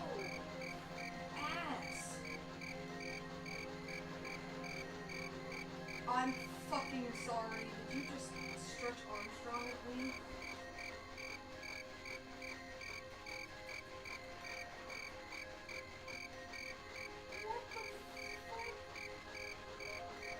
Phase 2. He turns into a fucking snake. Turns into a slinky. He turns into a fucking slinky. A suit with a propeller head. He's fucking spinning the thing. Oh my god, we're singing. Oh, goodness. This is gonna take so long. Okay, let me just put this here. I think I'm gonna put my set of rocks down to keep this going. Well, the thing you possess does age. It's the same biologically, but you as a being has no physical form. So nothing like that aging you.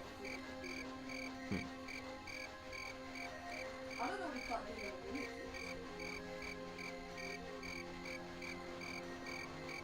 You don't need it to be around his 80s.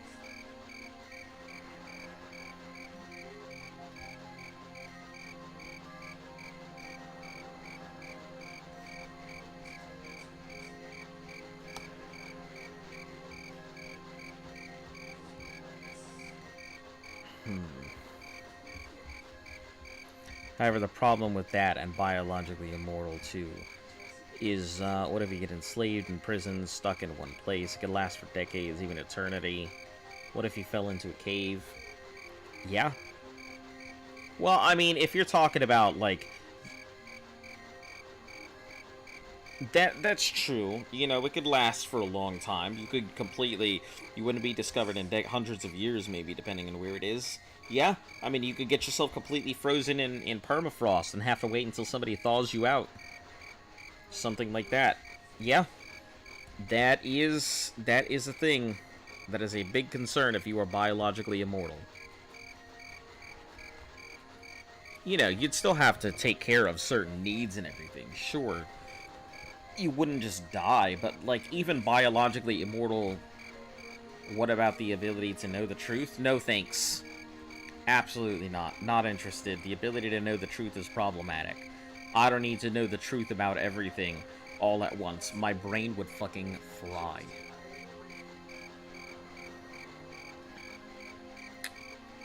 Yeah, knowing the truth, not a good one. Not to me. I prefer... There are some things where ignorance really is bliss.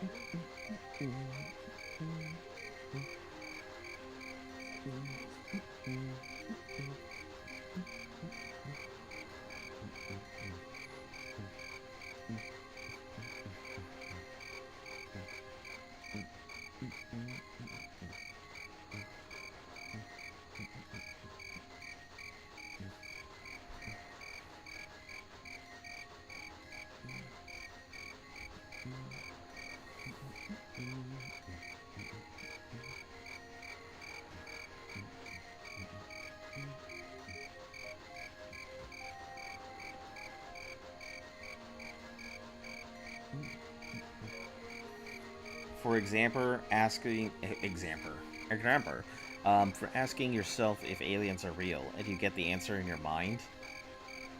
I see. Yeah, wisdom. Makes sense. Still, it would be... I still think that would be problematic, because no matter... Even if you know the truth about something, there's no way to convince anybody else of that truth. You may know what it is, but no matter what, you'll be the only one who knows it. For certain. There'll be no other way to convince anybody.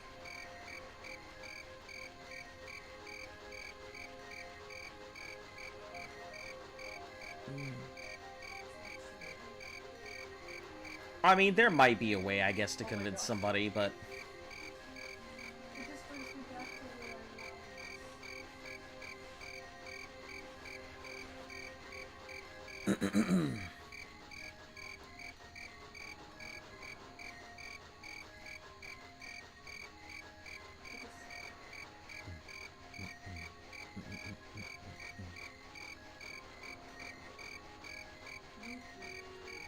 Sure, it brings you back to where you were? Well, it's the same area, the place I was going to is right there. I was just on the other side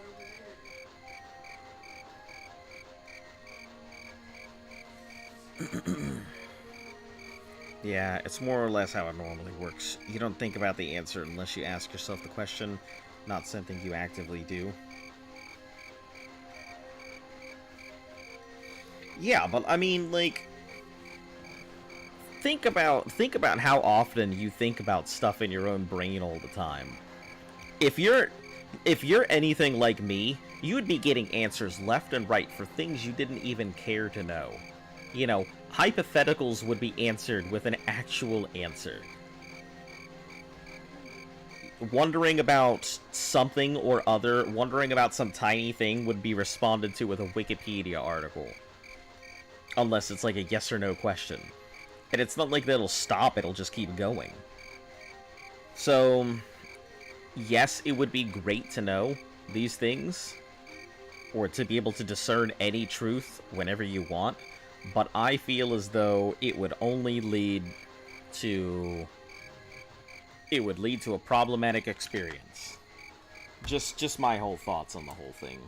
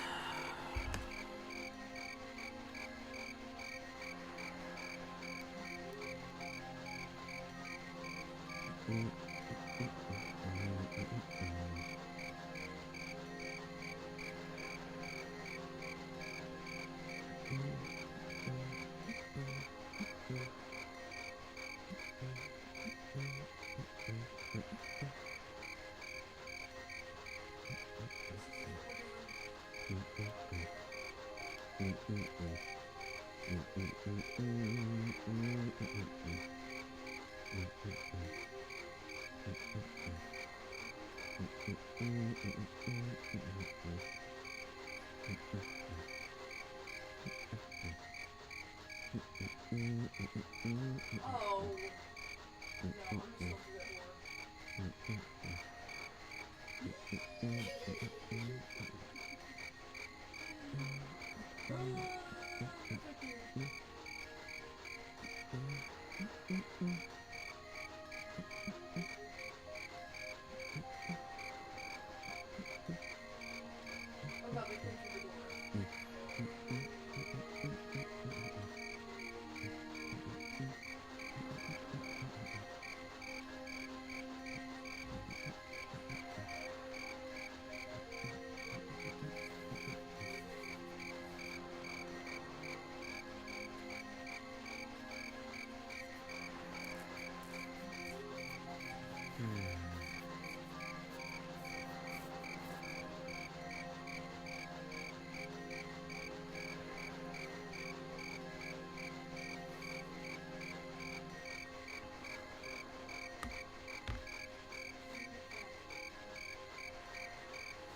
Just a couple more minutes, and then we'll go ahead and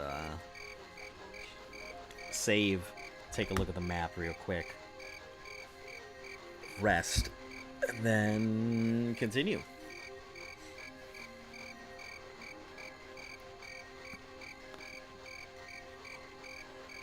Oh, come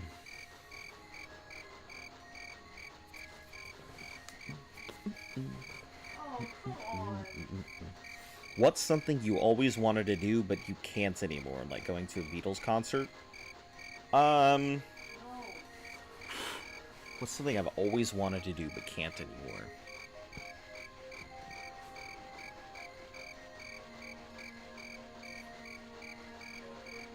Let me think about that. Well, I'll think about that and get back to you, Biscuit Buzzer, because that's something I'd really have to put some thought into. Wishes about alternative history or worlds are always interesting. Like ones where folklore creatures are always present or widespread, where their electricity does not exist. Huh. Yeah. Alternate realities, I can see that being pretty interesting. And also, you know, really... I can't even imagine those kind of, like, worlds. Let's check where we are right now. Okay, so I think we're officially...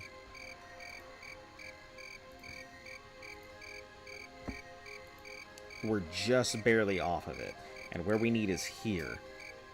So yeah, this will probably take about, 2 days to get to. Just in my experience. I think we can cross roughly about this much space in a day. Between here and here. Roughly.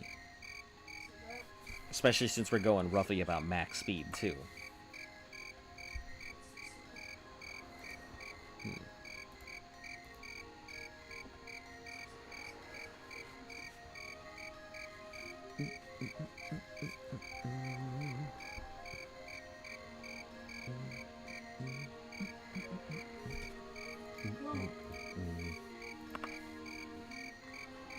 Alright, let's go ahead and rest. You tiny Godric? Oh my god, you are! Tiny Godric. Spell sword, mace, Margith.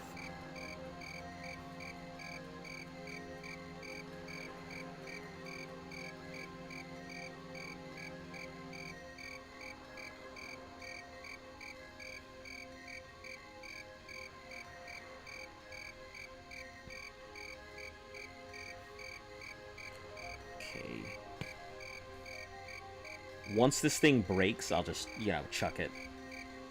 Or whatever. Okay.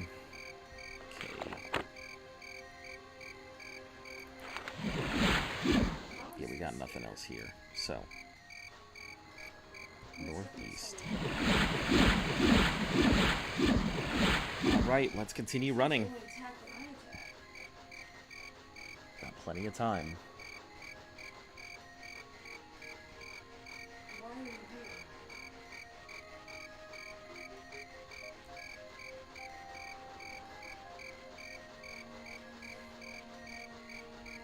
Plenty of distance to go.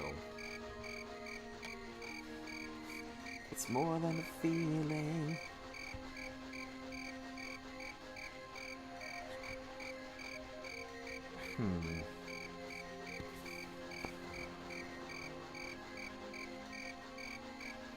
That I can't do anymore.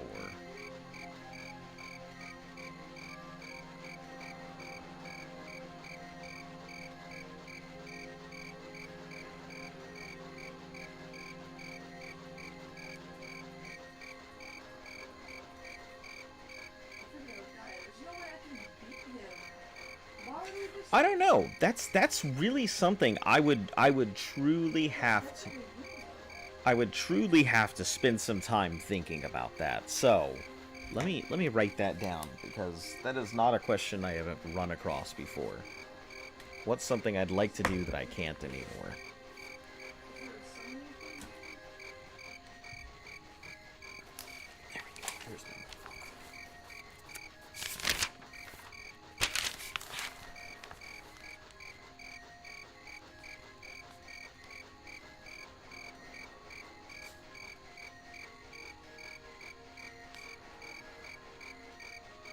always wanted to do that you can't anymore?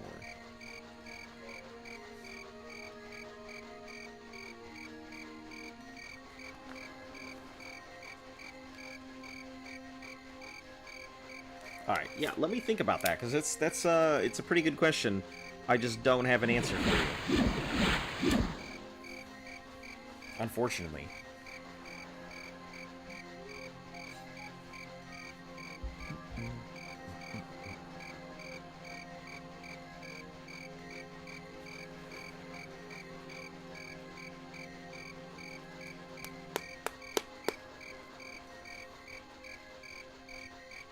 This is such a long journey. This is such a long journey.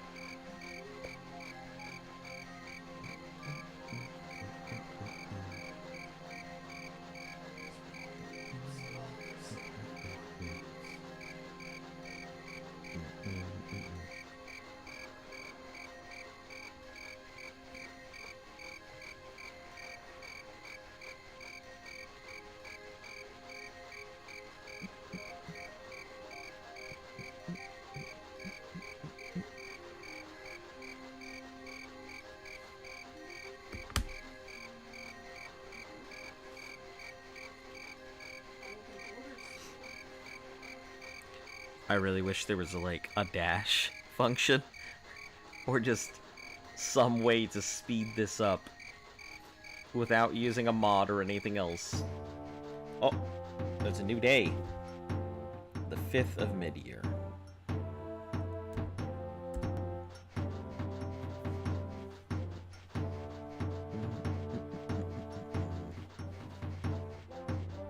Yeah, no more spells. Didn't think so.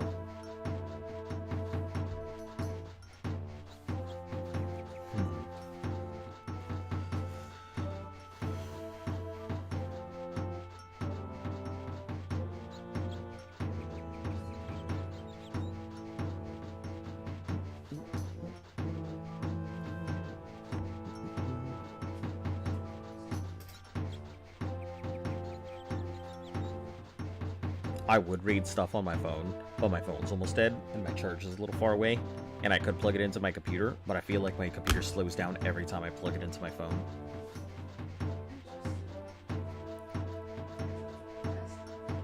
Plus, you know, the software is kind of finicky. Anytime I've, like, moved my mic, or tried to plug something in, or pull something out, it has a tendency to crash.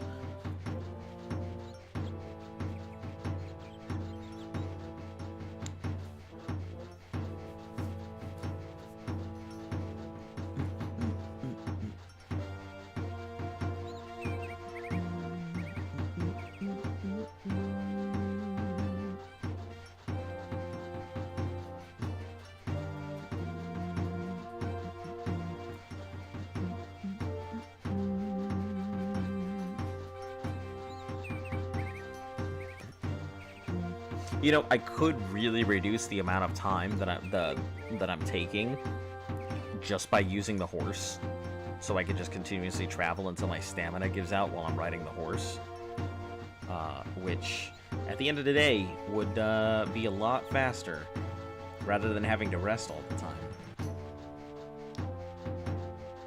I mean, at least faster in-game if I just take the horse and run with it.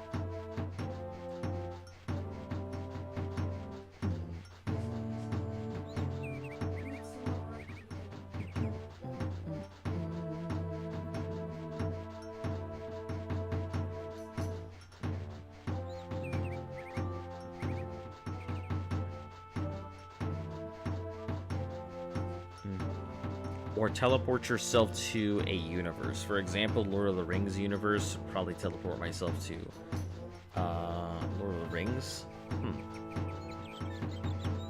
I don't know. I don't think I would teleport myself. Like,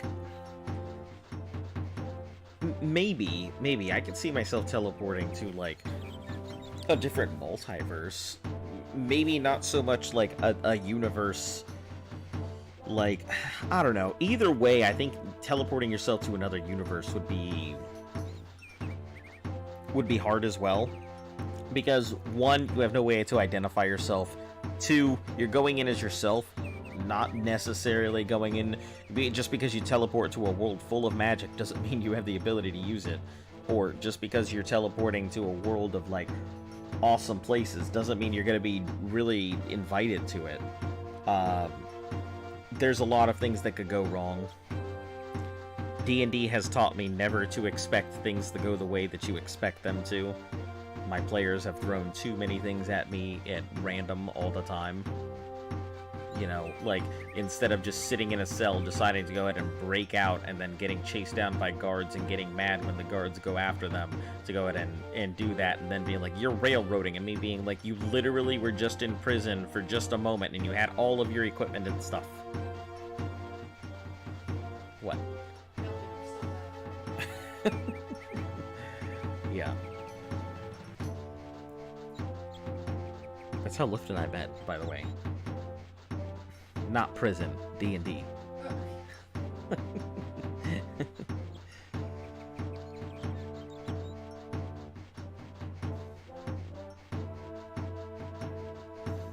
I like how sometimes the clouds are out, and sometimes they're not. When the sun's rising and everything, it gives a really nice look when the background scenery is actually changing.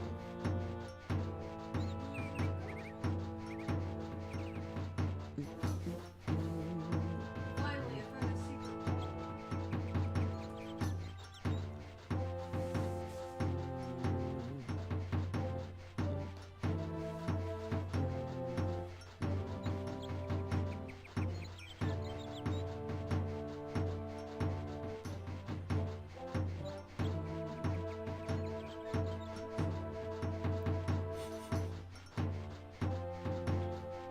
You look like a derp kid. Yeah. You look like a derpy lion. Oh, Discount lion. I'm not a discount line. Budget badger.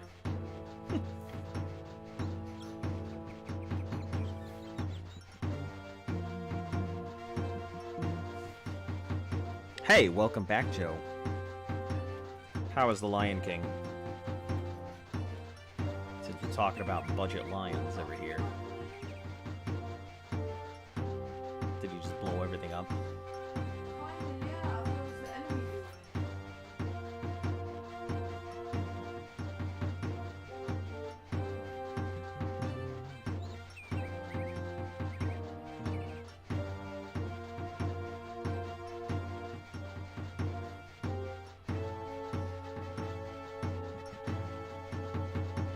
Oh, that's where you get that.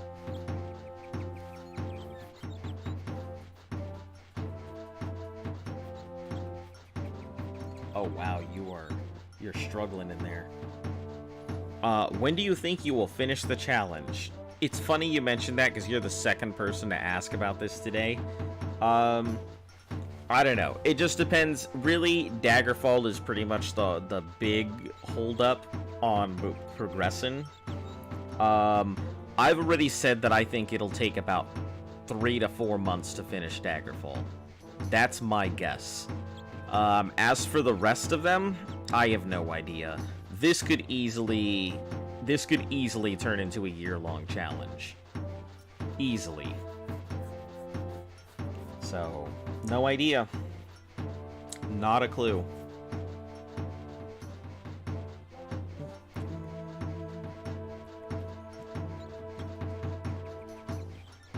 Not a clue.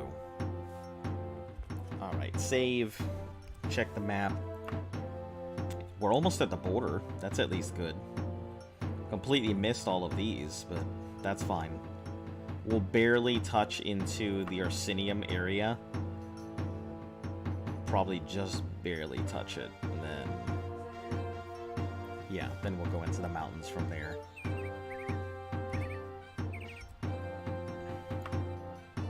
Enemies nearby. Yeah, no! I hit fully healed, nice. Wasn't expecting that.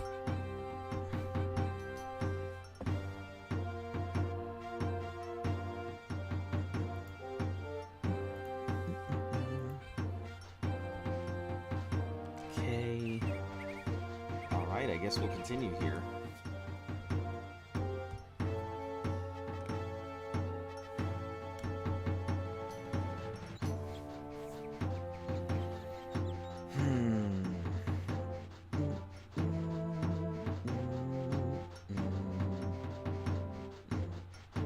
My question is, how the fuck are these random people, like, finding me in the middle of the woods to deliver a letter?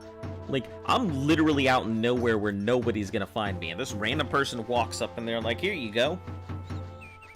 Good. I got to see Mufasa die and Simba kill his own uncle, and Mufasa get killed by his own brother. Jeez.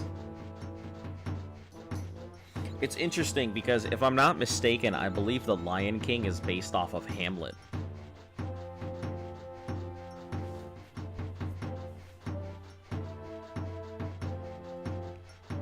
So when you're watching The Lion King, you're really just watching Shakespeare.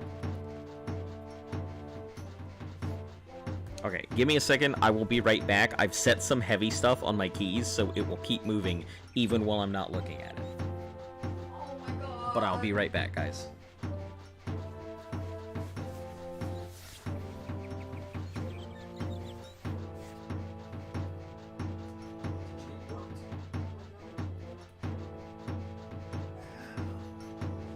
That's what probably blows me up, 'cause it's so No, it has looks on both sides. They have, yeah, it's that same thing. The inside is different. No, they had a pizza cutter.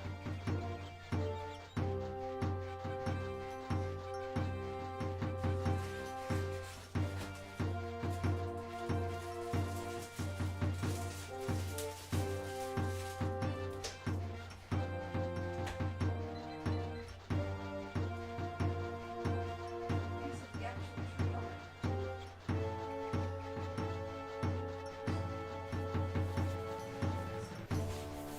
I'm still here, everybody. I'm just, like, popping some popcorn, so I have something to snack on while I'm sitting here, watching the scenery pass me by.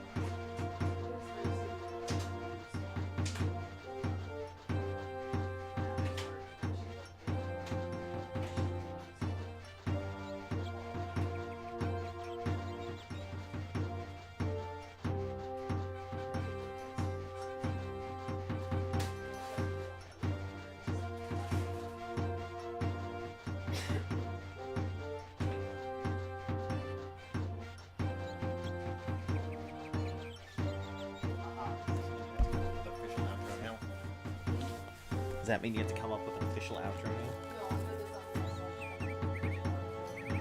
now? Okay.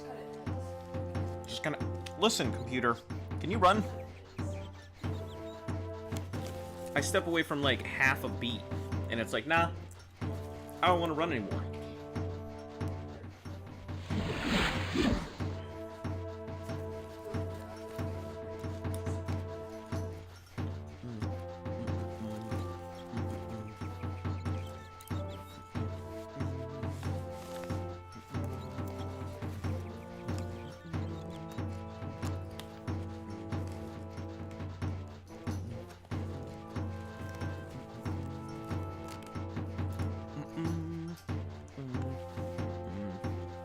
Alright, I'm gonna mute for a moment while I'm, like, sitting here chewing away at the stuff.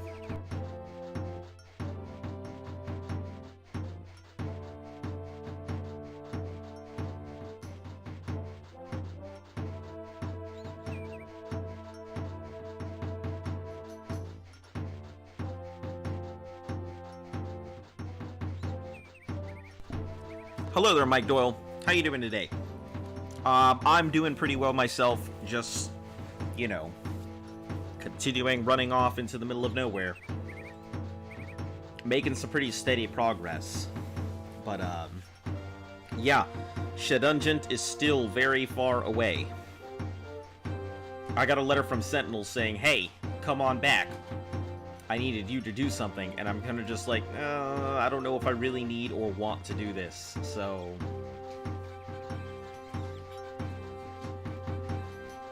I don't think I like Sentinel. And if I... Now, listen. If I can go ahead and give the totem to Sentinel just because they gave the gold, I will have no problem doing that to move on to the next series. And we'll just call it complete. But if I can't do that, and I still have to do all of the rest, I don't know who I'll give it to.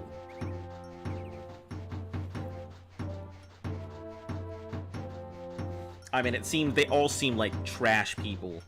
I don't think there's a good decision on who should be ruler in the area, to be frank. Maybe I'll give it to the King of Worms or something. Let it be big old bad guy.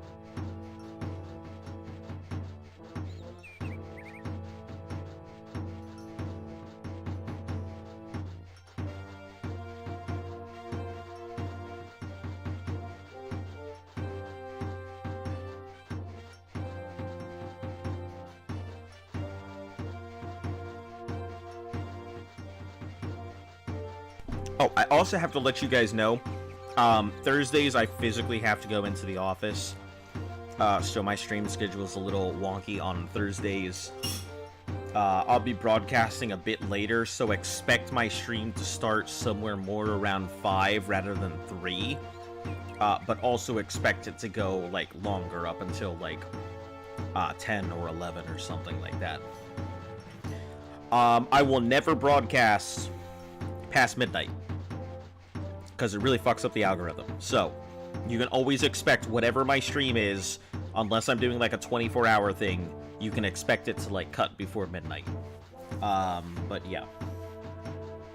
So, yep, tomorrow I'll be starting late. Hopefully you guys don't mind on that. And also, hello and welcome to any of you new people. Like and sub if you want, helps the channel grow. All that nonsense. Go ahead and hit that like. Oh, fuck. That's what the fuck I get for doing that.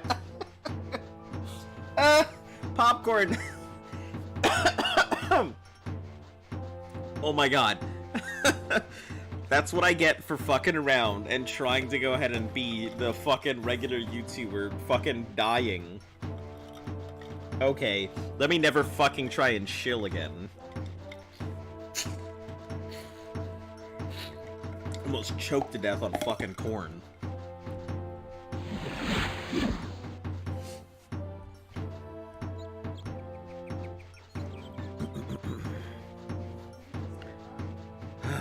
Anyway, now that I'm almost dead, no, I don't want to risk it again, because I can feel like as soon as I say something. Yep, probably. Excuse me, guys. Sorry about coughing in everybody's ear, including my own. Okay, I'm gonna mute for a second while I, like, hack up half a lung.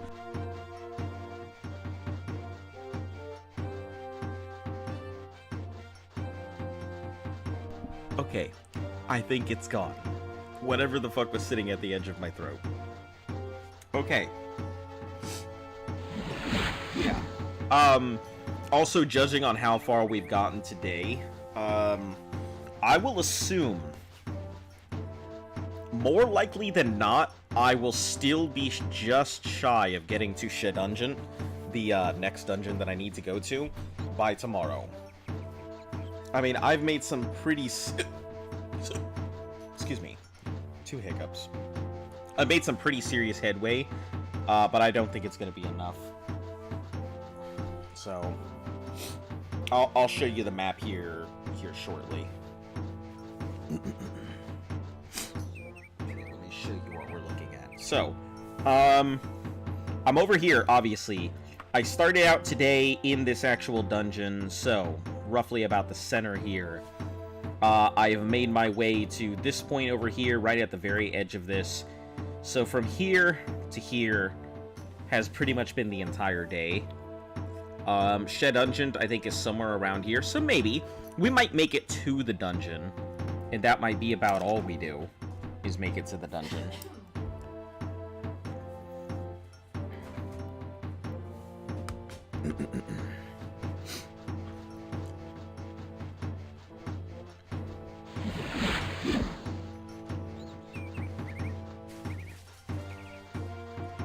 As the warrior travels through the savannah, he has set his journey to his destination. He will complete his quest.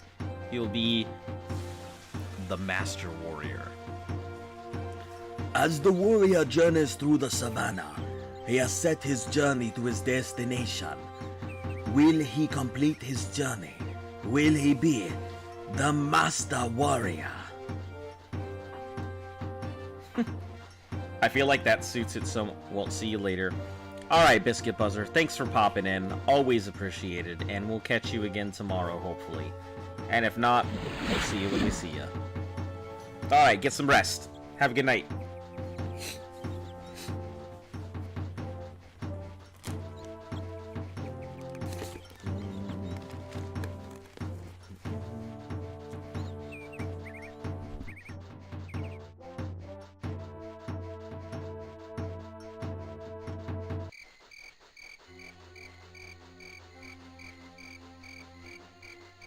I hate the transition between, like, day and night in this game sometimes, because the sky will be red, and then instantly stars, blue, darkness. So, I'll just be minding my own business, and then suddenly, the entirety of the universe will just be upon me.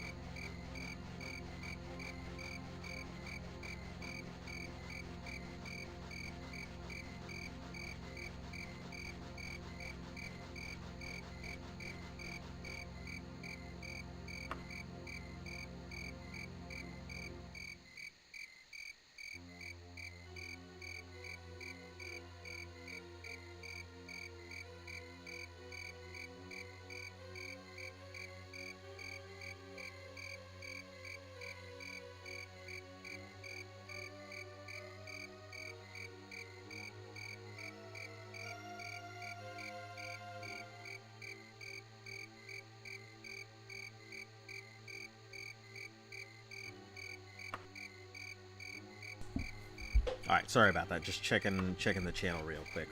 Actually, Twitter with the proper hashtags. Yup.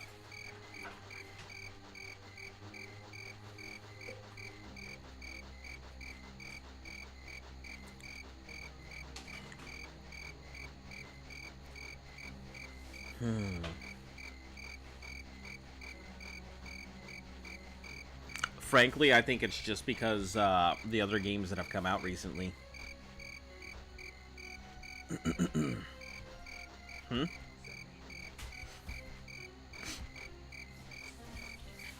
I think it'll pick back up here, you know, maybe in a week or so. But I think for now, pretty much we're going to see a drop in viewership and everything. But I do appreciate all you guys who do come in. I understand. I know there are more interesting things to be watching than, you know, a lizard belly crawling all over the place doing the Komodo scoot.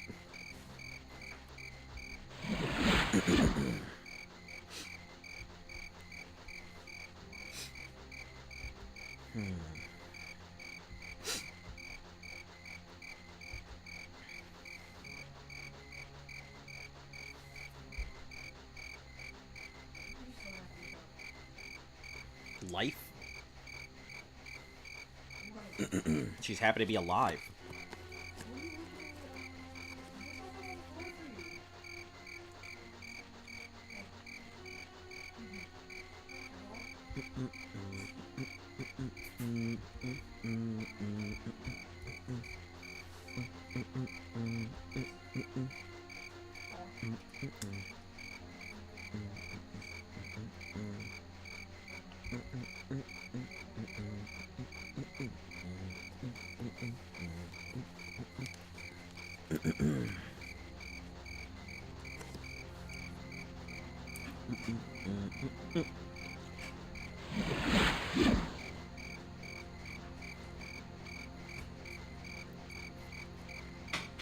Damn, this is like... I get that this place is big, but I am still astounded every single day at just how large Daggerfall is.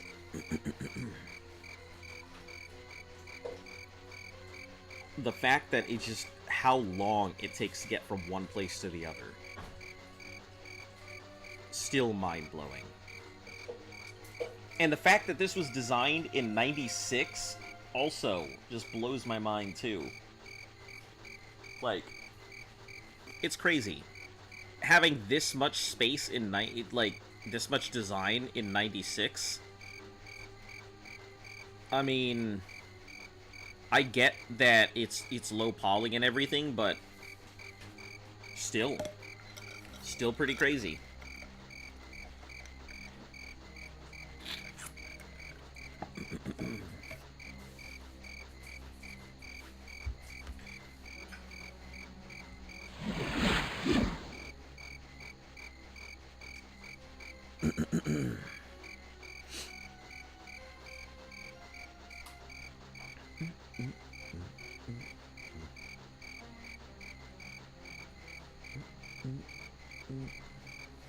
Did you see that another thing popped in? I sent you another code for the parcel thing. Oh yeah, then one's probably the one that should have shown up for one I just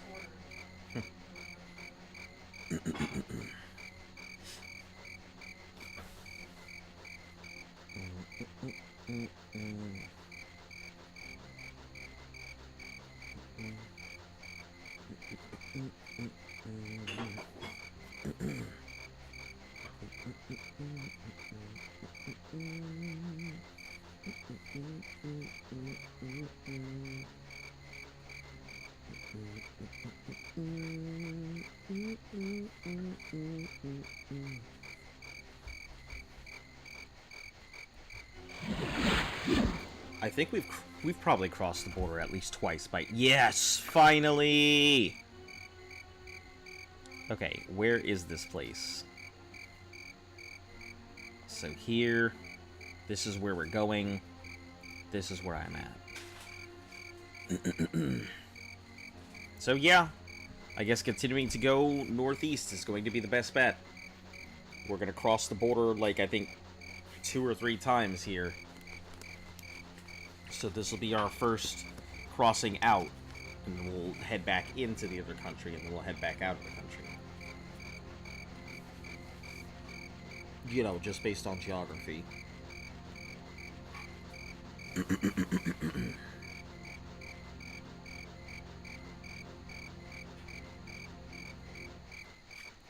Save.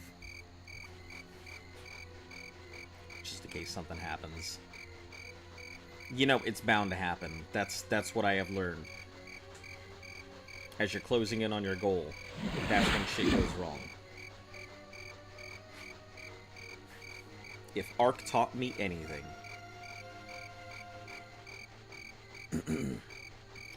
If Ark taught me anything, it's that the shit goes wrong.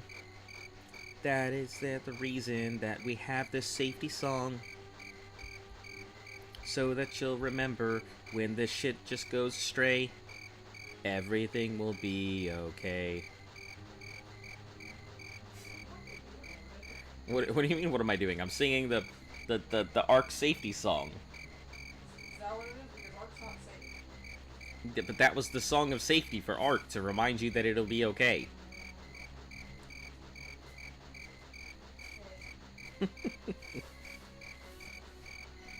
I mean, besides, I'm playing Daggerfall. The safety song works.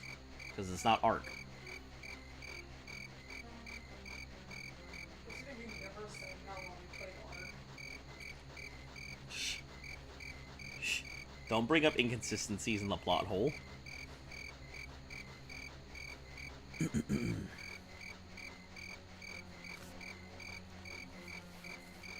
I may never sing the safety song again now. And it has nothing to do with the fact that I can't remember it because I made it up on the spot. It has everything to do with I don't want to.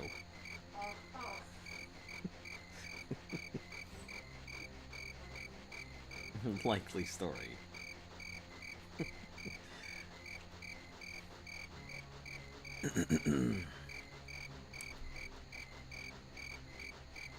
Alright, we are almost there.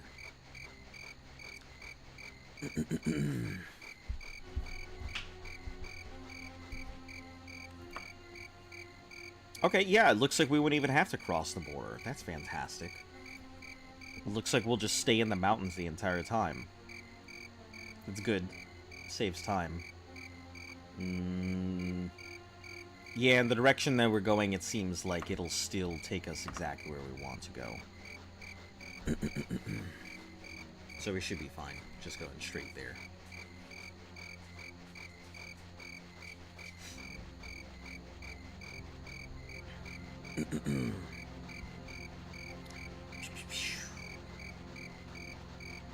Yo, listen up.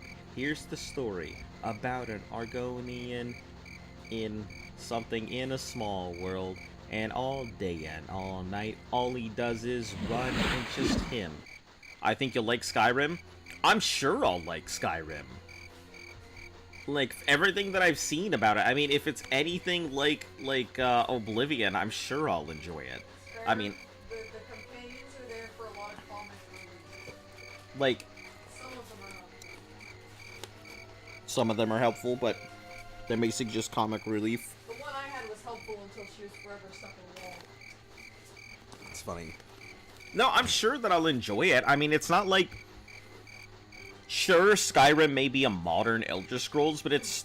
Oblivion would still be considered modern Elder Scrolls. I mean, Morrowind is old, quote, but it's still modern Elder Scrolls. So, yeah, I'm sure I'll enjoy it. I mean, I like Elder Scrolls as a series in general. So, regardless, I mean, I'll have fun with it. You know, banging my way through all the DLCs. Fighting all the stuff, killing all the things, fetch questing to somebody across the street.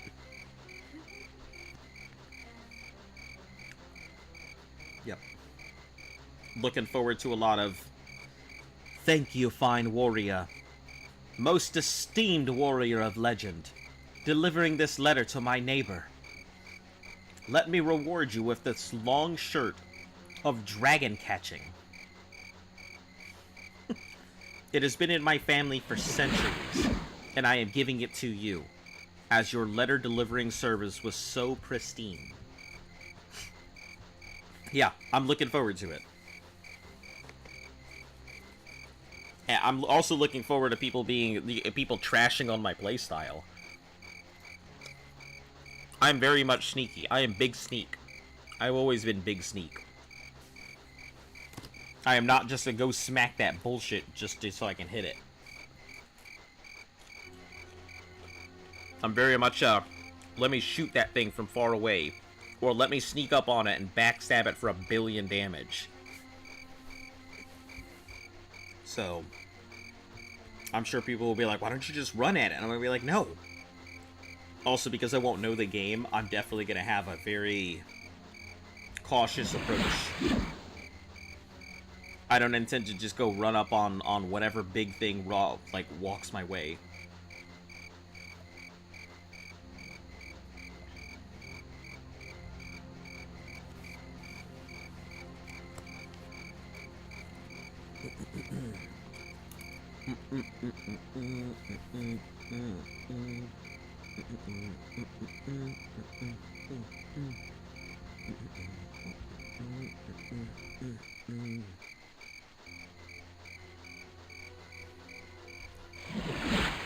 I'm making way better time, than I was expecting to.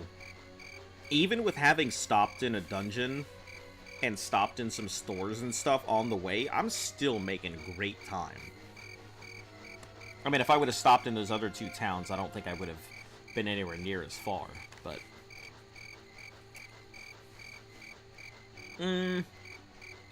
Yeah, I might have still been just before crossing the border if I'd have stopped in those other 2 places.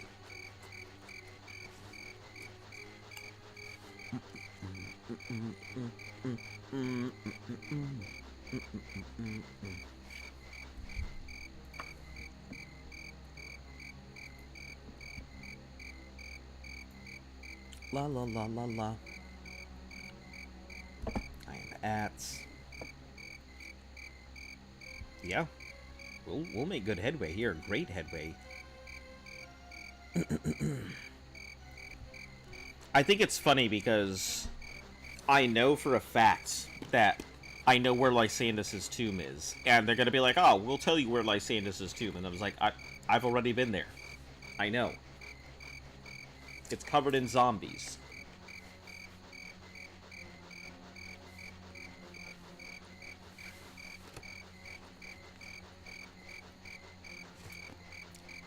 I wonder what would happen if I go back to Daggerfall. I mean, I have the ability to fight those ghosts now. So it's not like I'll just be completely, and utterly unable to defend myself.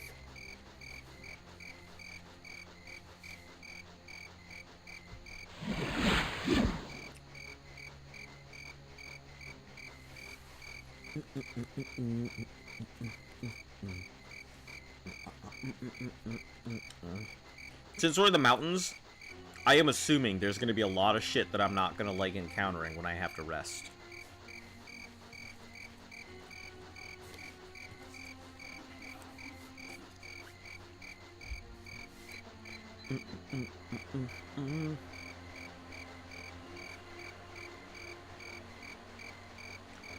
Also, excuse the fan that's going off in the background. Sorry. It's okay, I just didn't know it was coming.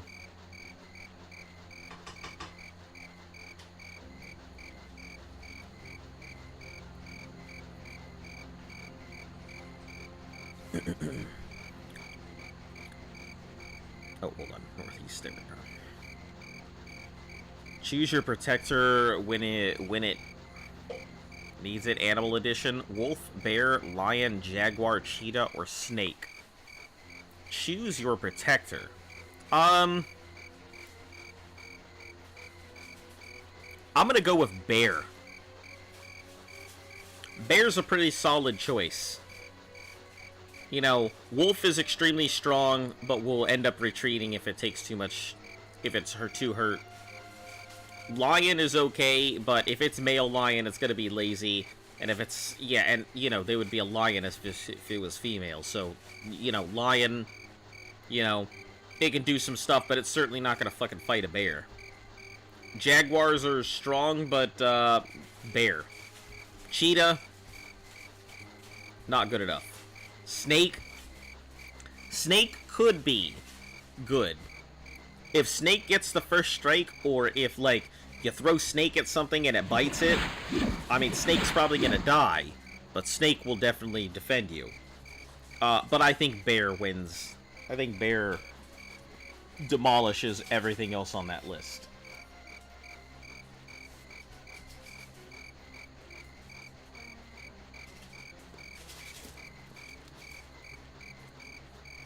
Now, if it's Bear versus everything else on that list, no, I don't know. I still feel like Bear would be the strongest choice, even if it was versus everything else.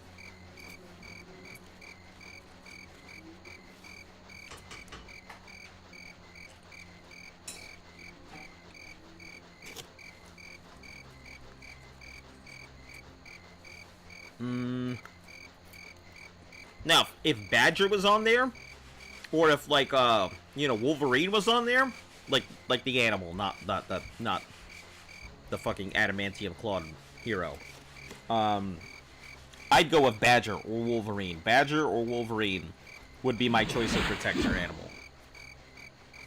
Those things are vicious as fuck. It's funny you say that.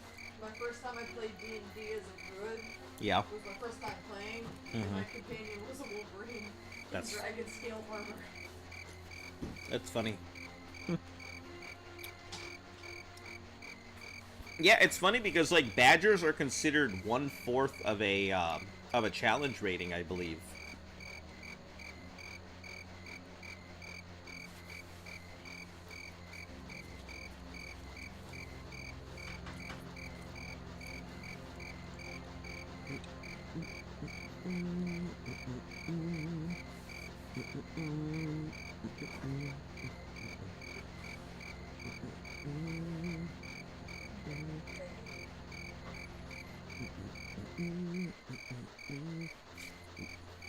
You would choose Jaguar?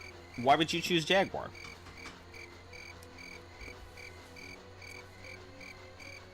Is it because they stealthy?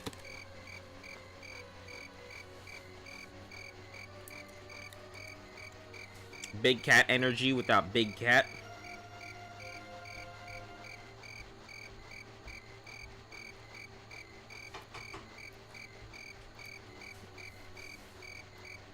Smart, quiet stalker.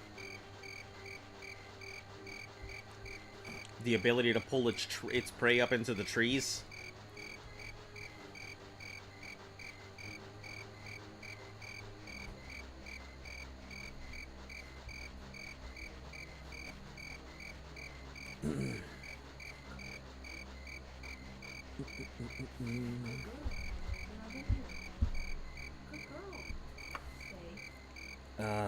Man. My fingers.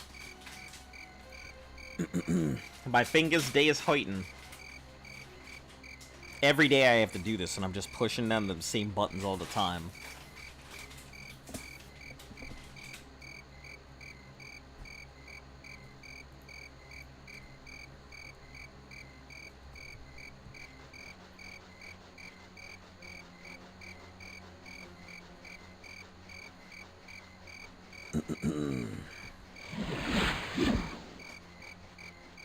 This is some good progress, though.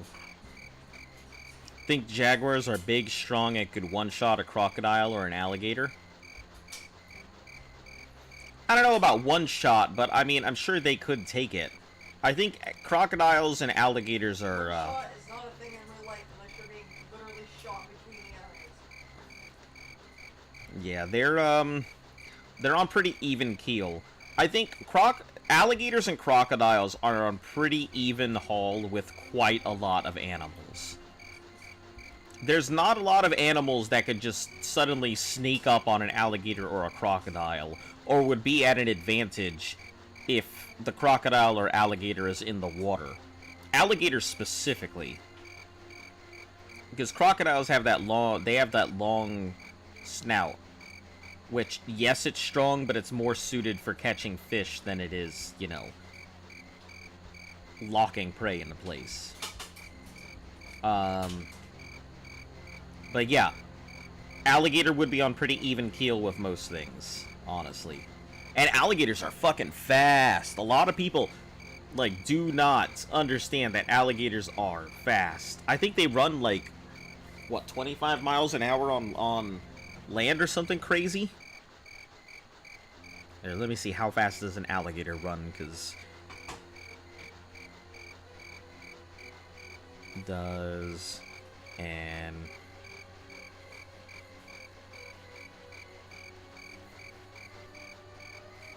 How fast does an alligator run? Yeah, 20 miles an hour. Maximum in water. They run 11 miles an hour on land, or 18 kilometers per hour for any of you folks who work with that. On land. That's faster than most people run. They can increase up to 20 miles an hour, or 32.2 kilometers in the water. If you were to come face to face and run as fast as you can, they can increase it when they're hunting, though. So they can run up to 20 miles an hour when they're hunting prey in front of them. That's pretty crazy. And that's also assuming, like, that's saltwater crocodiles. The black caiman alligator, or is it black caiman crocodile?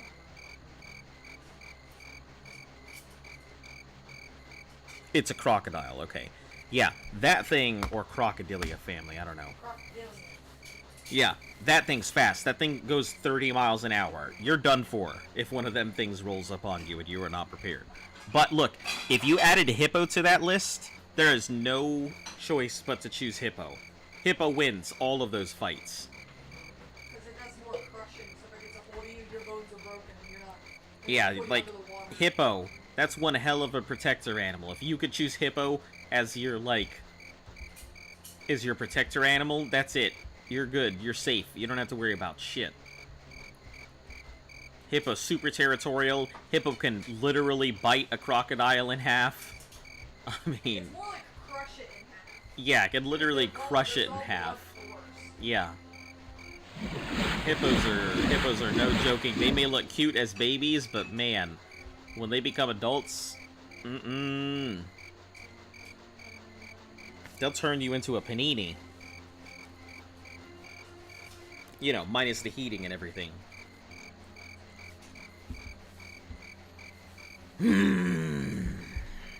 Alright, let's take a look at where we are. I'd say that's some pretty good progress. I'd say that's some super good progress for today. Alright, well, I'm going to go ahead and end it out for today, guys. For any of you people who are new to the channel, make sure to go ahead and like and sub. Helps the channel grow. For all of you returning people, thanks for keeping it up. I know day in and day out it can be hard to show up to the channel. But it's just as difficult for me, and I always appreciate it when you guys come in. Elephant would be my choice, but it wasn't on the list, so yeah. Yeah. Yeah, so I'm hoping that you guys are really enjoying this. I know it's not always the standard kind of stuff that you would be expecting from you know, a no fast travel run. You'd be expecting me to stop a little bit more and things like that, but we're trying to make some speed here. And I think if we don't hit the Shadungeon by next episode, we should be able to go ahead and hit it by the episode after that. And if not, then something very bad has happened. Yeah, tomorrow is also Thursday, so I'll be going into the office. So late stream tomorrow, so don't expect it early at the regular time. But do expect it to go much longer than usual. And as always, I hope you guys have a great night, and I will catch you all again tomorrow.